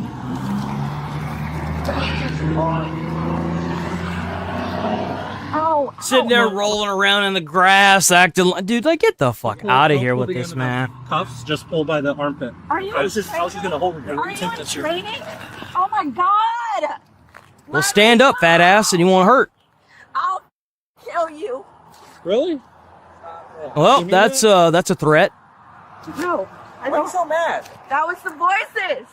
Yo, these cops need medals, man. Every time a cop has to sit here and deal with this, like, there should be like a Karen commandant or like a Karen colonel or something like that, where you get enough medals and they like rank you up based on like Karens. You know, you can get like Karen 1, Karen 2, or like Karen General. You know, like you're that person that they call whenever they need to deal with a Karen, and you've got like a special like set of like skill sets and stuff to like deal with idiots like this. Hey, do you take medication? Nope. Are you supposed to be taking medication? No. You sure? While EMS checked the woman, the officer would assess her mental state. So Vanessa, what day is it? It's August. I think it's the 15th. It's Okay. Friday. Okay, it's Friday. No, I am. I'm very serious. I think that every time a person drives off with a car, they should just missile strike your car and kill you. If you try to run from the police, they should just kill you. Because I don't care about the criminal. I care about the people that could be caught up in that. I think about the fatalities that I've had to show up to as an EMT firefighter, where I've had to hold people's skulls together on the pavement because of some schizo piece of shit that decided to flee police. I don't give a fuck about the person that wants to flee the police. Kill him. I'm dead serious. Send in the Patriots. Send in the Patriot missile. Kill him. I don't give a fuck. You want to sit here and run away from police and risk running somebody over or causing multi-car fatalities? Fuck you. Every time you cross an intersection that's a red light, they should take count on the camera how many people were standing at that intersection, and you should get an attempted murder charge for every single one of those people.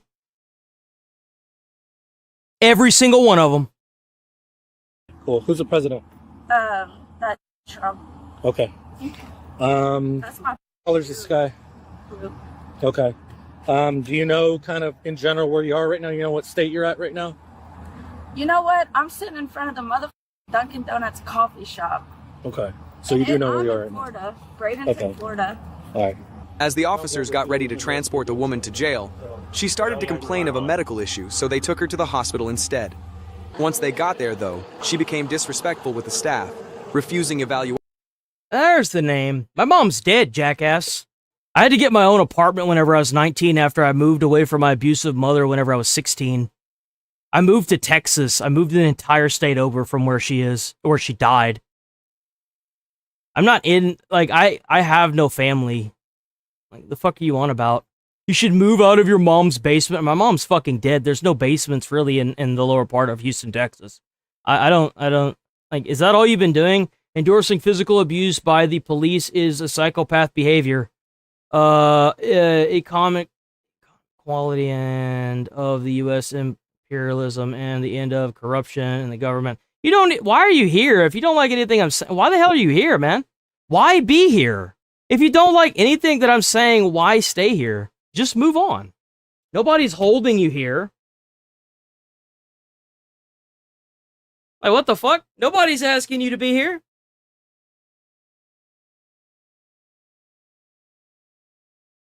It is hot as fuck in Texas. You're absolutely fucking right. Bro. I've been noticing that you've been going after him, Spinosaurus, for a little bit now.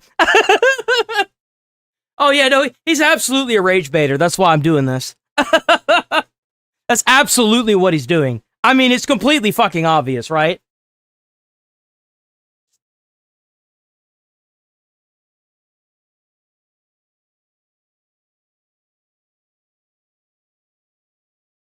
Oh, look, there's another one. Bye.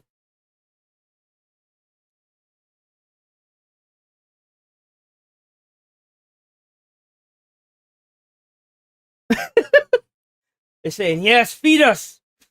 Feed us, they say. I have fed you. Where'd he go? It looks like he roached out anyway. It doesn't even look like he's still here. Where'd he go?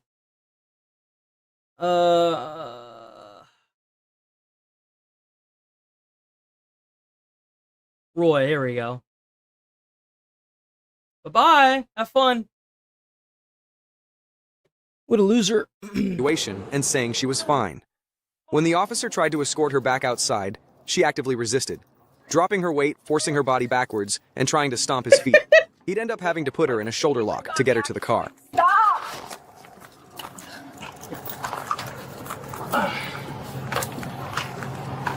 Bro, who the fuck has a tattoo of a fucking mustache on their fucking leg? What the fuck? Are you kidding? Dude, like, what is that? That's not a tattoo. What is that? It's like smeared, too. What? I can tell she makes great choices with her life. Really?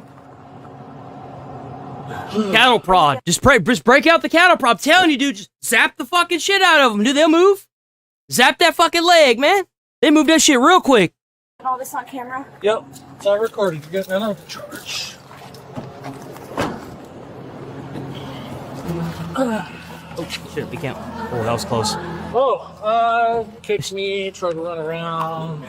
Threatened him. Bite me and the nurse. And well, now she's got 2 charges for obstruction. Dumbass. Yo, W code blue cam. Oh, this isn't code blue cam. This is body cam watch. I'm sorry. We're gonna move on from this one. Yo, W body cam watch. We got another one by Midwest Safety. This was like an older video. I'm kind of surprised I found this one here. So check out code Midwest Safety on YouTube. W Midwest Safety. Boom. Women show how quickly a combative attitude will get you arrested during a traffic stop. That's right. Were you pulling over? You didn't stop on that red light. No, you didn't. Oh, no, I definitely I was the first vehicle at the intersection. You didn't stop. So let me have your license registration. and we'll go from there. Okay, I don't answer personal questions. So I'm not asking you a personal question. I'm asking for your license registration, which you're required by law. Oh my fucking god! Oh, I hate these people so fucking much. To provide. If you don't provide it, I'm going to place you under arrest. How's that? First of all, I haven't committed a crime. Ma'am, you don't have your seatbelt on, and you I do have my seatbelt. I literally and you ran a red light. No, I did. First of all, I did not run a red light. Stop lying. Okay. Why is your camera not recording? Delta 507. Oh, come on, lady. Are you fucking... Dude. Yeah. It's red, it's recording. No, it's not. That's it's not red, red. it's recording. It's not red. Shut the car off, please. No, I'm Shut not the car doing off, none of please. that. I need a supervisor. I am the supervisor. No. Yo, I love that. I know the supervisor personally. 507. You can send me one or two more. Listen. I'm not trying to be difficult. I'm telling you right now. You're literally being the definition of fucking difficult. Go your way. I stopped. Ma'am, listen. You're lying. You're telling me that I ran a red light. I did not. I'm not trying to be difficult. Proceeds to be the most difficult human being on the fucking face of the planet. You did not stop on red when you made that right turn, okay? I did stop. So listen, if you don't provide me with your documentation, this is your last chance. Okay. You're going to jail tonight. Why would I go to jail? Because that's you are illegal. No, it's not illegal. Yes, it is, because I did not commit a crime, nor are you suspecting me of a crime. So you're arresting me for... He literally just... Oh my fucking god. Dude, there's no way. There's no way. Somebody's got to be fucking with me. There's no way this is real. A red light is an infraction. You not identifying yourself is a crime. No, it's not. Okay. It's not at all. How is that a crime? We're going to stand by until my partner gets here. And you're going to step out of the vehicle, and we're going to go from there. Okay? Why would you think that you can tell a cop what's against the law and what's not? Even if, let's say this cop is corrupt, sure. You don't want to go to jail. Just give him your information. Like, there's just no self-preservation whatsoever. Bro, could be a gang member telling her to get the fuck out of a car. Like, dude, like, just zero self-preservation whatsoever. Live today, fight tomorrow. You got arrested because of some crooked cops? Great, take them to court. Don't give them an excuse to fucking shoot you. Like, what are you doing? No. Because I did not commit a crime, nor you're suspecting me of a crime. Ma'am. And what you're doing is unlawful and illegal. Let me ask you a question. And you know Let me ask you a question. What is going to be more of an issue for you? How's it going, Phil? Power trip right now. You're literally power tripping. Stop. Receiving a citation. Oh, we doing good. Yes, sir. Always. What's going to be more of an issue for you? So if I contact internal affairs and then ask them about you can contact whoever the fuck you want afterwards, you dumb idiot. You can't just sit here at a traffic stop and tell the cop what he's gonna do. You're an idiot. You're an imbecile. You're a moron. You're a buffoon. This entire encounter is on camera. Are you going to give me your license or not?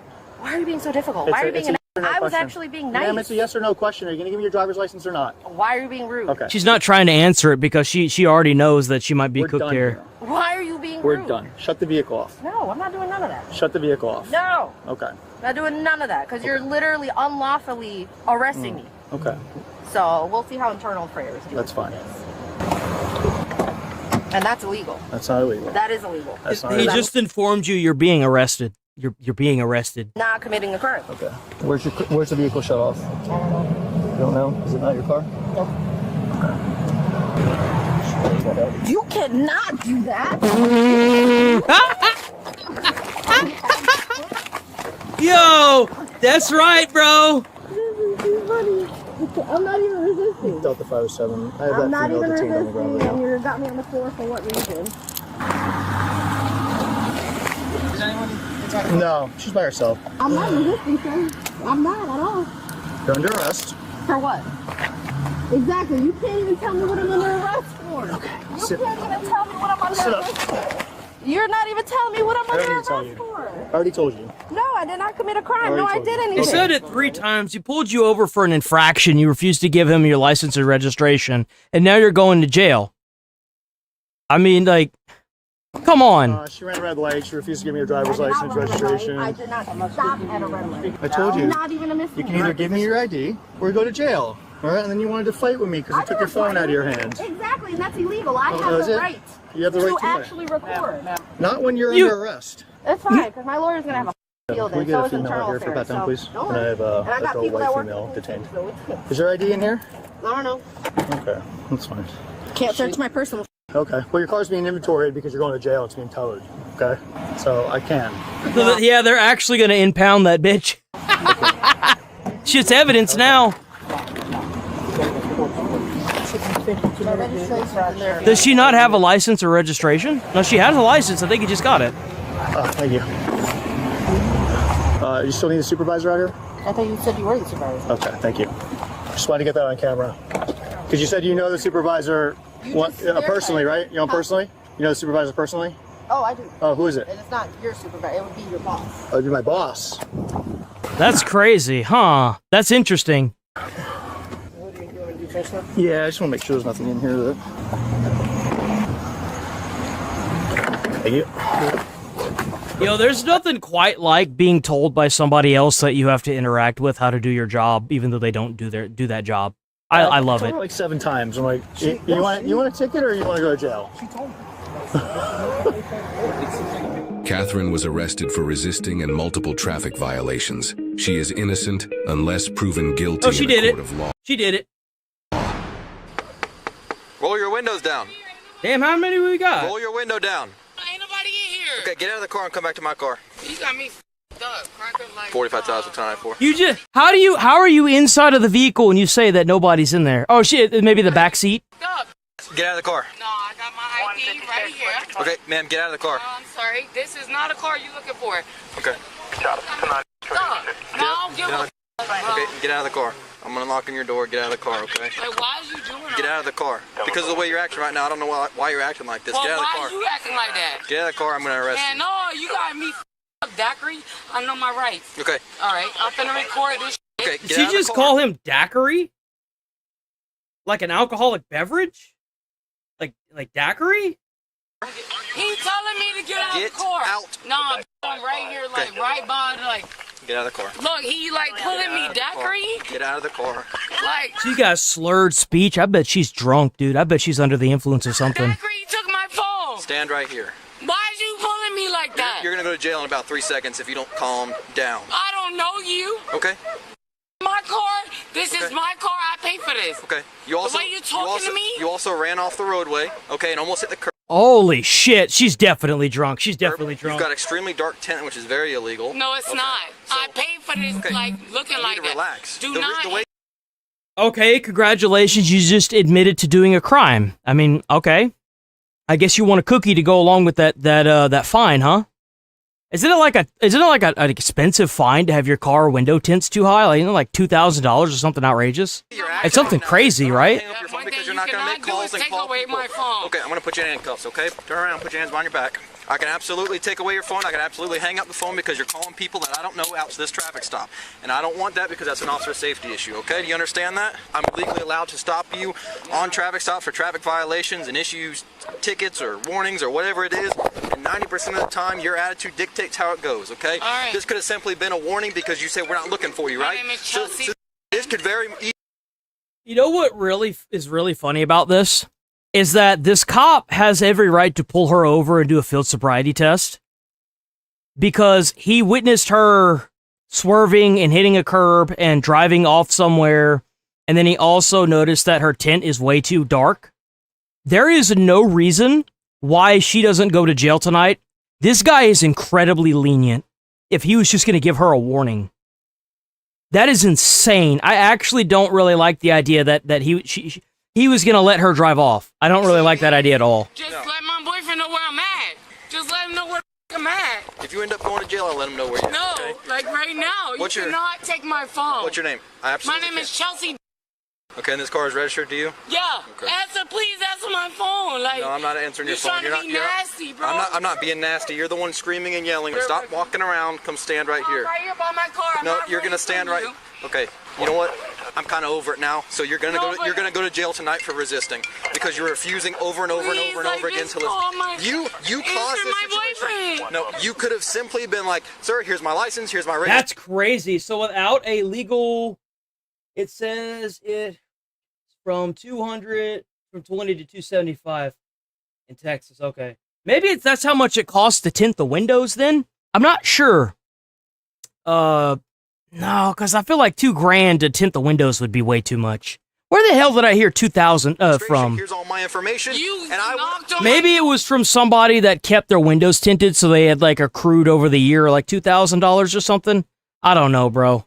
They told me to get out of the car on the back window. I told you to roll your window down. You told me you weren't going to. I asked you to get out of the car. You refused multiple commands. You're going to go to jail because of the way you're acting tonight. Okay? So stand right here on my bumper and stop walking around. Have you been drinking tonight? No, I have not. Are you sure? I promise. Where are you coming from? On my dead parents. Okay. It just came from my house. I'm just going to my. Oh, here we go with the sob story. Oh. Right there. Why are you acting like this? Why are you acting like this, though? She's acting like this because she's under the she's under the influence of something, bro. There's no way. I did a traffic stop, like I said, because your tent's dark and you almost hit a curve over off of Park Avenue. Yeah, we're doing the I circles. have to go to work, and I'm gonna get bonded out. I already know. Like, I don't give a. Stop. Go and take in a cute picture. Stop. I don't care. Stop. First of all, he took my goddamn phone out my hand. Well, were you recording her? No, I was not recording him. Were you calling somebody? No, I was not. Okay. That's fake. Cap. She got caught capping, guys. That's it. Calm down. I'm not gonna yell at me. Calm down. Who's your dad? My dad died in 2012. Okay, well, I'm sorry. He can search my car. Like, he closed his door, I'm going to jail, and I don't care. Ma'am, you're going to jail regardless. I don't if I close this door or not. Okay, well, then calm down. Okay? Money. You have money? Yeah. Okay. Listen to me. A female officer's going to search you. I've already cleared this back, so calm down. Calm down. Why are you Ma'am. You need to calm down. We're gonna. I just don't deserve to go to jail. Okay, well then stop hyperventilating. Calm down. 145. Good. Passcode. Use passcode. No, you're not getting my passcode to my phone. Ready? Here. Like, I don't care. Use your thumb. Use your thumb. That's my other finger. You don't want to give him your passcode, but you're going to unlock the phone? Hello? Thank you. Put your foot in. What? I'm calling him. Put your foot in. I want to hear Do not it. kick your foot out. Jesus Christ. Hello, this is Officer Landis with the Titusville Police Department. Okay. Hey, sir, what's going on? What's going on? Hey, what's your girlfriend's name? Chelsea. Hey, Chelsea. Hey, unfortunately, Chelsea's going to be going to jail today. Her car, she wants you to come pick up her car so we don't have to tow it. I don't want to do that to her, okay? Okay. Where y'all at? We are at, we'll hand you off the keys. That's what she wants to do, and we'll do that for you, okay? Okay, what's she going to jail for? I haven't spoken with the other officer yet. I'm just simply transporting right now. But you'll know that very soon, okay? All right. Bye. What's she going for? Perfect. All right. Well, there you go. Oh my fucking god, bro.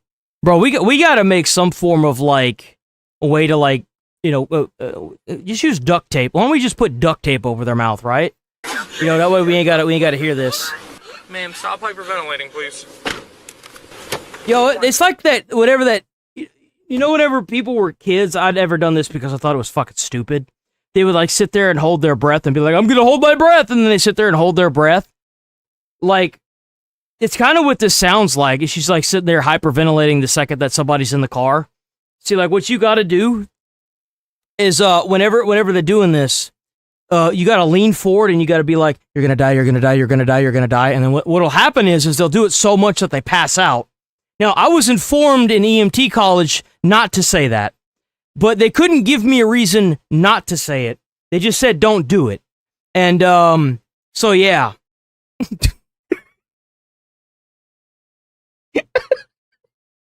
I'm happy to inform you that other than getting a few frowny faces, you know, there's not really anything that comes of it. Hey, stop. I need you to catch your breath, please. So I can talk to you about your bond, okay? Can I talk to you about your bond? Ma'am, do you need the AC on? Would you like the window down?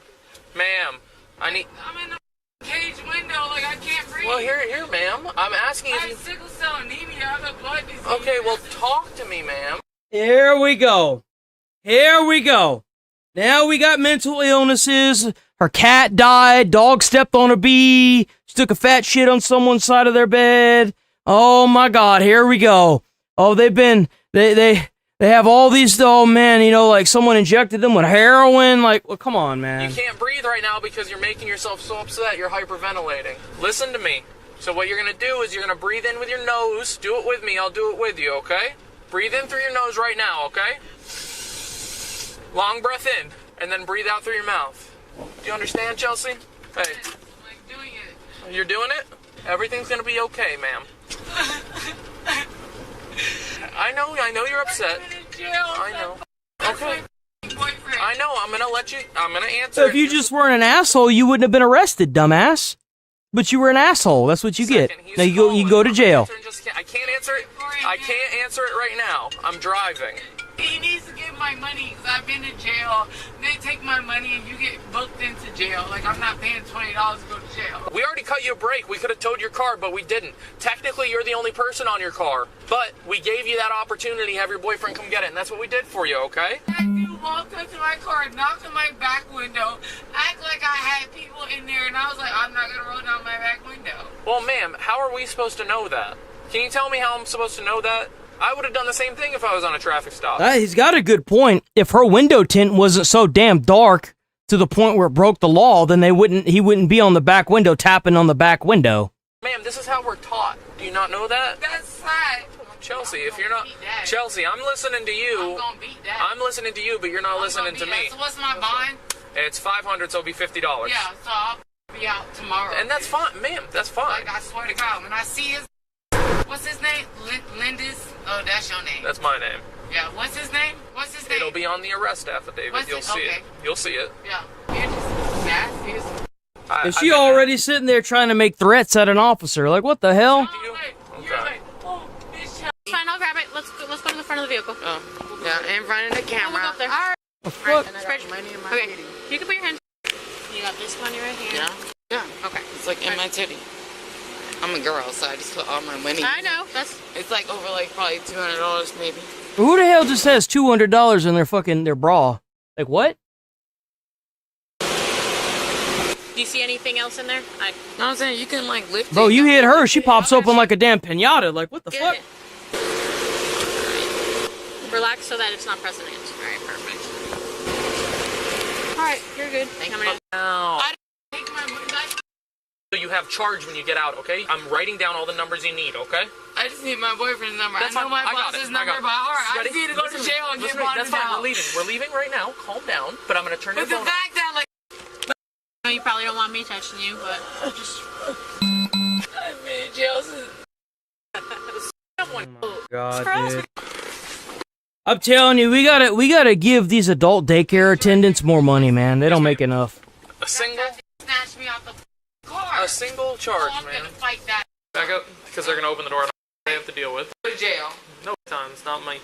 She was arrested. You need to hurry the hell up. It's not him. Chelsea denied having anything to drink. She was arrested for resisting. She's innocent unless proven guilty in a court of law. Now, I've stopped many vehicles during the course of my career, and I've had pleasant interactions while others led to arrest. But the goal always remained the same, to keep the peace and make sure everyone involved made it home safe that night. Now, in our first case, police conduct a traffic stop, and the police officer states to her that he saw her run a red light. And when the police approach the driver, he observes that she's not wearing a seatbelt. And let me be clear, when the police... I mean, let's be honest here. I am shocked. I don't know what state that other lady, the second lady, was in, where the cops saw her driving erratically and pulled her over. But the fact that he was going to let her drive off driving erratically blows my mind. And the fact that they didn't force a blood test to make sure she wasn't under the influence of anything, drugs or alcohol, also blows my mind. How much do y'all want to make a bet that she probably got out and did the exact same thing again? I bet she definitely did. I would put money on it. And then the first girl was completely fucking schizo, and it was like, how do you go from just move out of the fucking way, you're in the way, giving a officer a little piece of paper with a note on it, to being arrested and dragged around on the grass? We got a mental health problem in this country, guys. We need to address this problem. Got a lot of stupid people, man.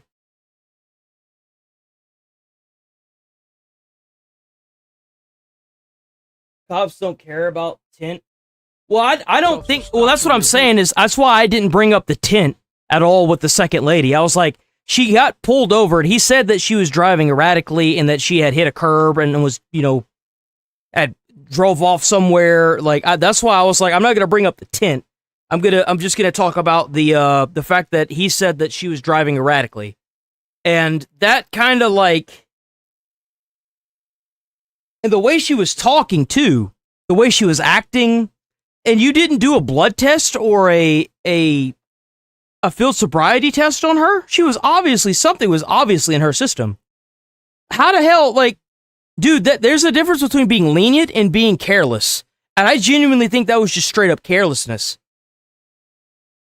Like, if you, I don't get that.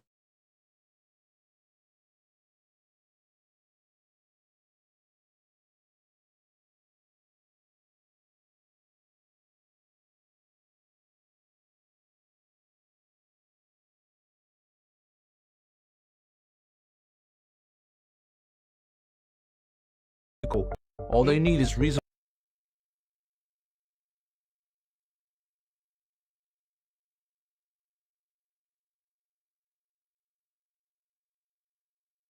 You're a hard out e-beggar. You're a handout e-beggar. Let's be completely for real. A leech on people who work for a living. I don't have Social Security, guy. I don't have food stamps. I haven't applied for any of that stuff. It's funny you say that, but any money that I've made, it's been from YouTube. I didn't apply for any form of financial aid at all whenever I left the fire service 3 years ago. I never have, and I never will. I'm leaving it for people that actually need it. I don't feel like I currently need it, so I never applied for it.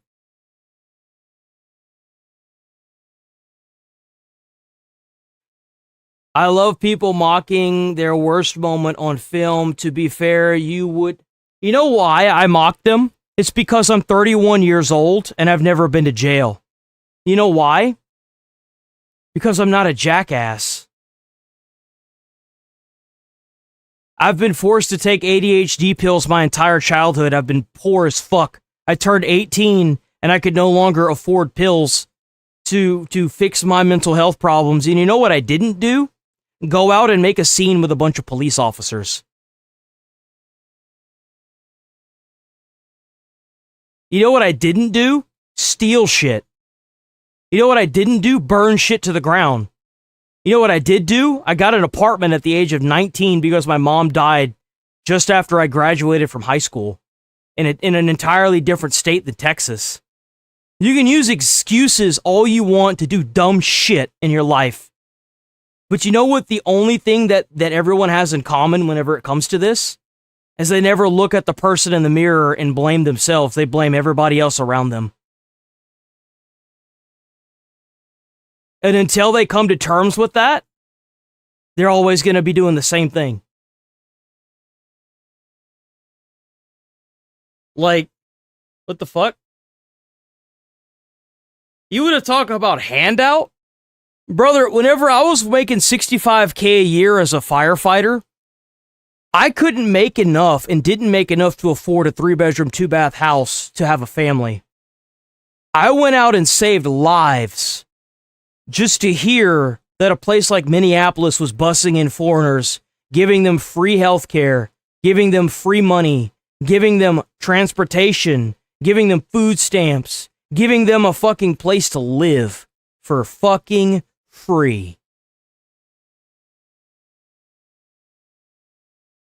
Don't sit here and try to weaponize everything that you try to find against me. It won't work. You know why? Because I'm just a normal fucking person. That's why. Deal with it. You can't bully me into a corner. It doesn't work.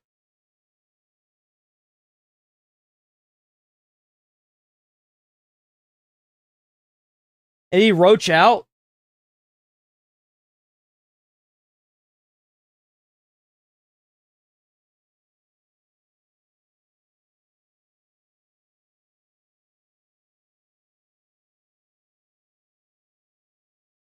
I don't even see his name anymore. Is he even still here? I don't even think he's still here. That's Cinema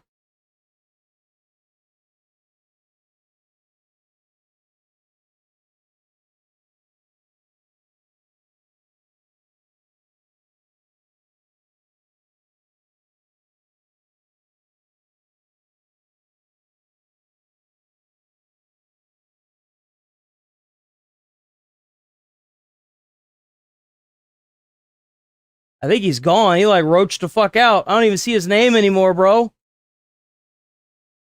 Did I miss it?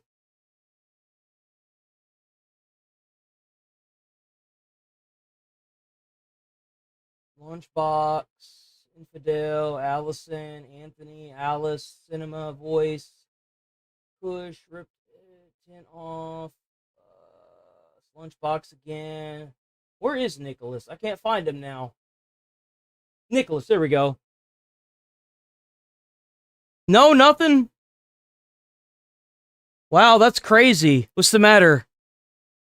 We got a generational crash out. He's only been saying shit that's been blocked. That shit's crazy. How's it going, Burger Andy News? These cops videos are getting really popular. I love cop videos.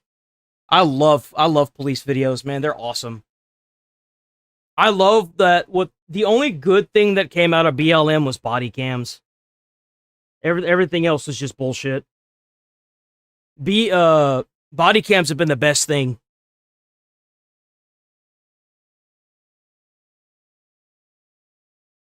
I guess Nicholas doesn't have anything else to say, right? He had so much. He was chirping up a storm until he got brought front and center. That's kind of crazy, man. Man, someone talking so high and mighty. Why did he roach out so quickly? What's the matter? Was I not the entertainer that you thought I would be? Man, he's such a big talker, man. That's kind of sad, isn't it?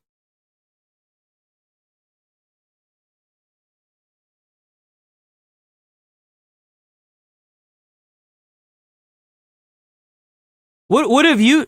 I just explained that I was a firefighter. He's probably still not... He's not here because he roached out like a pussy. But, like, I've saved people's lives. Like, I've put out fires. I've been in house fires. I've put them out. I've put out car fires. I've done CPR on plenty of people. Like, what have you done for your community? Have you done anything for your community? Other than, like, get into someone's YouTube and try to bully them off the internet like a piece of shit? Trying to sit here and talk about what I've done? What about you? Why are you worried about what other people have done in their life? Why don't you worry about yourself? That's probably the reason why you here at the asset of the internet in my comments saying stupid shit that nobody wants to listen to. You see, like, if you had anything else better to do, you definitely wouldn't be here talking shit. Bro trying to talk about my life decisions over here saying, it might, like, dude, what the fuck?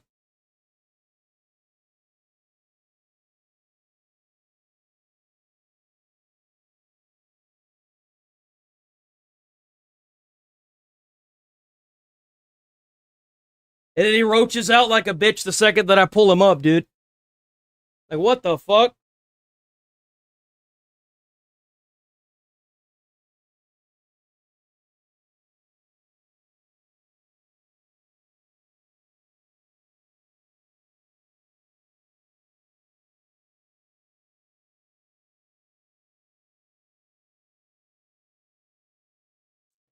All right, we rolling. We are rolling out of here. We don't have what to do with... Well, ketamine is used to make you feel better. You don't really give people oxycodone. Oh, are you talking about in an EMT service? I don't think they carry oxycodone. I was never trained in oxycodone. That's like isn't that like a muscle relaxant? I know that I've seen the the paramedics use ketamine a lot. Like, I rode around with the ambulance 3 times during my college, and they used ketamine like it was candy. But I wasn't trained in administering ketamine. I was just an EMT. Like, the only thing that EMTs are really, were here in Texas, what we were allowed to do was to give blood sugar.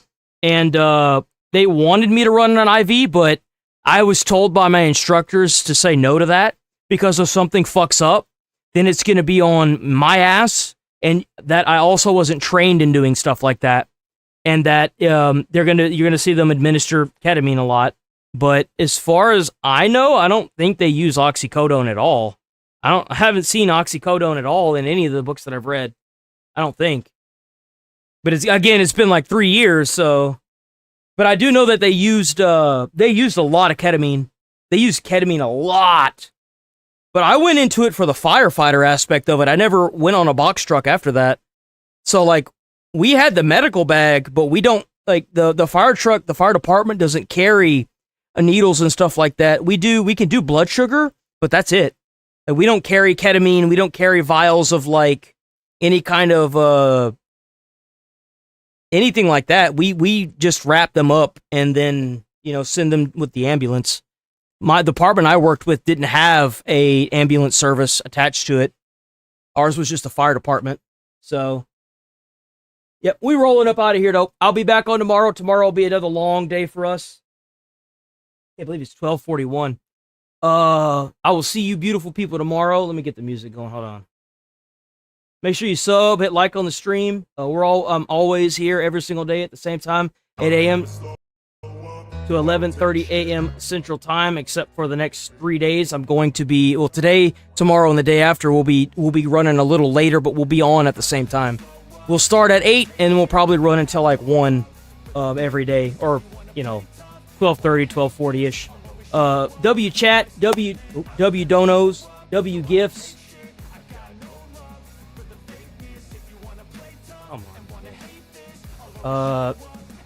W viewers, y'all are awesome. Love all y'all. Stay safe out there. Have a great rest of y'all's day. I will see a lot of y'all tomorrow. Check out the Discord. You got Sticks and Rachel over there blowing it to hell up, making it look all prettyful. Stay away from crazy people. Try to put a smile on someone's face. You might change the whole day of their whole life. You never know. And y'all enjoy the rest of y'all's Saturday. All right. Enjoy the rest of y'all's Saturday. Peace. Peace.